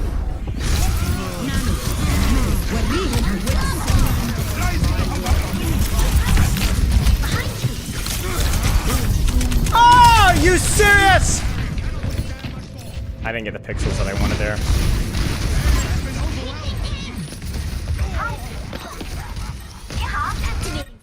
Dude, his ult is so... Oh, frick. Target slam.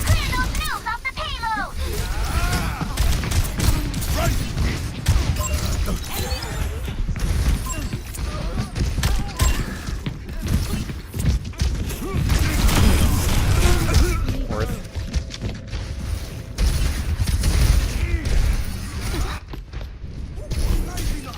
So winnable. Once we clear Doomfist. Drop the beat.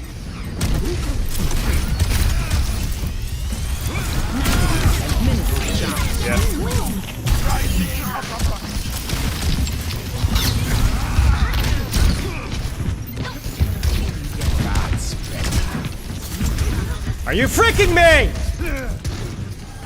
Okay.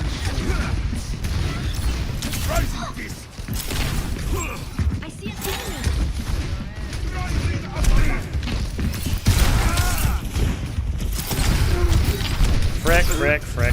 Frick. I was thinking King Doomfist. My bad. It's like the muscle memory of how I can position. It was just off. Enemy here.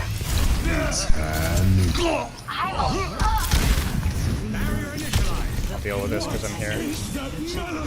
Activating self-destruct sequence. Run over.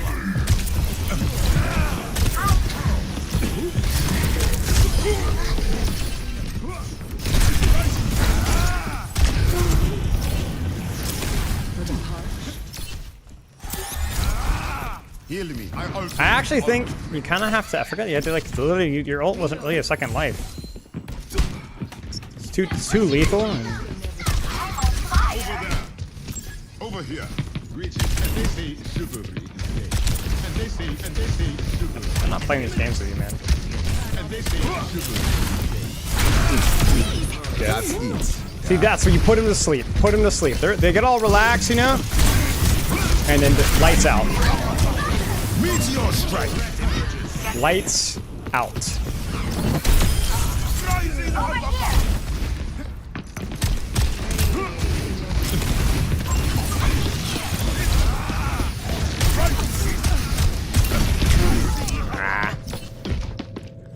Mari Pepper cameo? I don't know where she is. Remind me.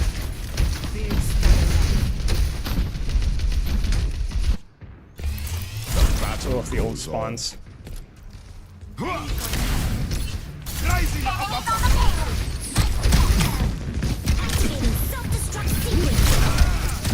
Meteor strike.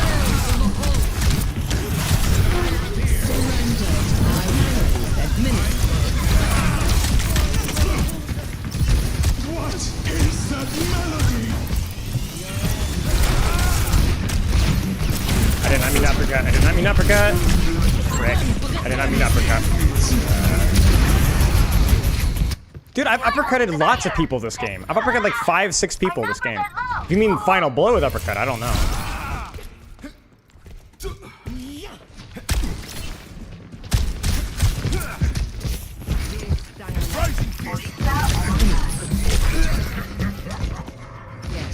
I love that my team is just standing there completely AFK, despite the fact that we got 2 picks in the previous fight. Love that, actually.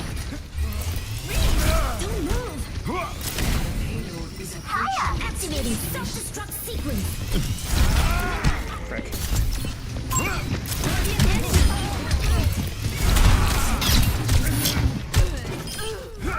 Hey man, I don't give a frick. If you're in quick play, you better perform perfectly. Or otherwise, we're not talking.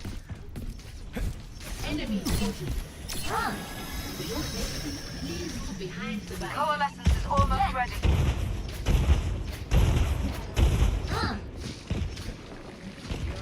Over here.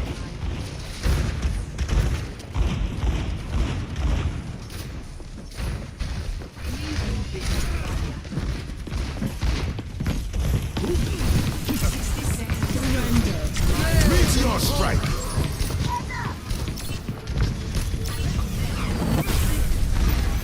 Spacing diff.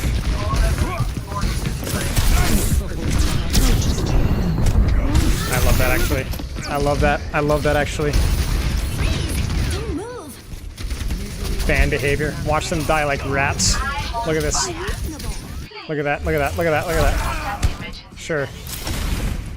30 seconds remaining. Hold up the defense until the end.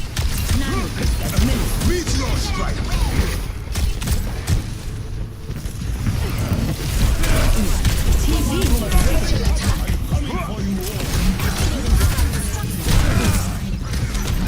Rat.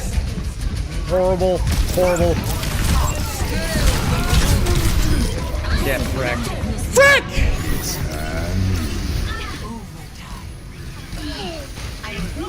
The greatest. Did you not receive a Marvel Survival's beta game? What? What is this talking? Yeah. Like, you mean closed beta for Rivals? Yeah. Why do you ask? Play of the game. What do you think of Malgun 66? I haven't played enough of Malgun 66.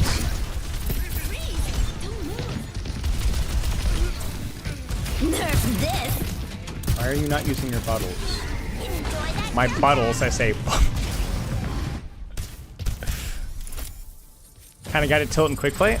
Always. It's not tilting, it's domination. They just don't understand.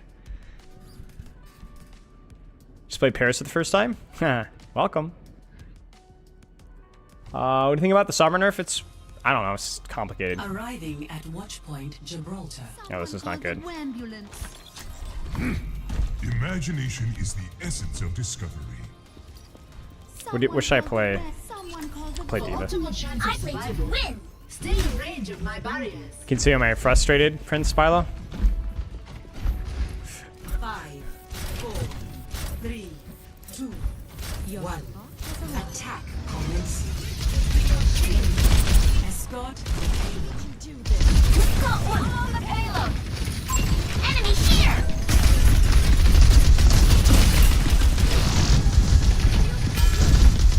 Defense matrix activated.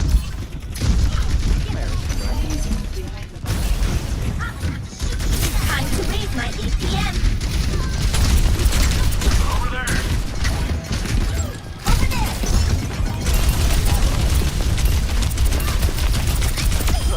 Shut down. I'm checking in. What is going on? 다시 완벽하게 작동한다. What's going on? Payload. Where's my team? Routing power to forward shield.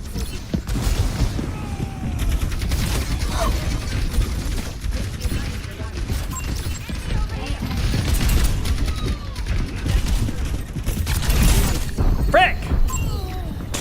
What the frick is going on right now?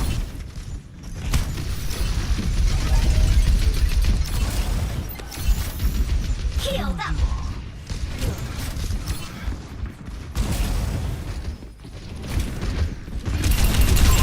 Enemy spotted. Heroes never die. Routing power to forward barrier.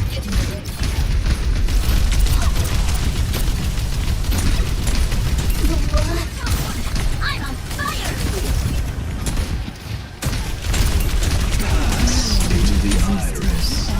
Defense matrix activated! Go to the mechanics, please. Frick, I did not see the on him.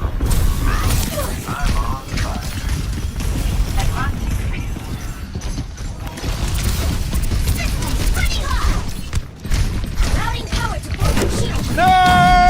99%. That's my bad. I got freaking caught in a wall.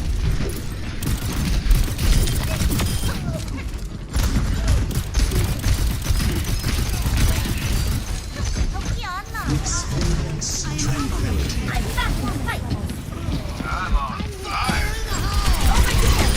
Defense matrix activated!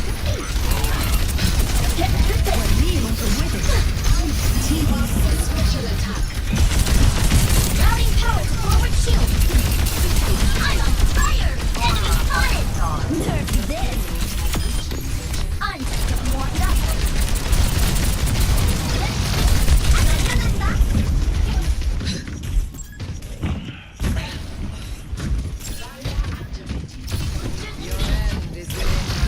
I love that she just looks me in the eye and throws a damage orb. I actually love that aura right there. Need healing! Heroes never die.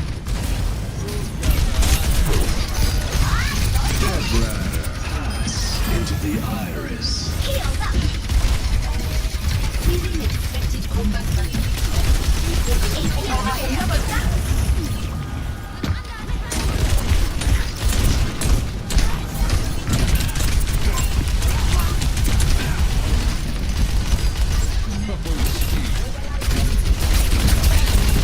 Routing power to forward shield behind you.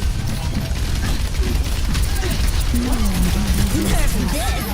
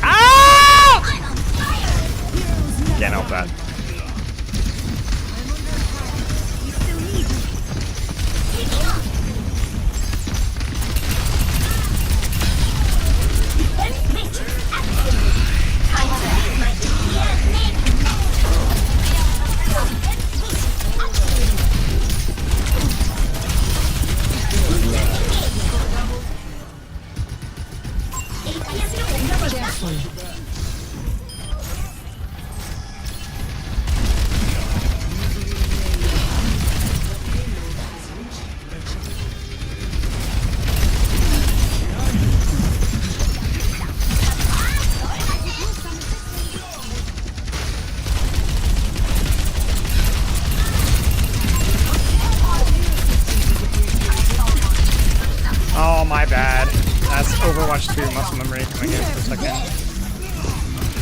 Thank you. I'm on fire.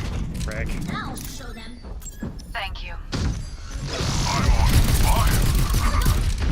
Heroes never die. Over there. With it. I'll show them. Surrender to my will. No one can resist my Ah! No, no! Oh no! Holy crap. I'm on fire. Bro, this feels so unearned. I'll show them. I'm on fire. One for my highlight reel. Routing towards forward barrier. Excellent elimination. Over here.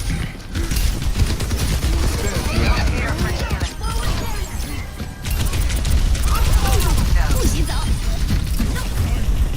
Nerf this. How did I not eat that? Routing towards forward barrier. Heroes never die.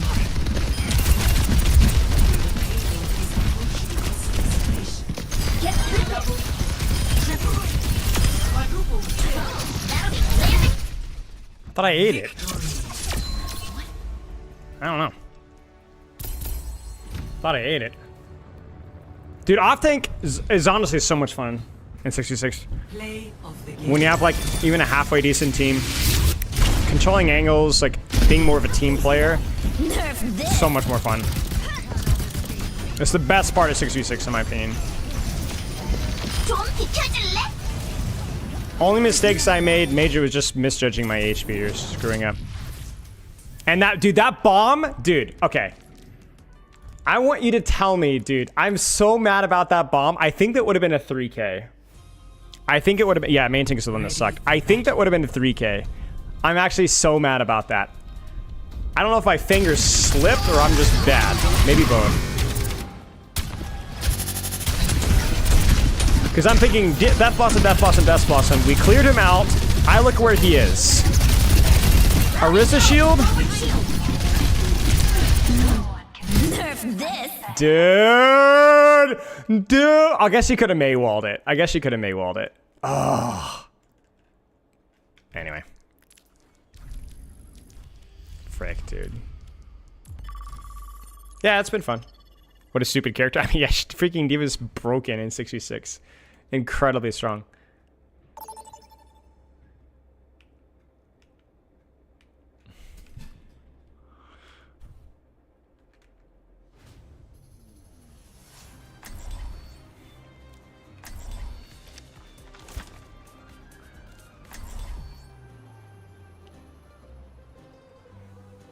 Yeah, just engage tank in general. Orisa's okay. Okay, well, I was going to try and show some Orisa, but maybe not. Let's play some more D.Va.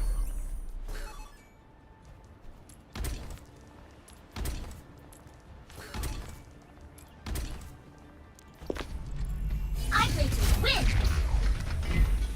Barrier activated. Doomfist, you will be brought to justice. I like you. There you go. For your own safety, get behind the barrier. Hello there. Oh, look, it's get quicked on. That's funny. Of course he's here. Freaking quicked. Capture the objective. I should have gone Zarya. I'll swap Zarya if I get a chance to in a second. I found you. Over here.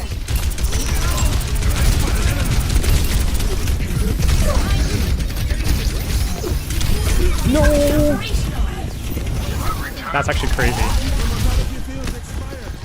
Dude, how low is it?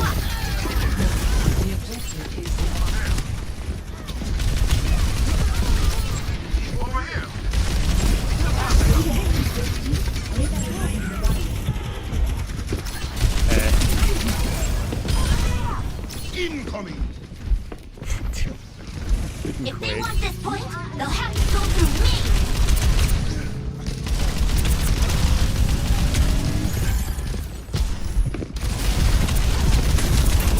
kind of lose some space here, so Matrix activated.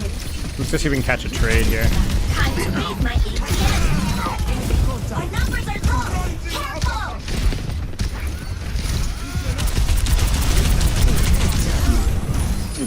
Routing power to forward barrier.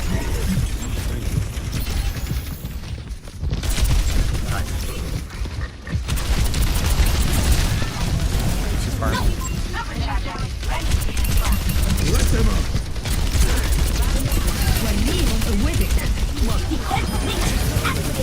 Team up for special attack. This is not your time. Yeah. Mecha securing the point.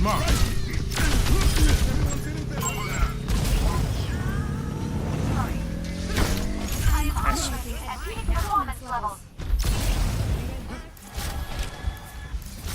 Group up here. I'm ready to initiate self-destruct sequence.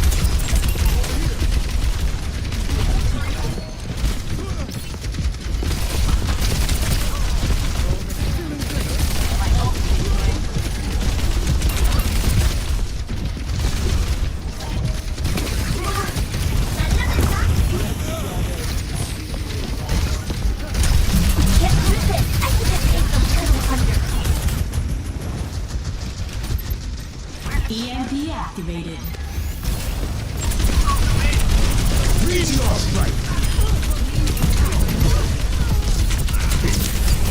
Cease your resistance.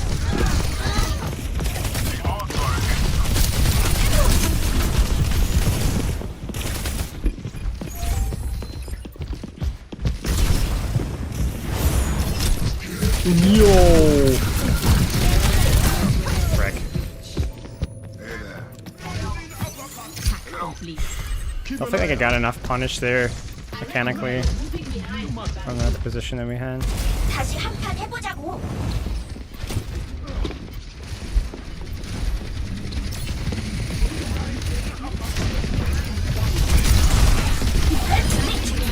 Heroes never die. Stop one.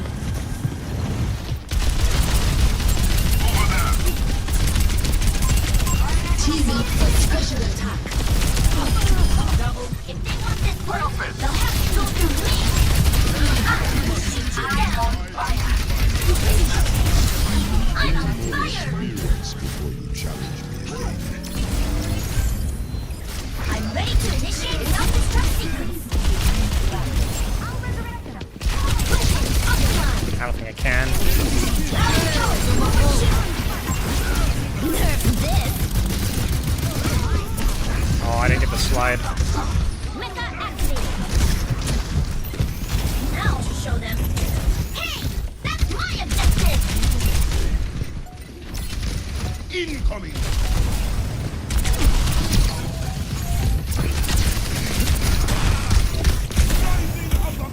Heal up. Enemy over here. Get through this. Let them up! Meteor strike! I think this takes a little undercoat. Oh no, Quake. Routing power to forward shield.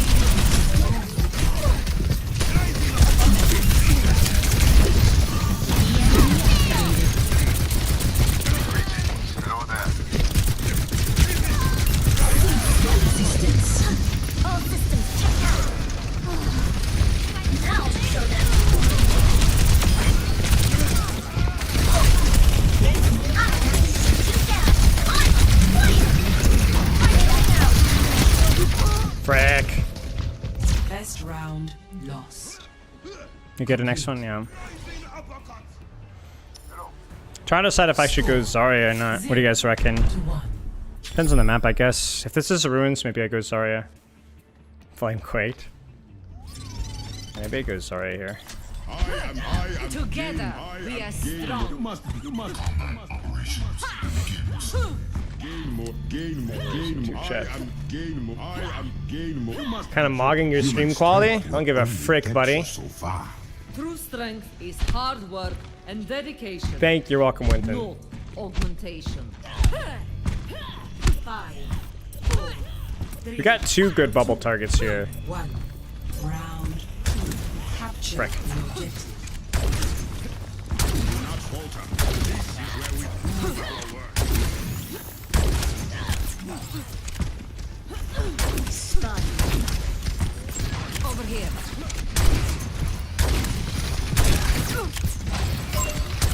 an enemy. Over there.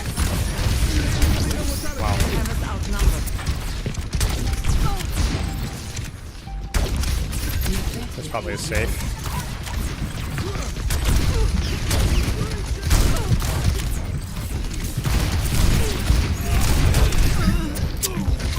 Hostile mark.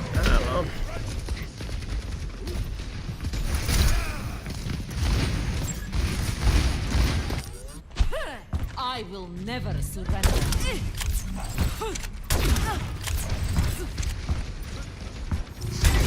Heroes never die. Get in there. Let them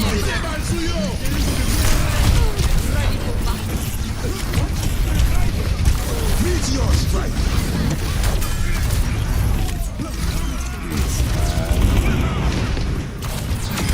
I like love. I am gain more. No bubble reports, Zarya. My ultimate is charging.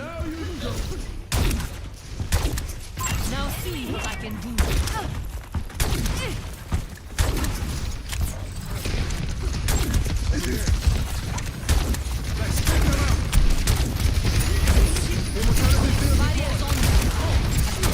Walihum Awedic.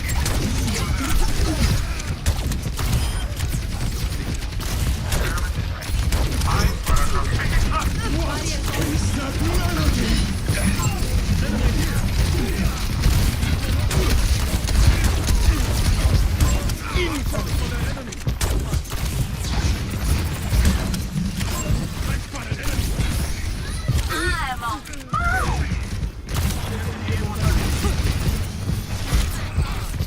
Огонь по готовности.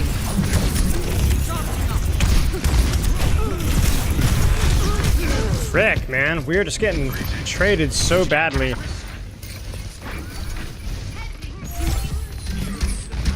We used Flux, Doomel, and Grav and killed 0 people. Never die. Let them up. Conducting analysis on the objective. Walihum Awedic. Get in there, Bob. Hostile mark.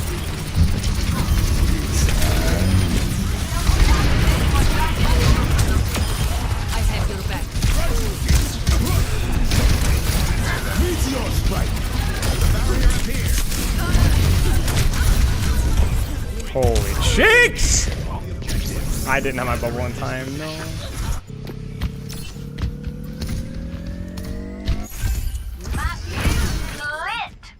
My will is unbroken. Oh. Gravitic flux is upon us. Watch out for that enemy.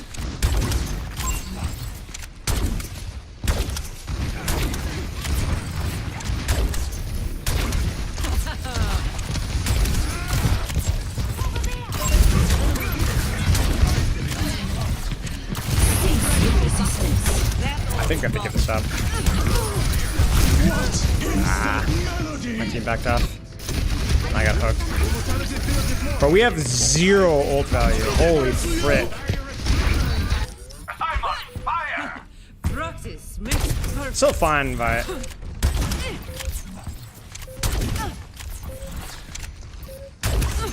Let them up. Over here. Walihum Awedic. It's time. Get in there.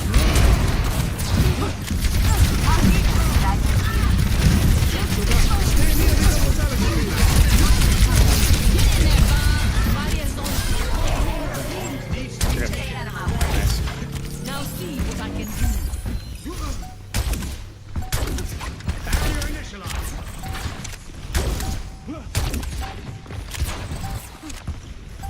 can he even touch?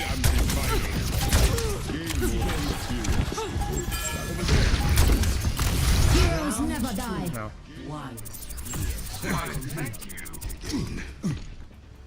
Nice. Score 1. How do you imagine a 7v7 to look? In terms of heroes or how the game would do it? I don't know. I am the game. Honestly, not sure. I am the game.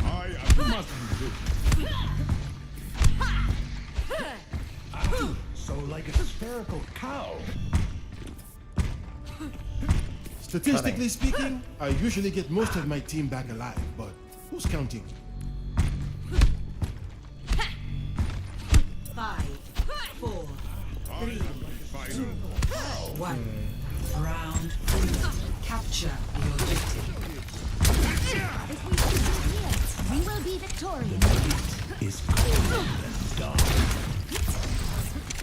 I'm gonna play this long angle. Hostile mark. Give it to him.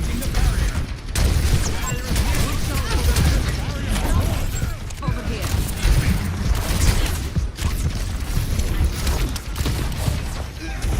Frick. Let my segment split.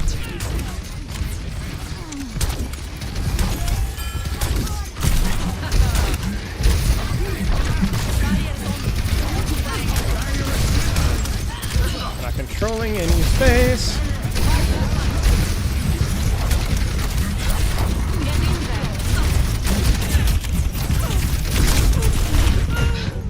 And we have negative space. We all rotated the same side.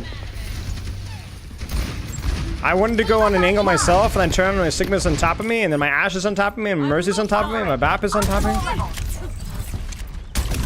Took the entire map away.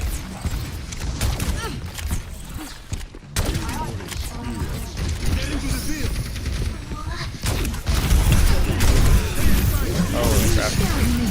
Heroes never die.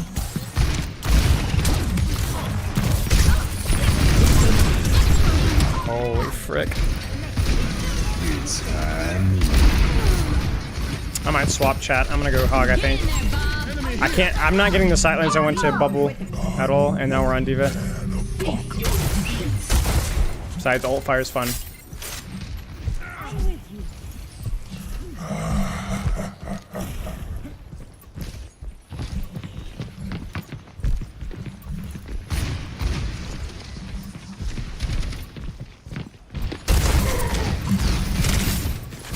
Gotta be careful of ult here.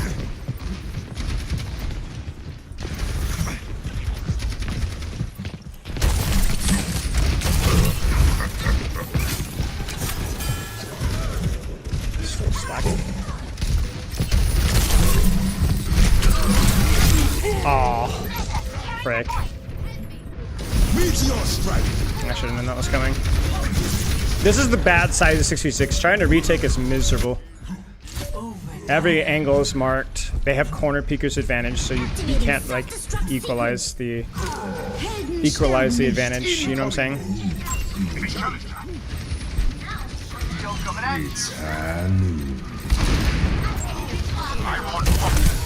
Oh no!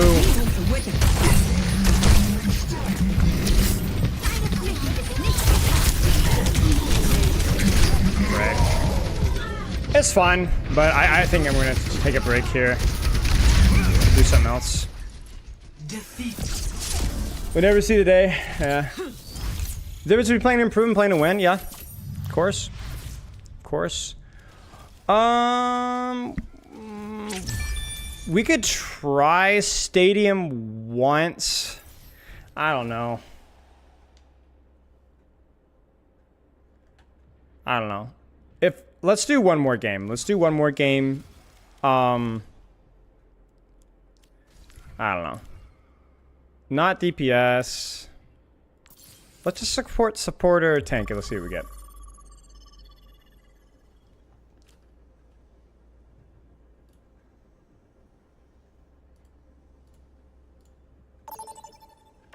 Select your hero.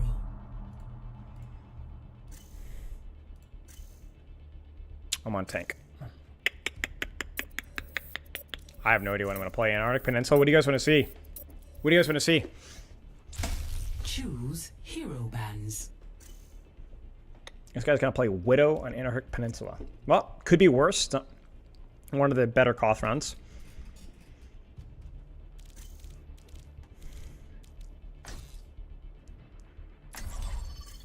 You guys want to see Doom?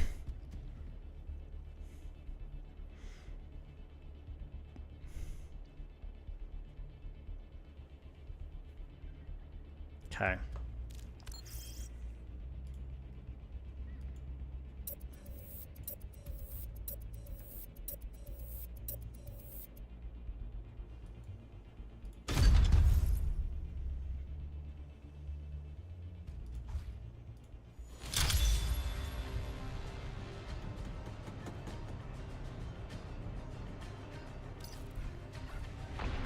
Oh shoot, we don't have streamer mode on. Too late now. Running it down. Nice, Ghost. Good luck, mate. It's just push bot, guys. This isn't Spilo. It's just push bot. You guys know push bot, right? Our future will be forged in conflict. No. It's push bot. It's push bot. Stronger. Now I gotta adjust. I don't actually explode when I peek here. No. It name changes mid-game. Of course, it works. Push bot.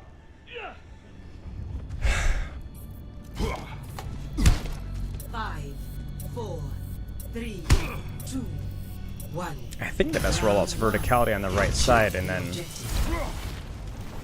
I actually don't know. Our trial begins. Rocket punch.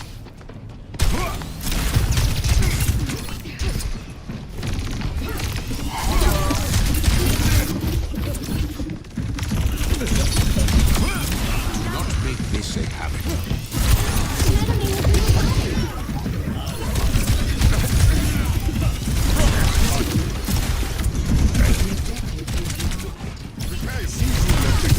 Rally here.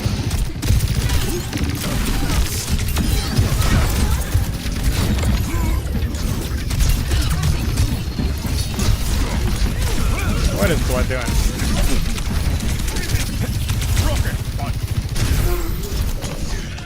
I need healing. What was my Hanzo doing? What?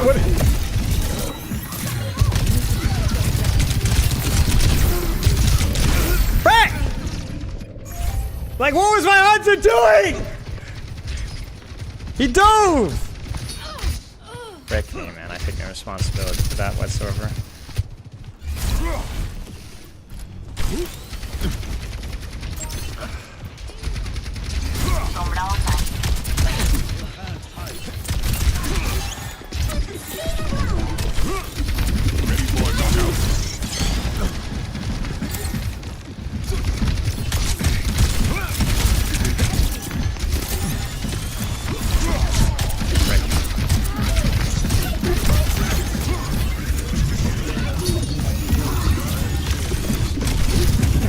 Wreck, I'm trolling.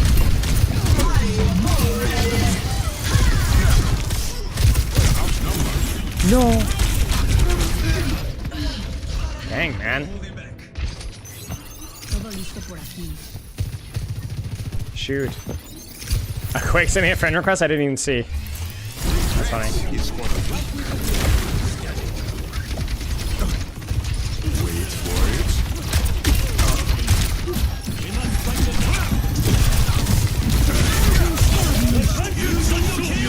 Thank you for that. Love that so much.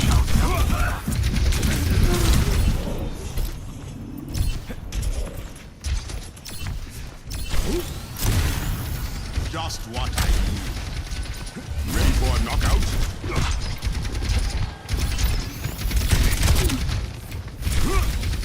I'm checking in.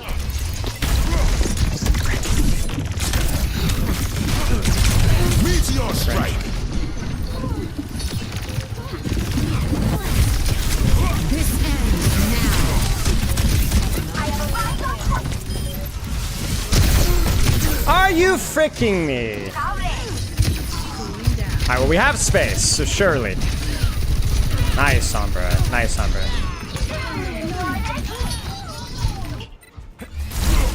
My Juno can't win this. No shot.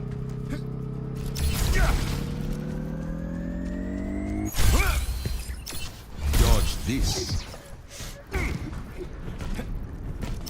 Mercy on call.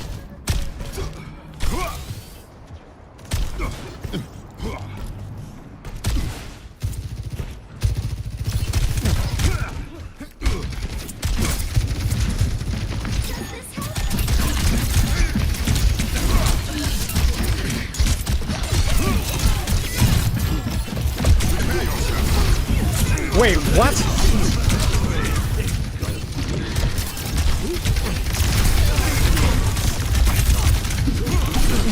No, I need to stop doing that.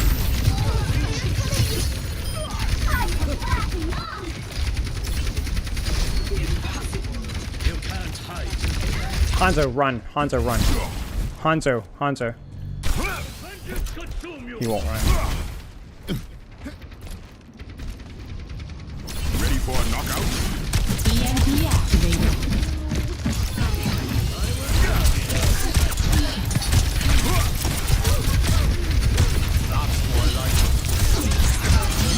Face my burning fist. Much better.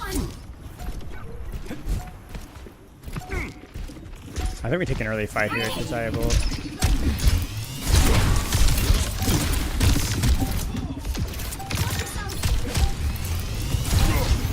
Bruh!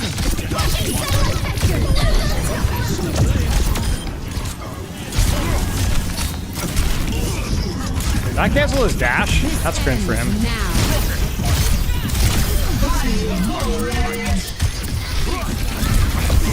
Crap. I should have blocked for that.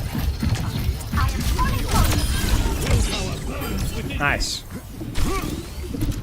Best round 1. He actually plays the game. No. I'll look back and okay, just a random thing to improve. Sure. I mean, I would also look at your own. If you're not sure what's holding you back, I would definitely look at your replays. Oh, except quick. Yeah, true. My ultimate is charging. Bro, why do people choose that stealth perk, man? Compared to the ice caps back home.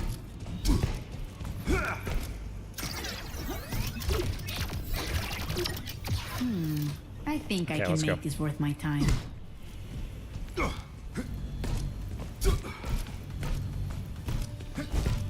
Five, 4, 3.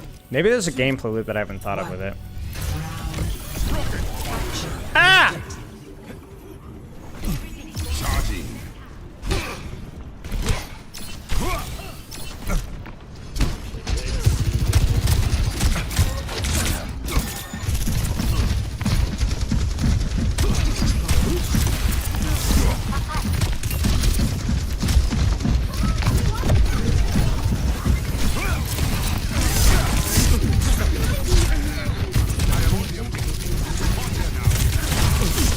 Oh no!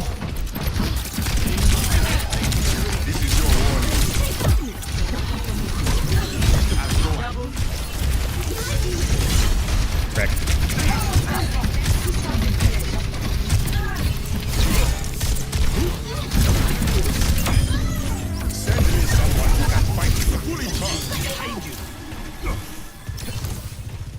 The angle is broken there. Taking underneath and then kind of... I don't know why they're on a slep, but we'll take it, I guess.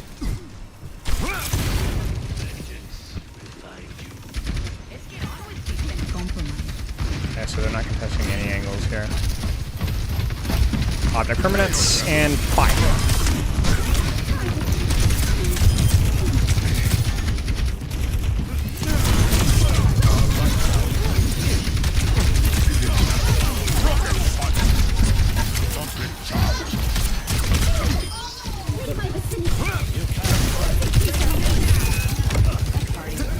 Fight that. I like. Okay, my team is fighting this, so we're fighting this. Face my burning fist.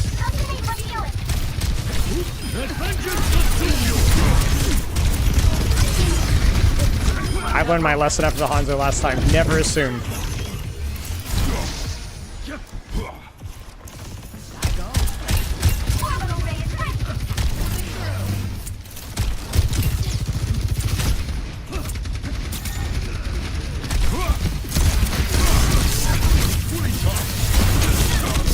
Meteor strike. Heroes never die.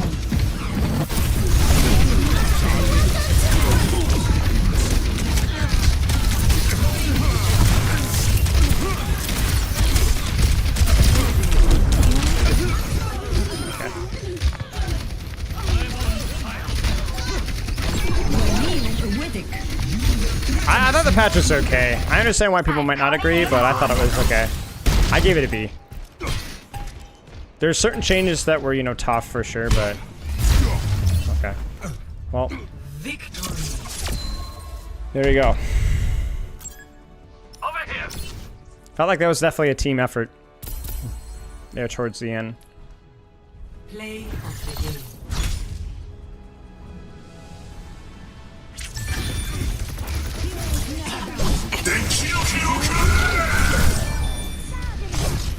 Actually, pretty nice blade, you know, all things considered. Had his deflect and everything. GG. Okay, I'm gonna end stream there, boys. I am going to. We should raid Quaked. That would be funny. Is he streaming? And let me see if I can search for him. Get Quaked on. Yeah, he's streaming. I'll toss him a raid. Yeah. All right, I'll see you guys on Thursday. We're gonna do some pro POVs and maybe some React content on Thursday. Some high quality React content. See you guys then. YouTube, farewell. See you guys on Thursday.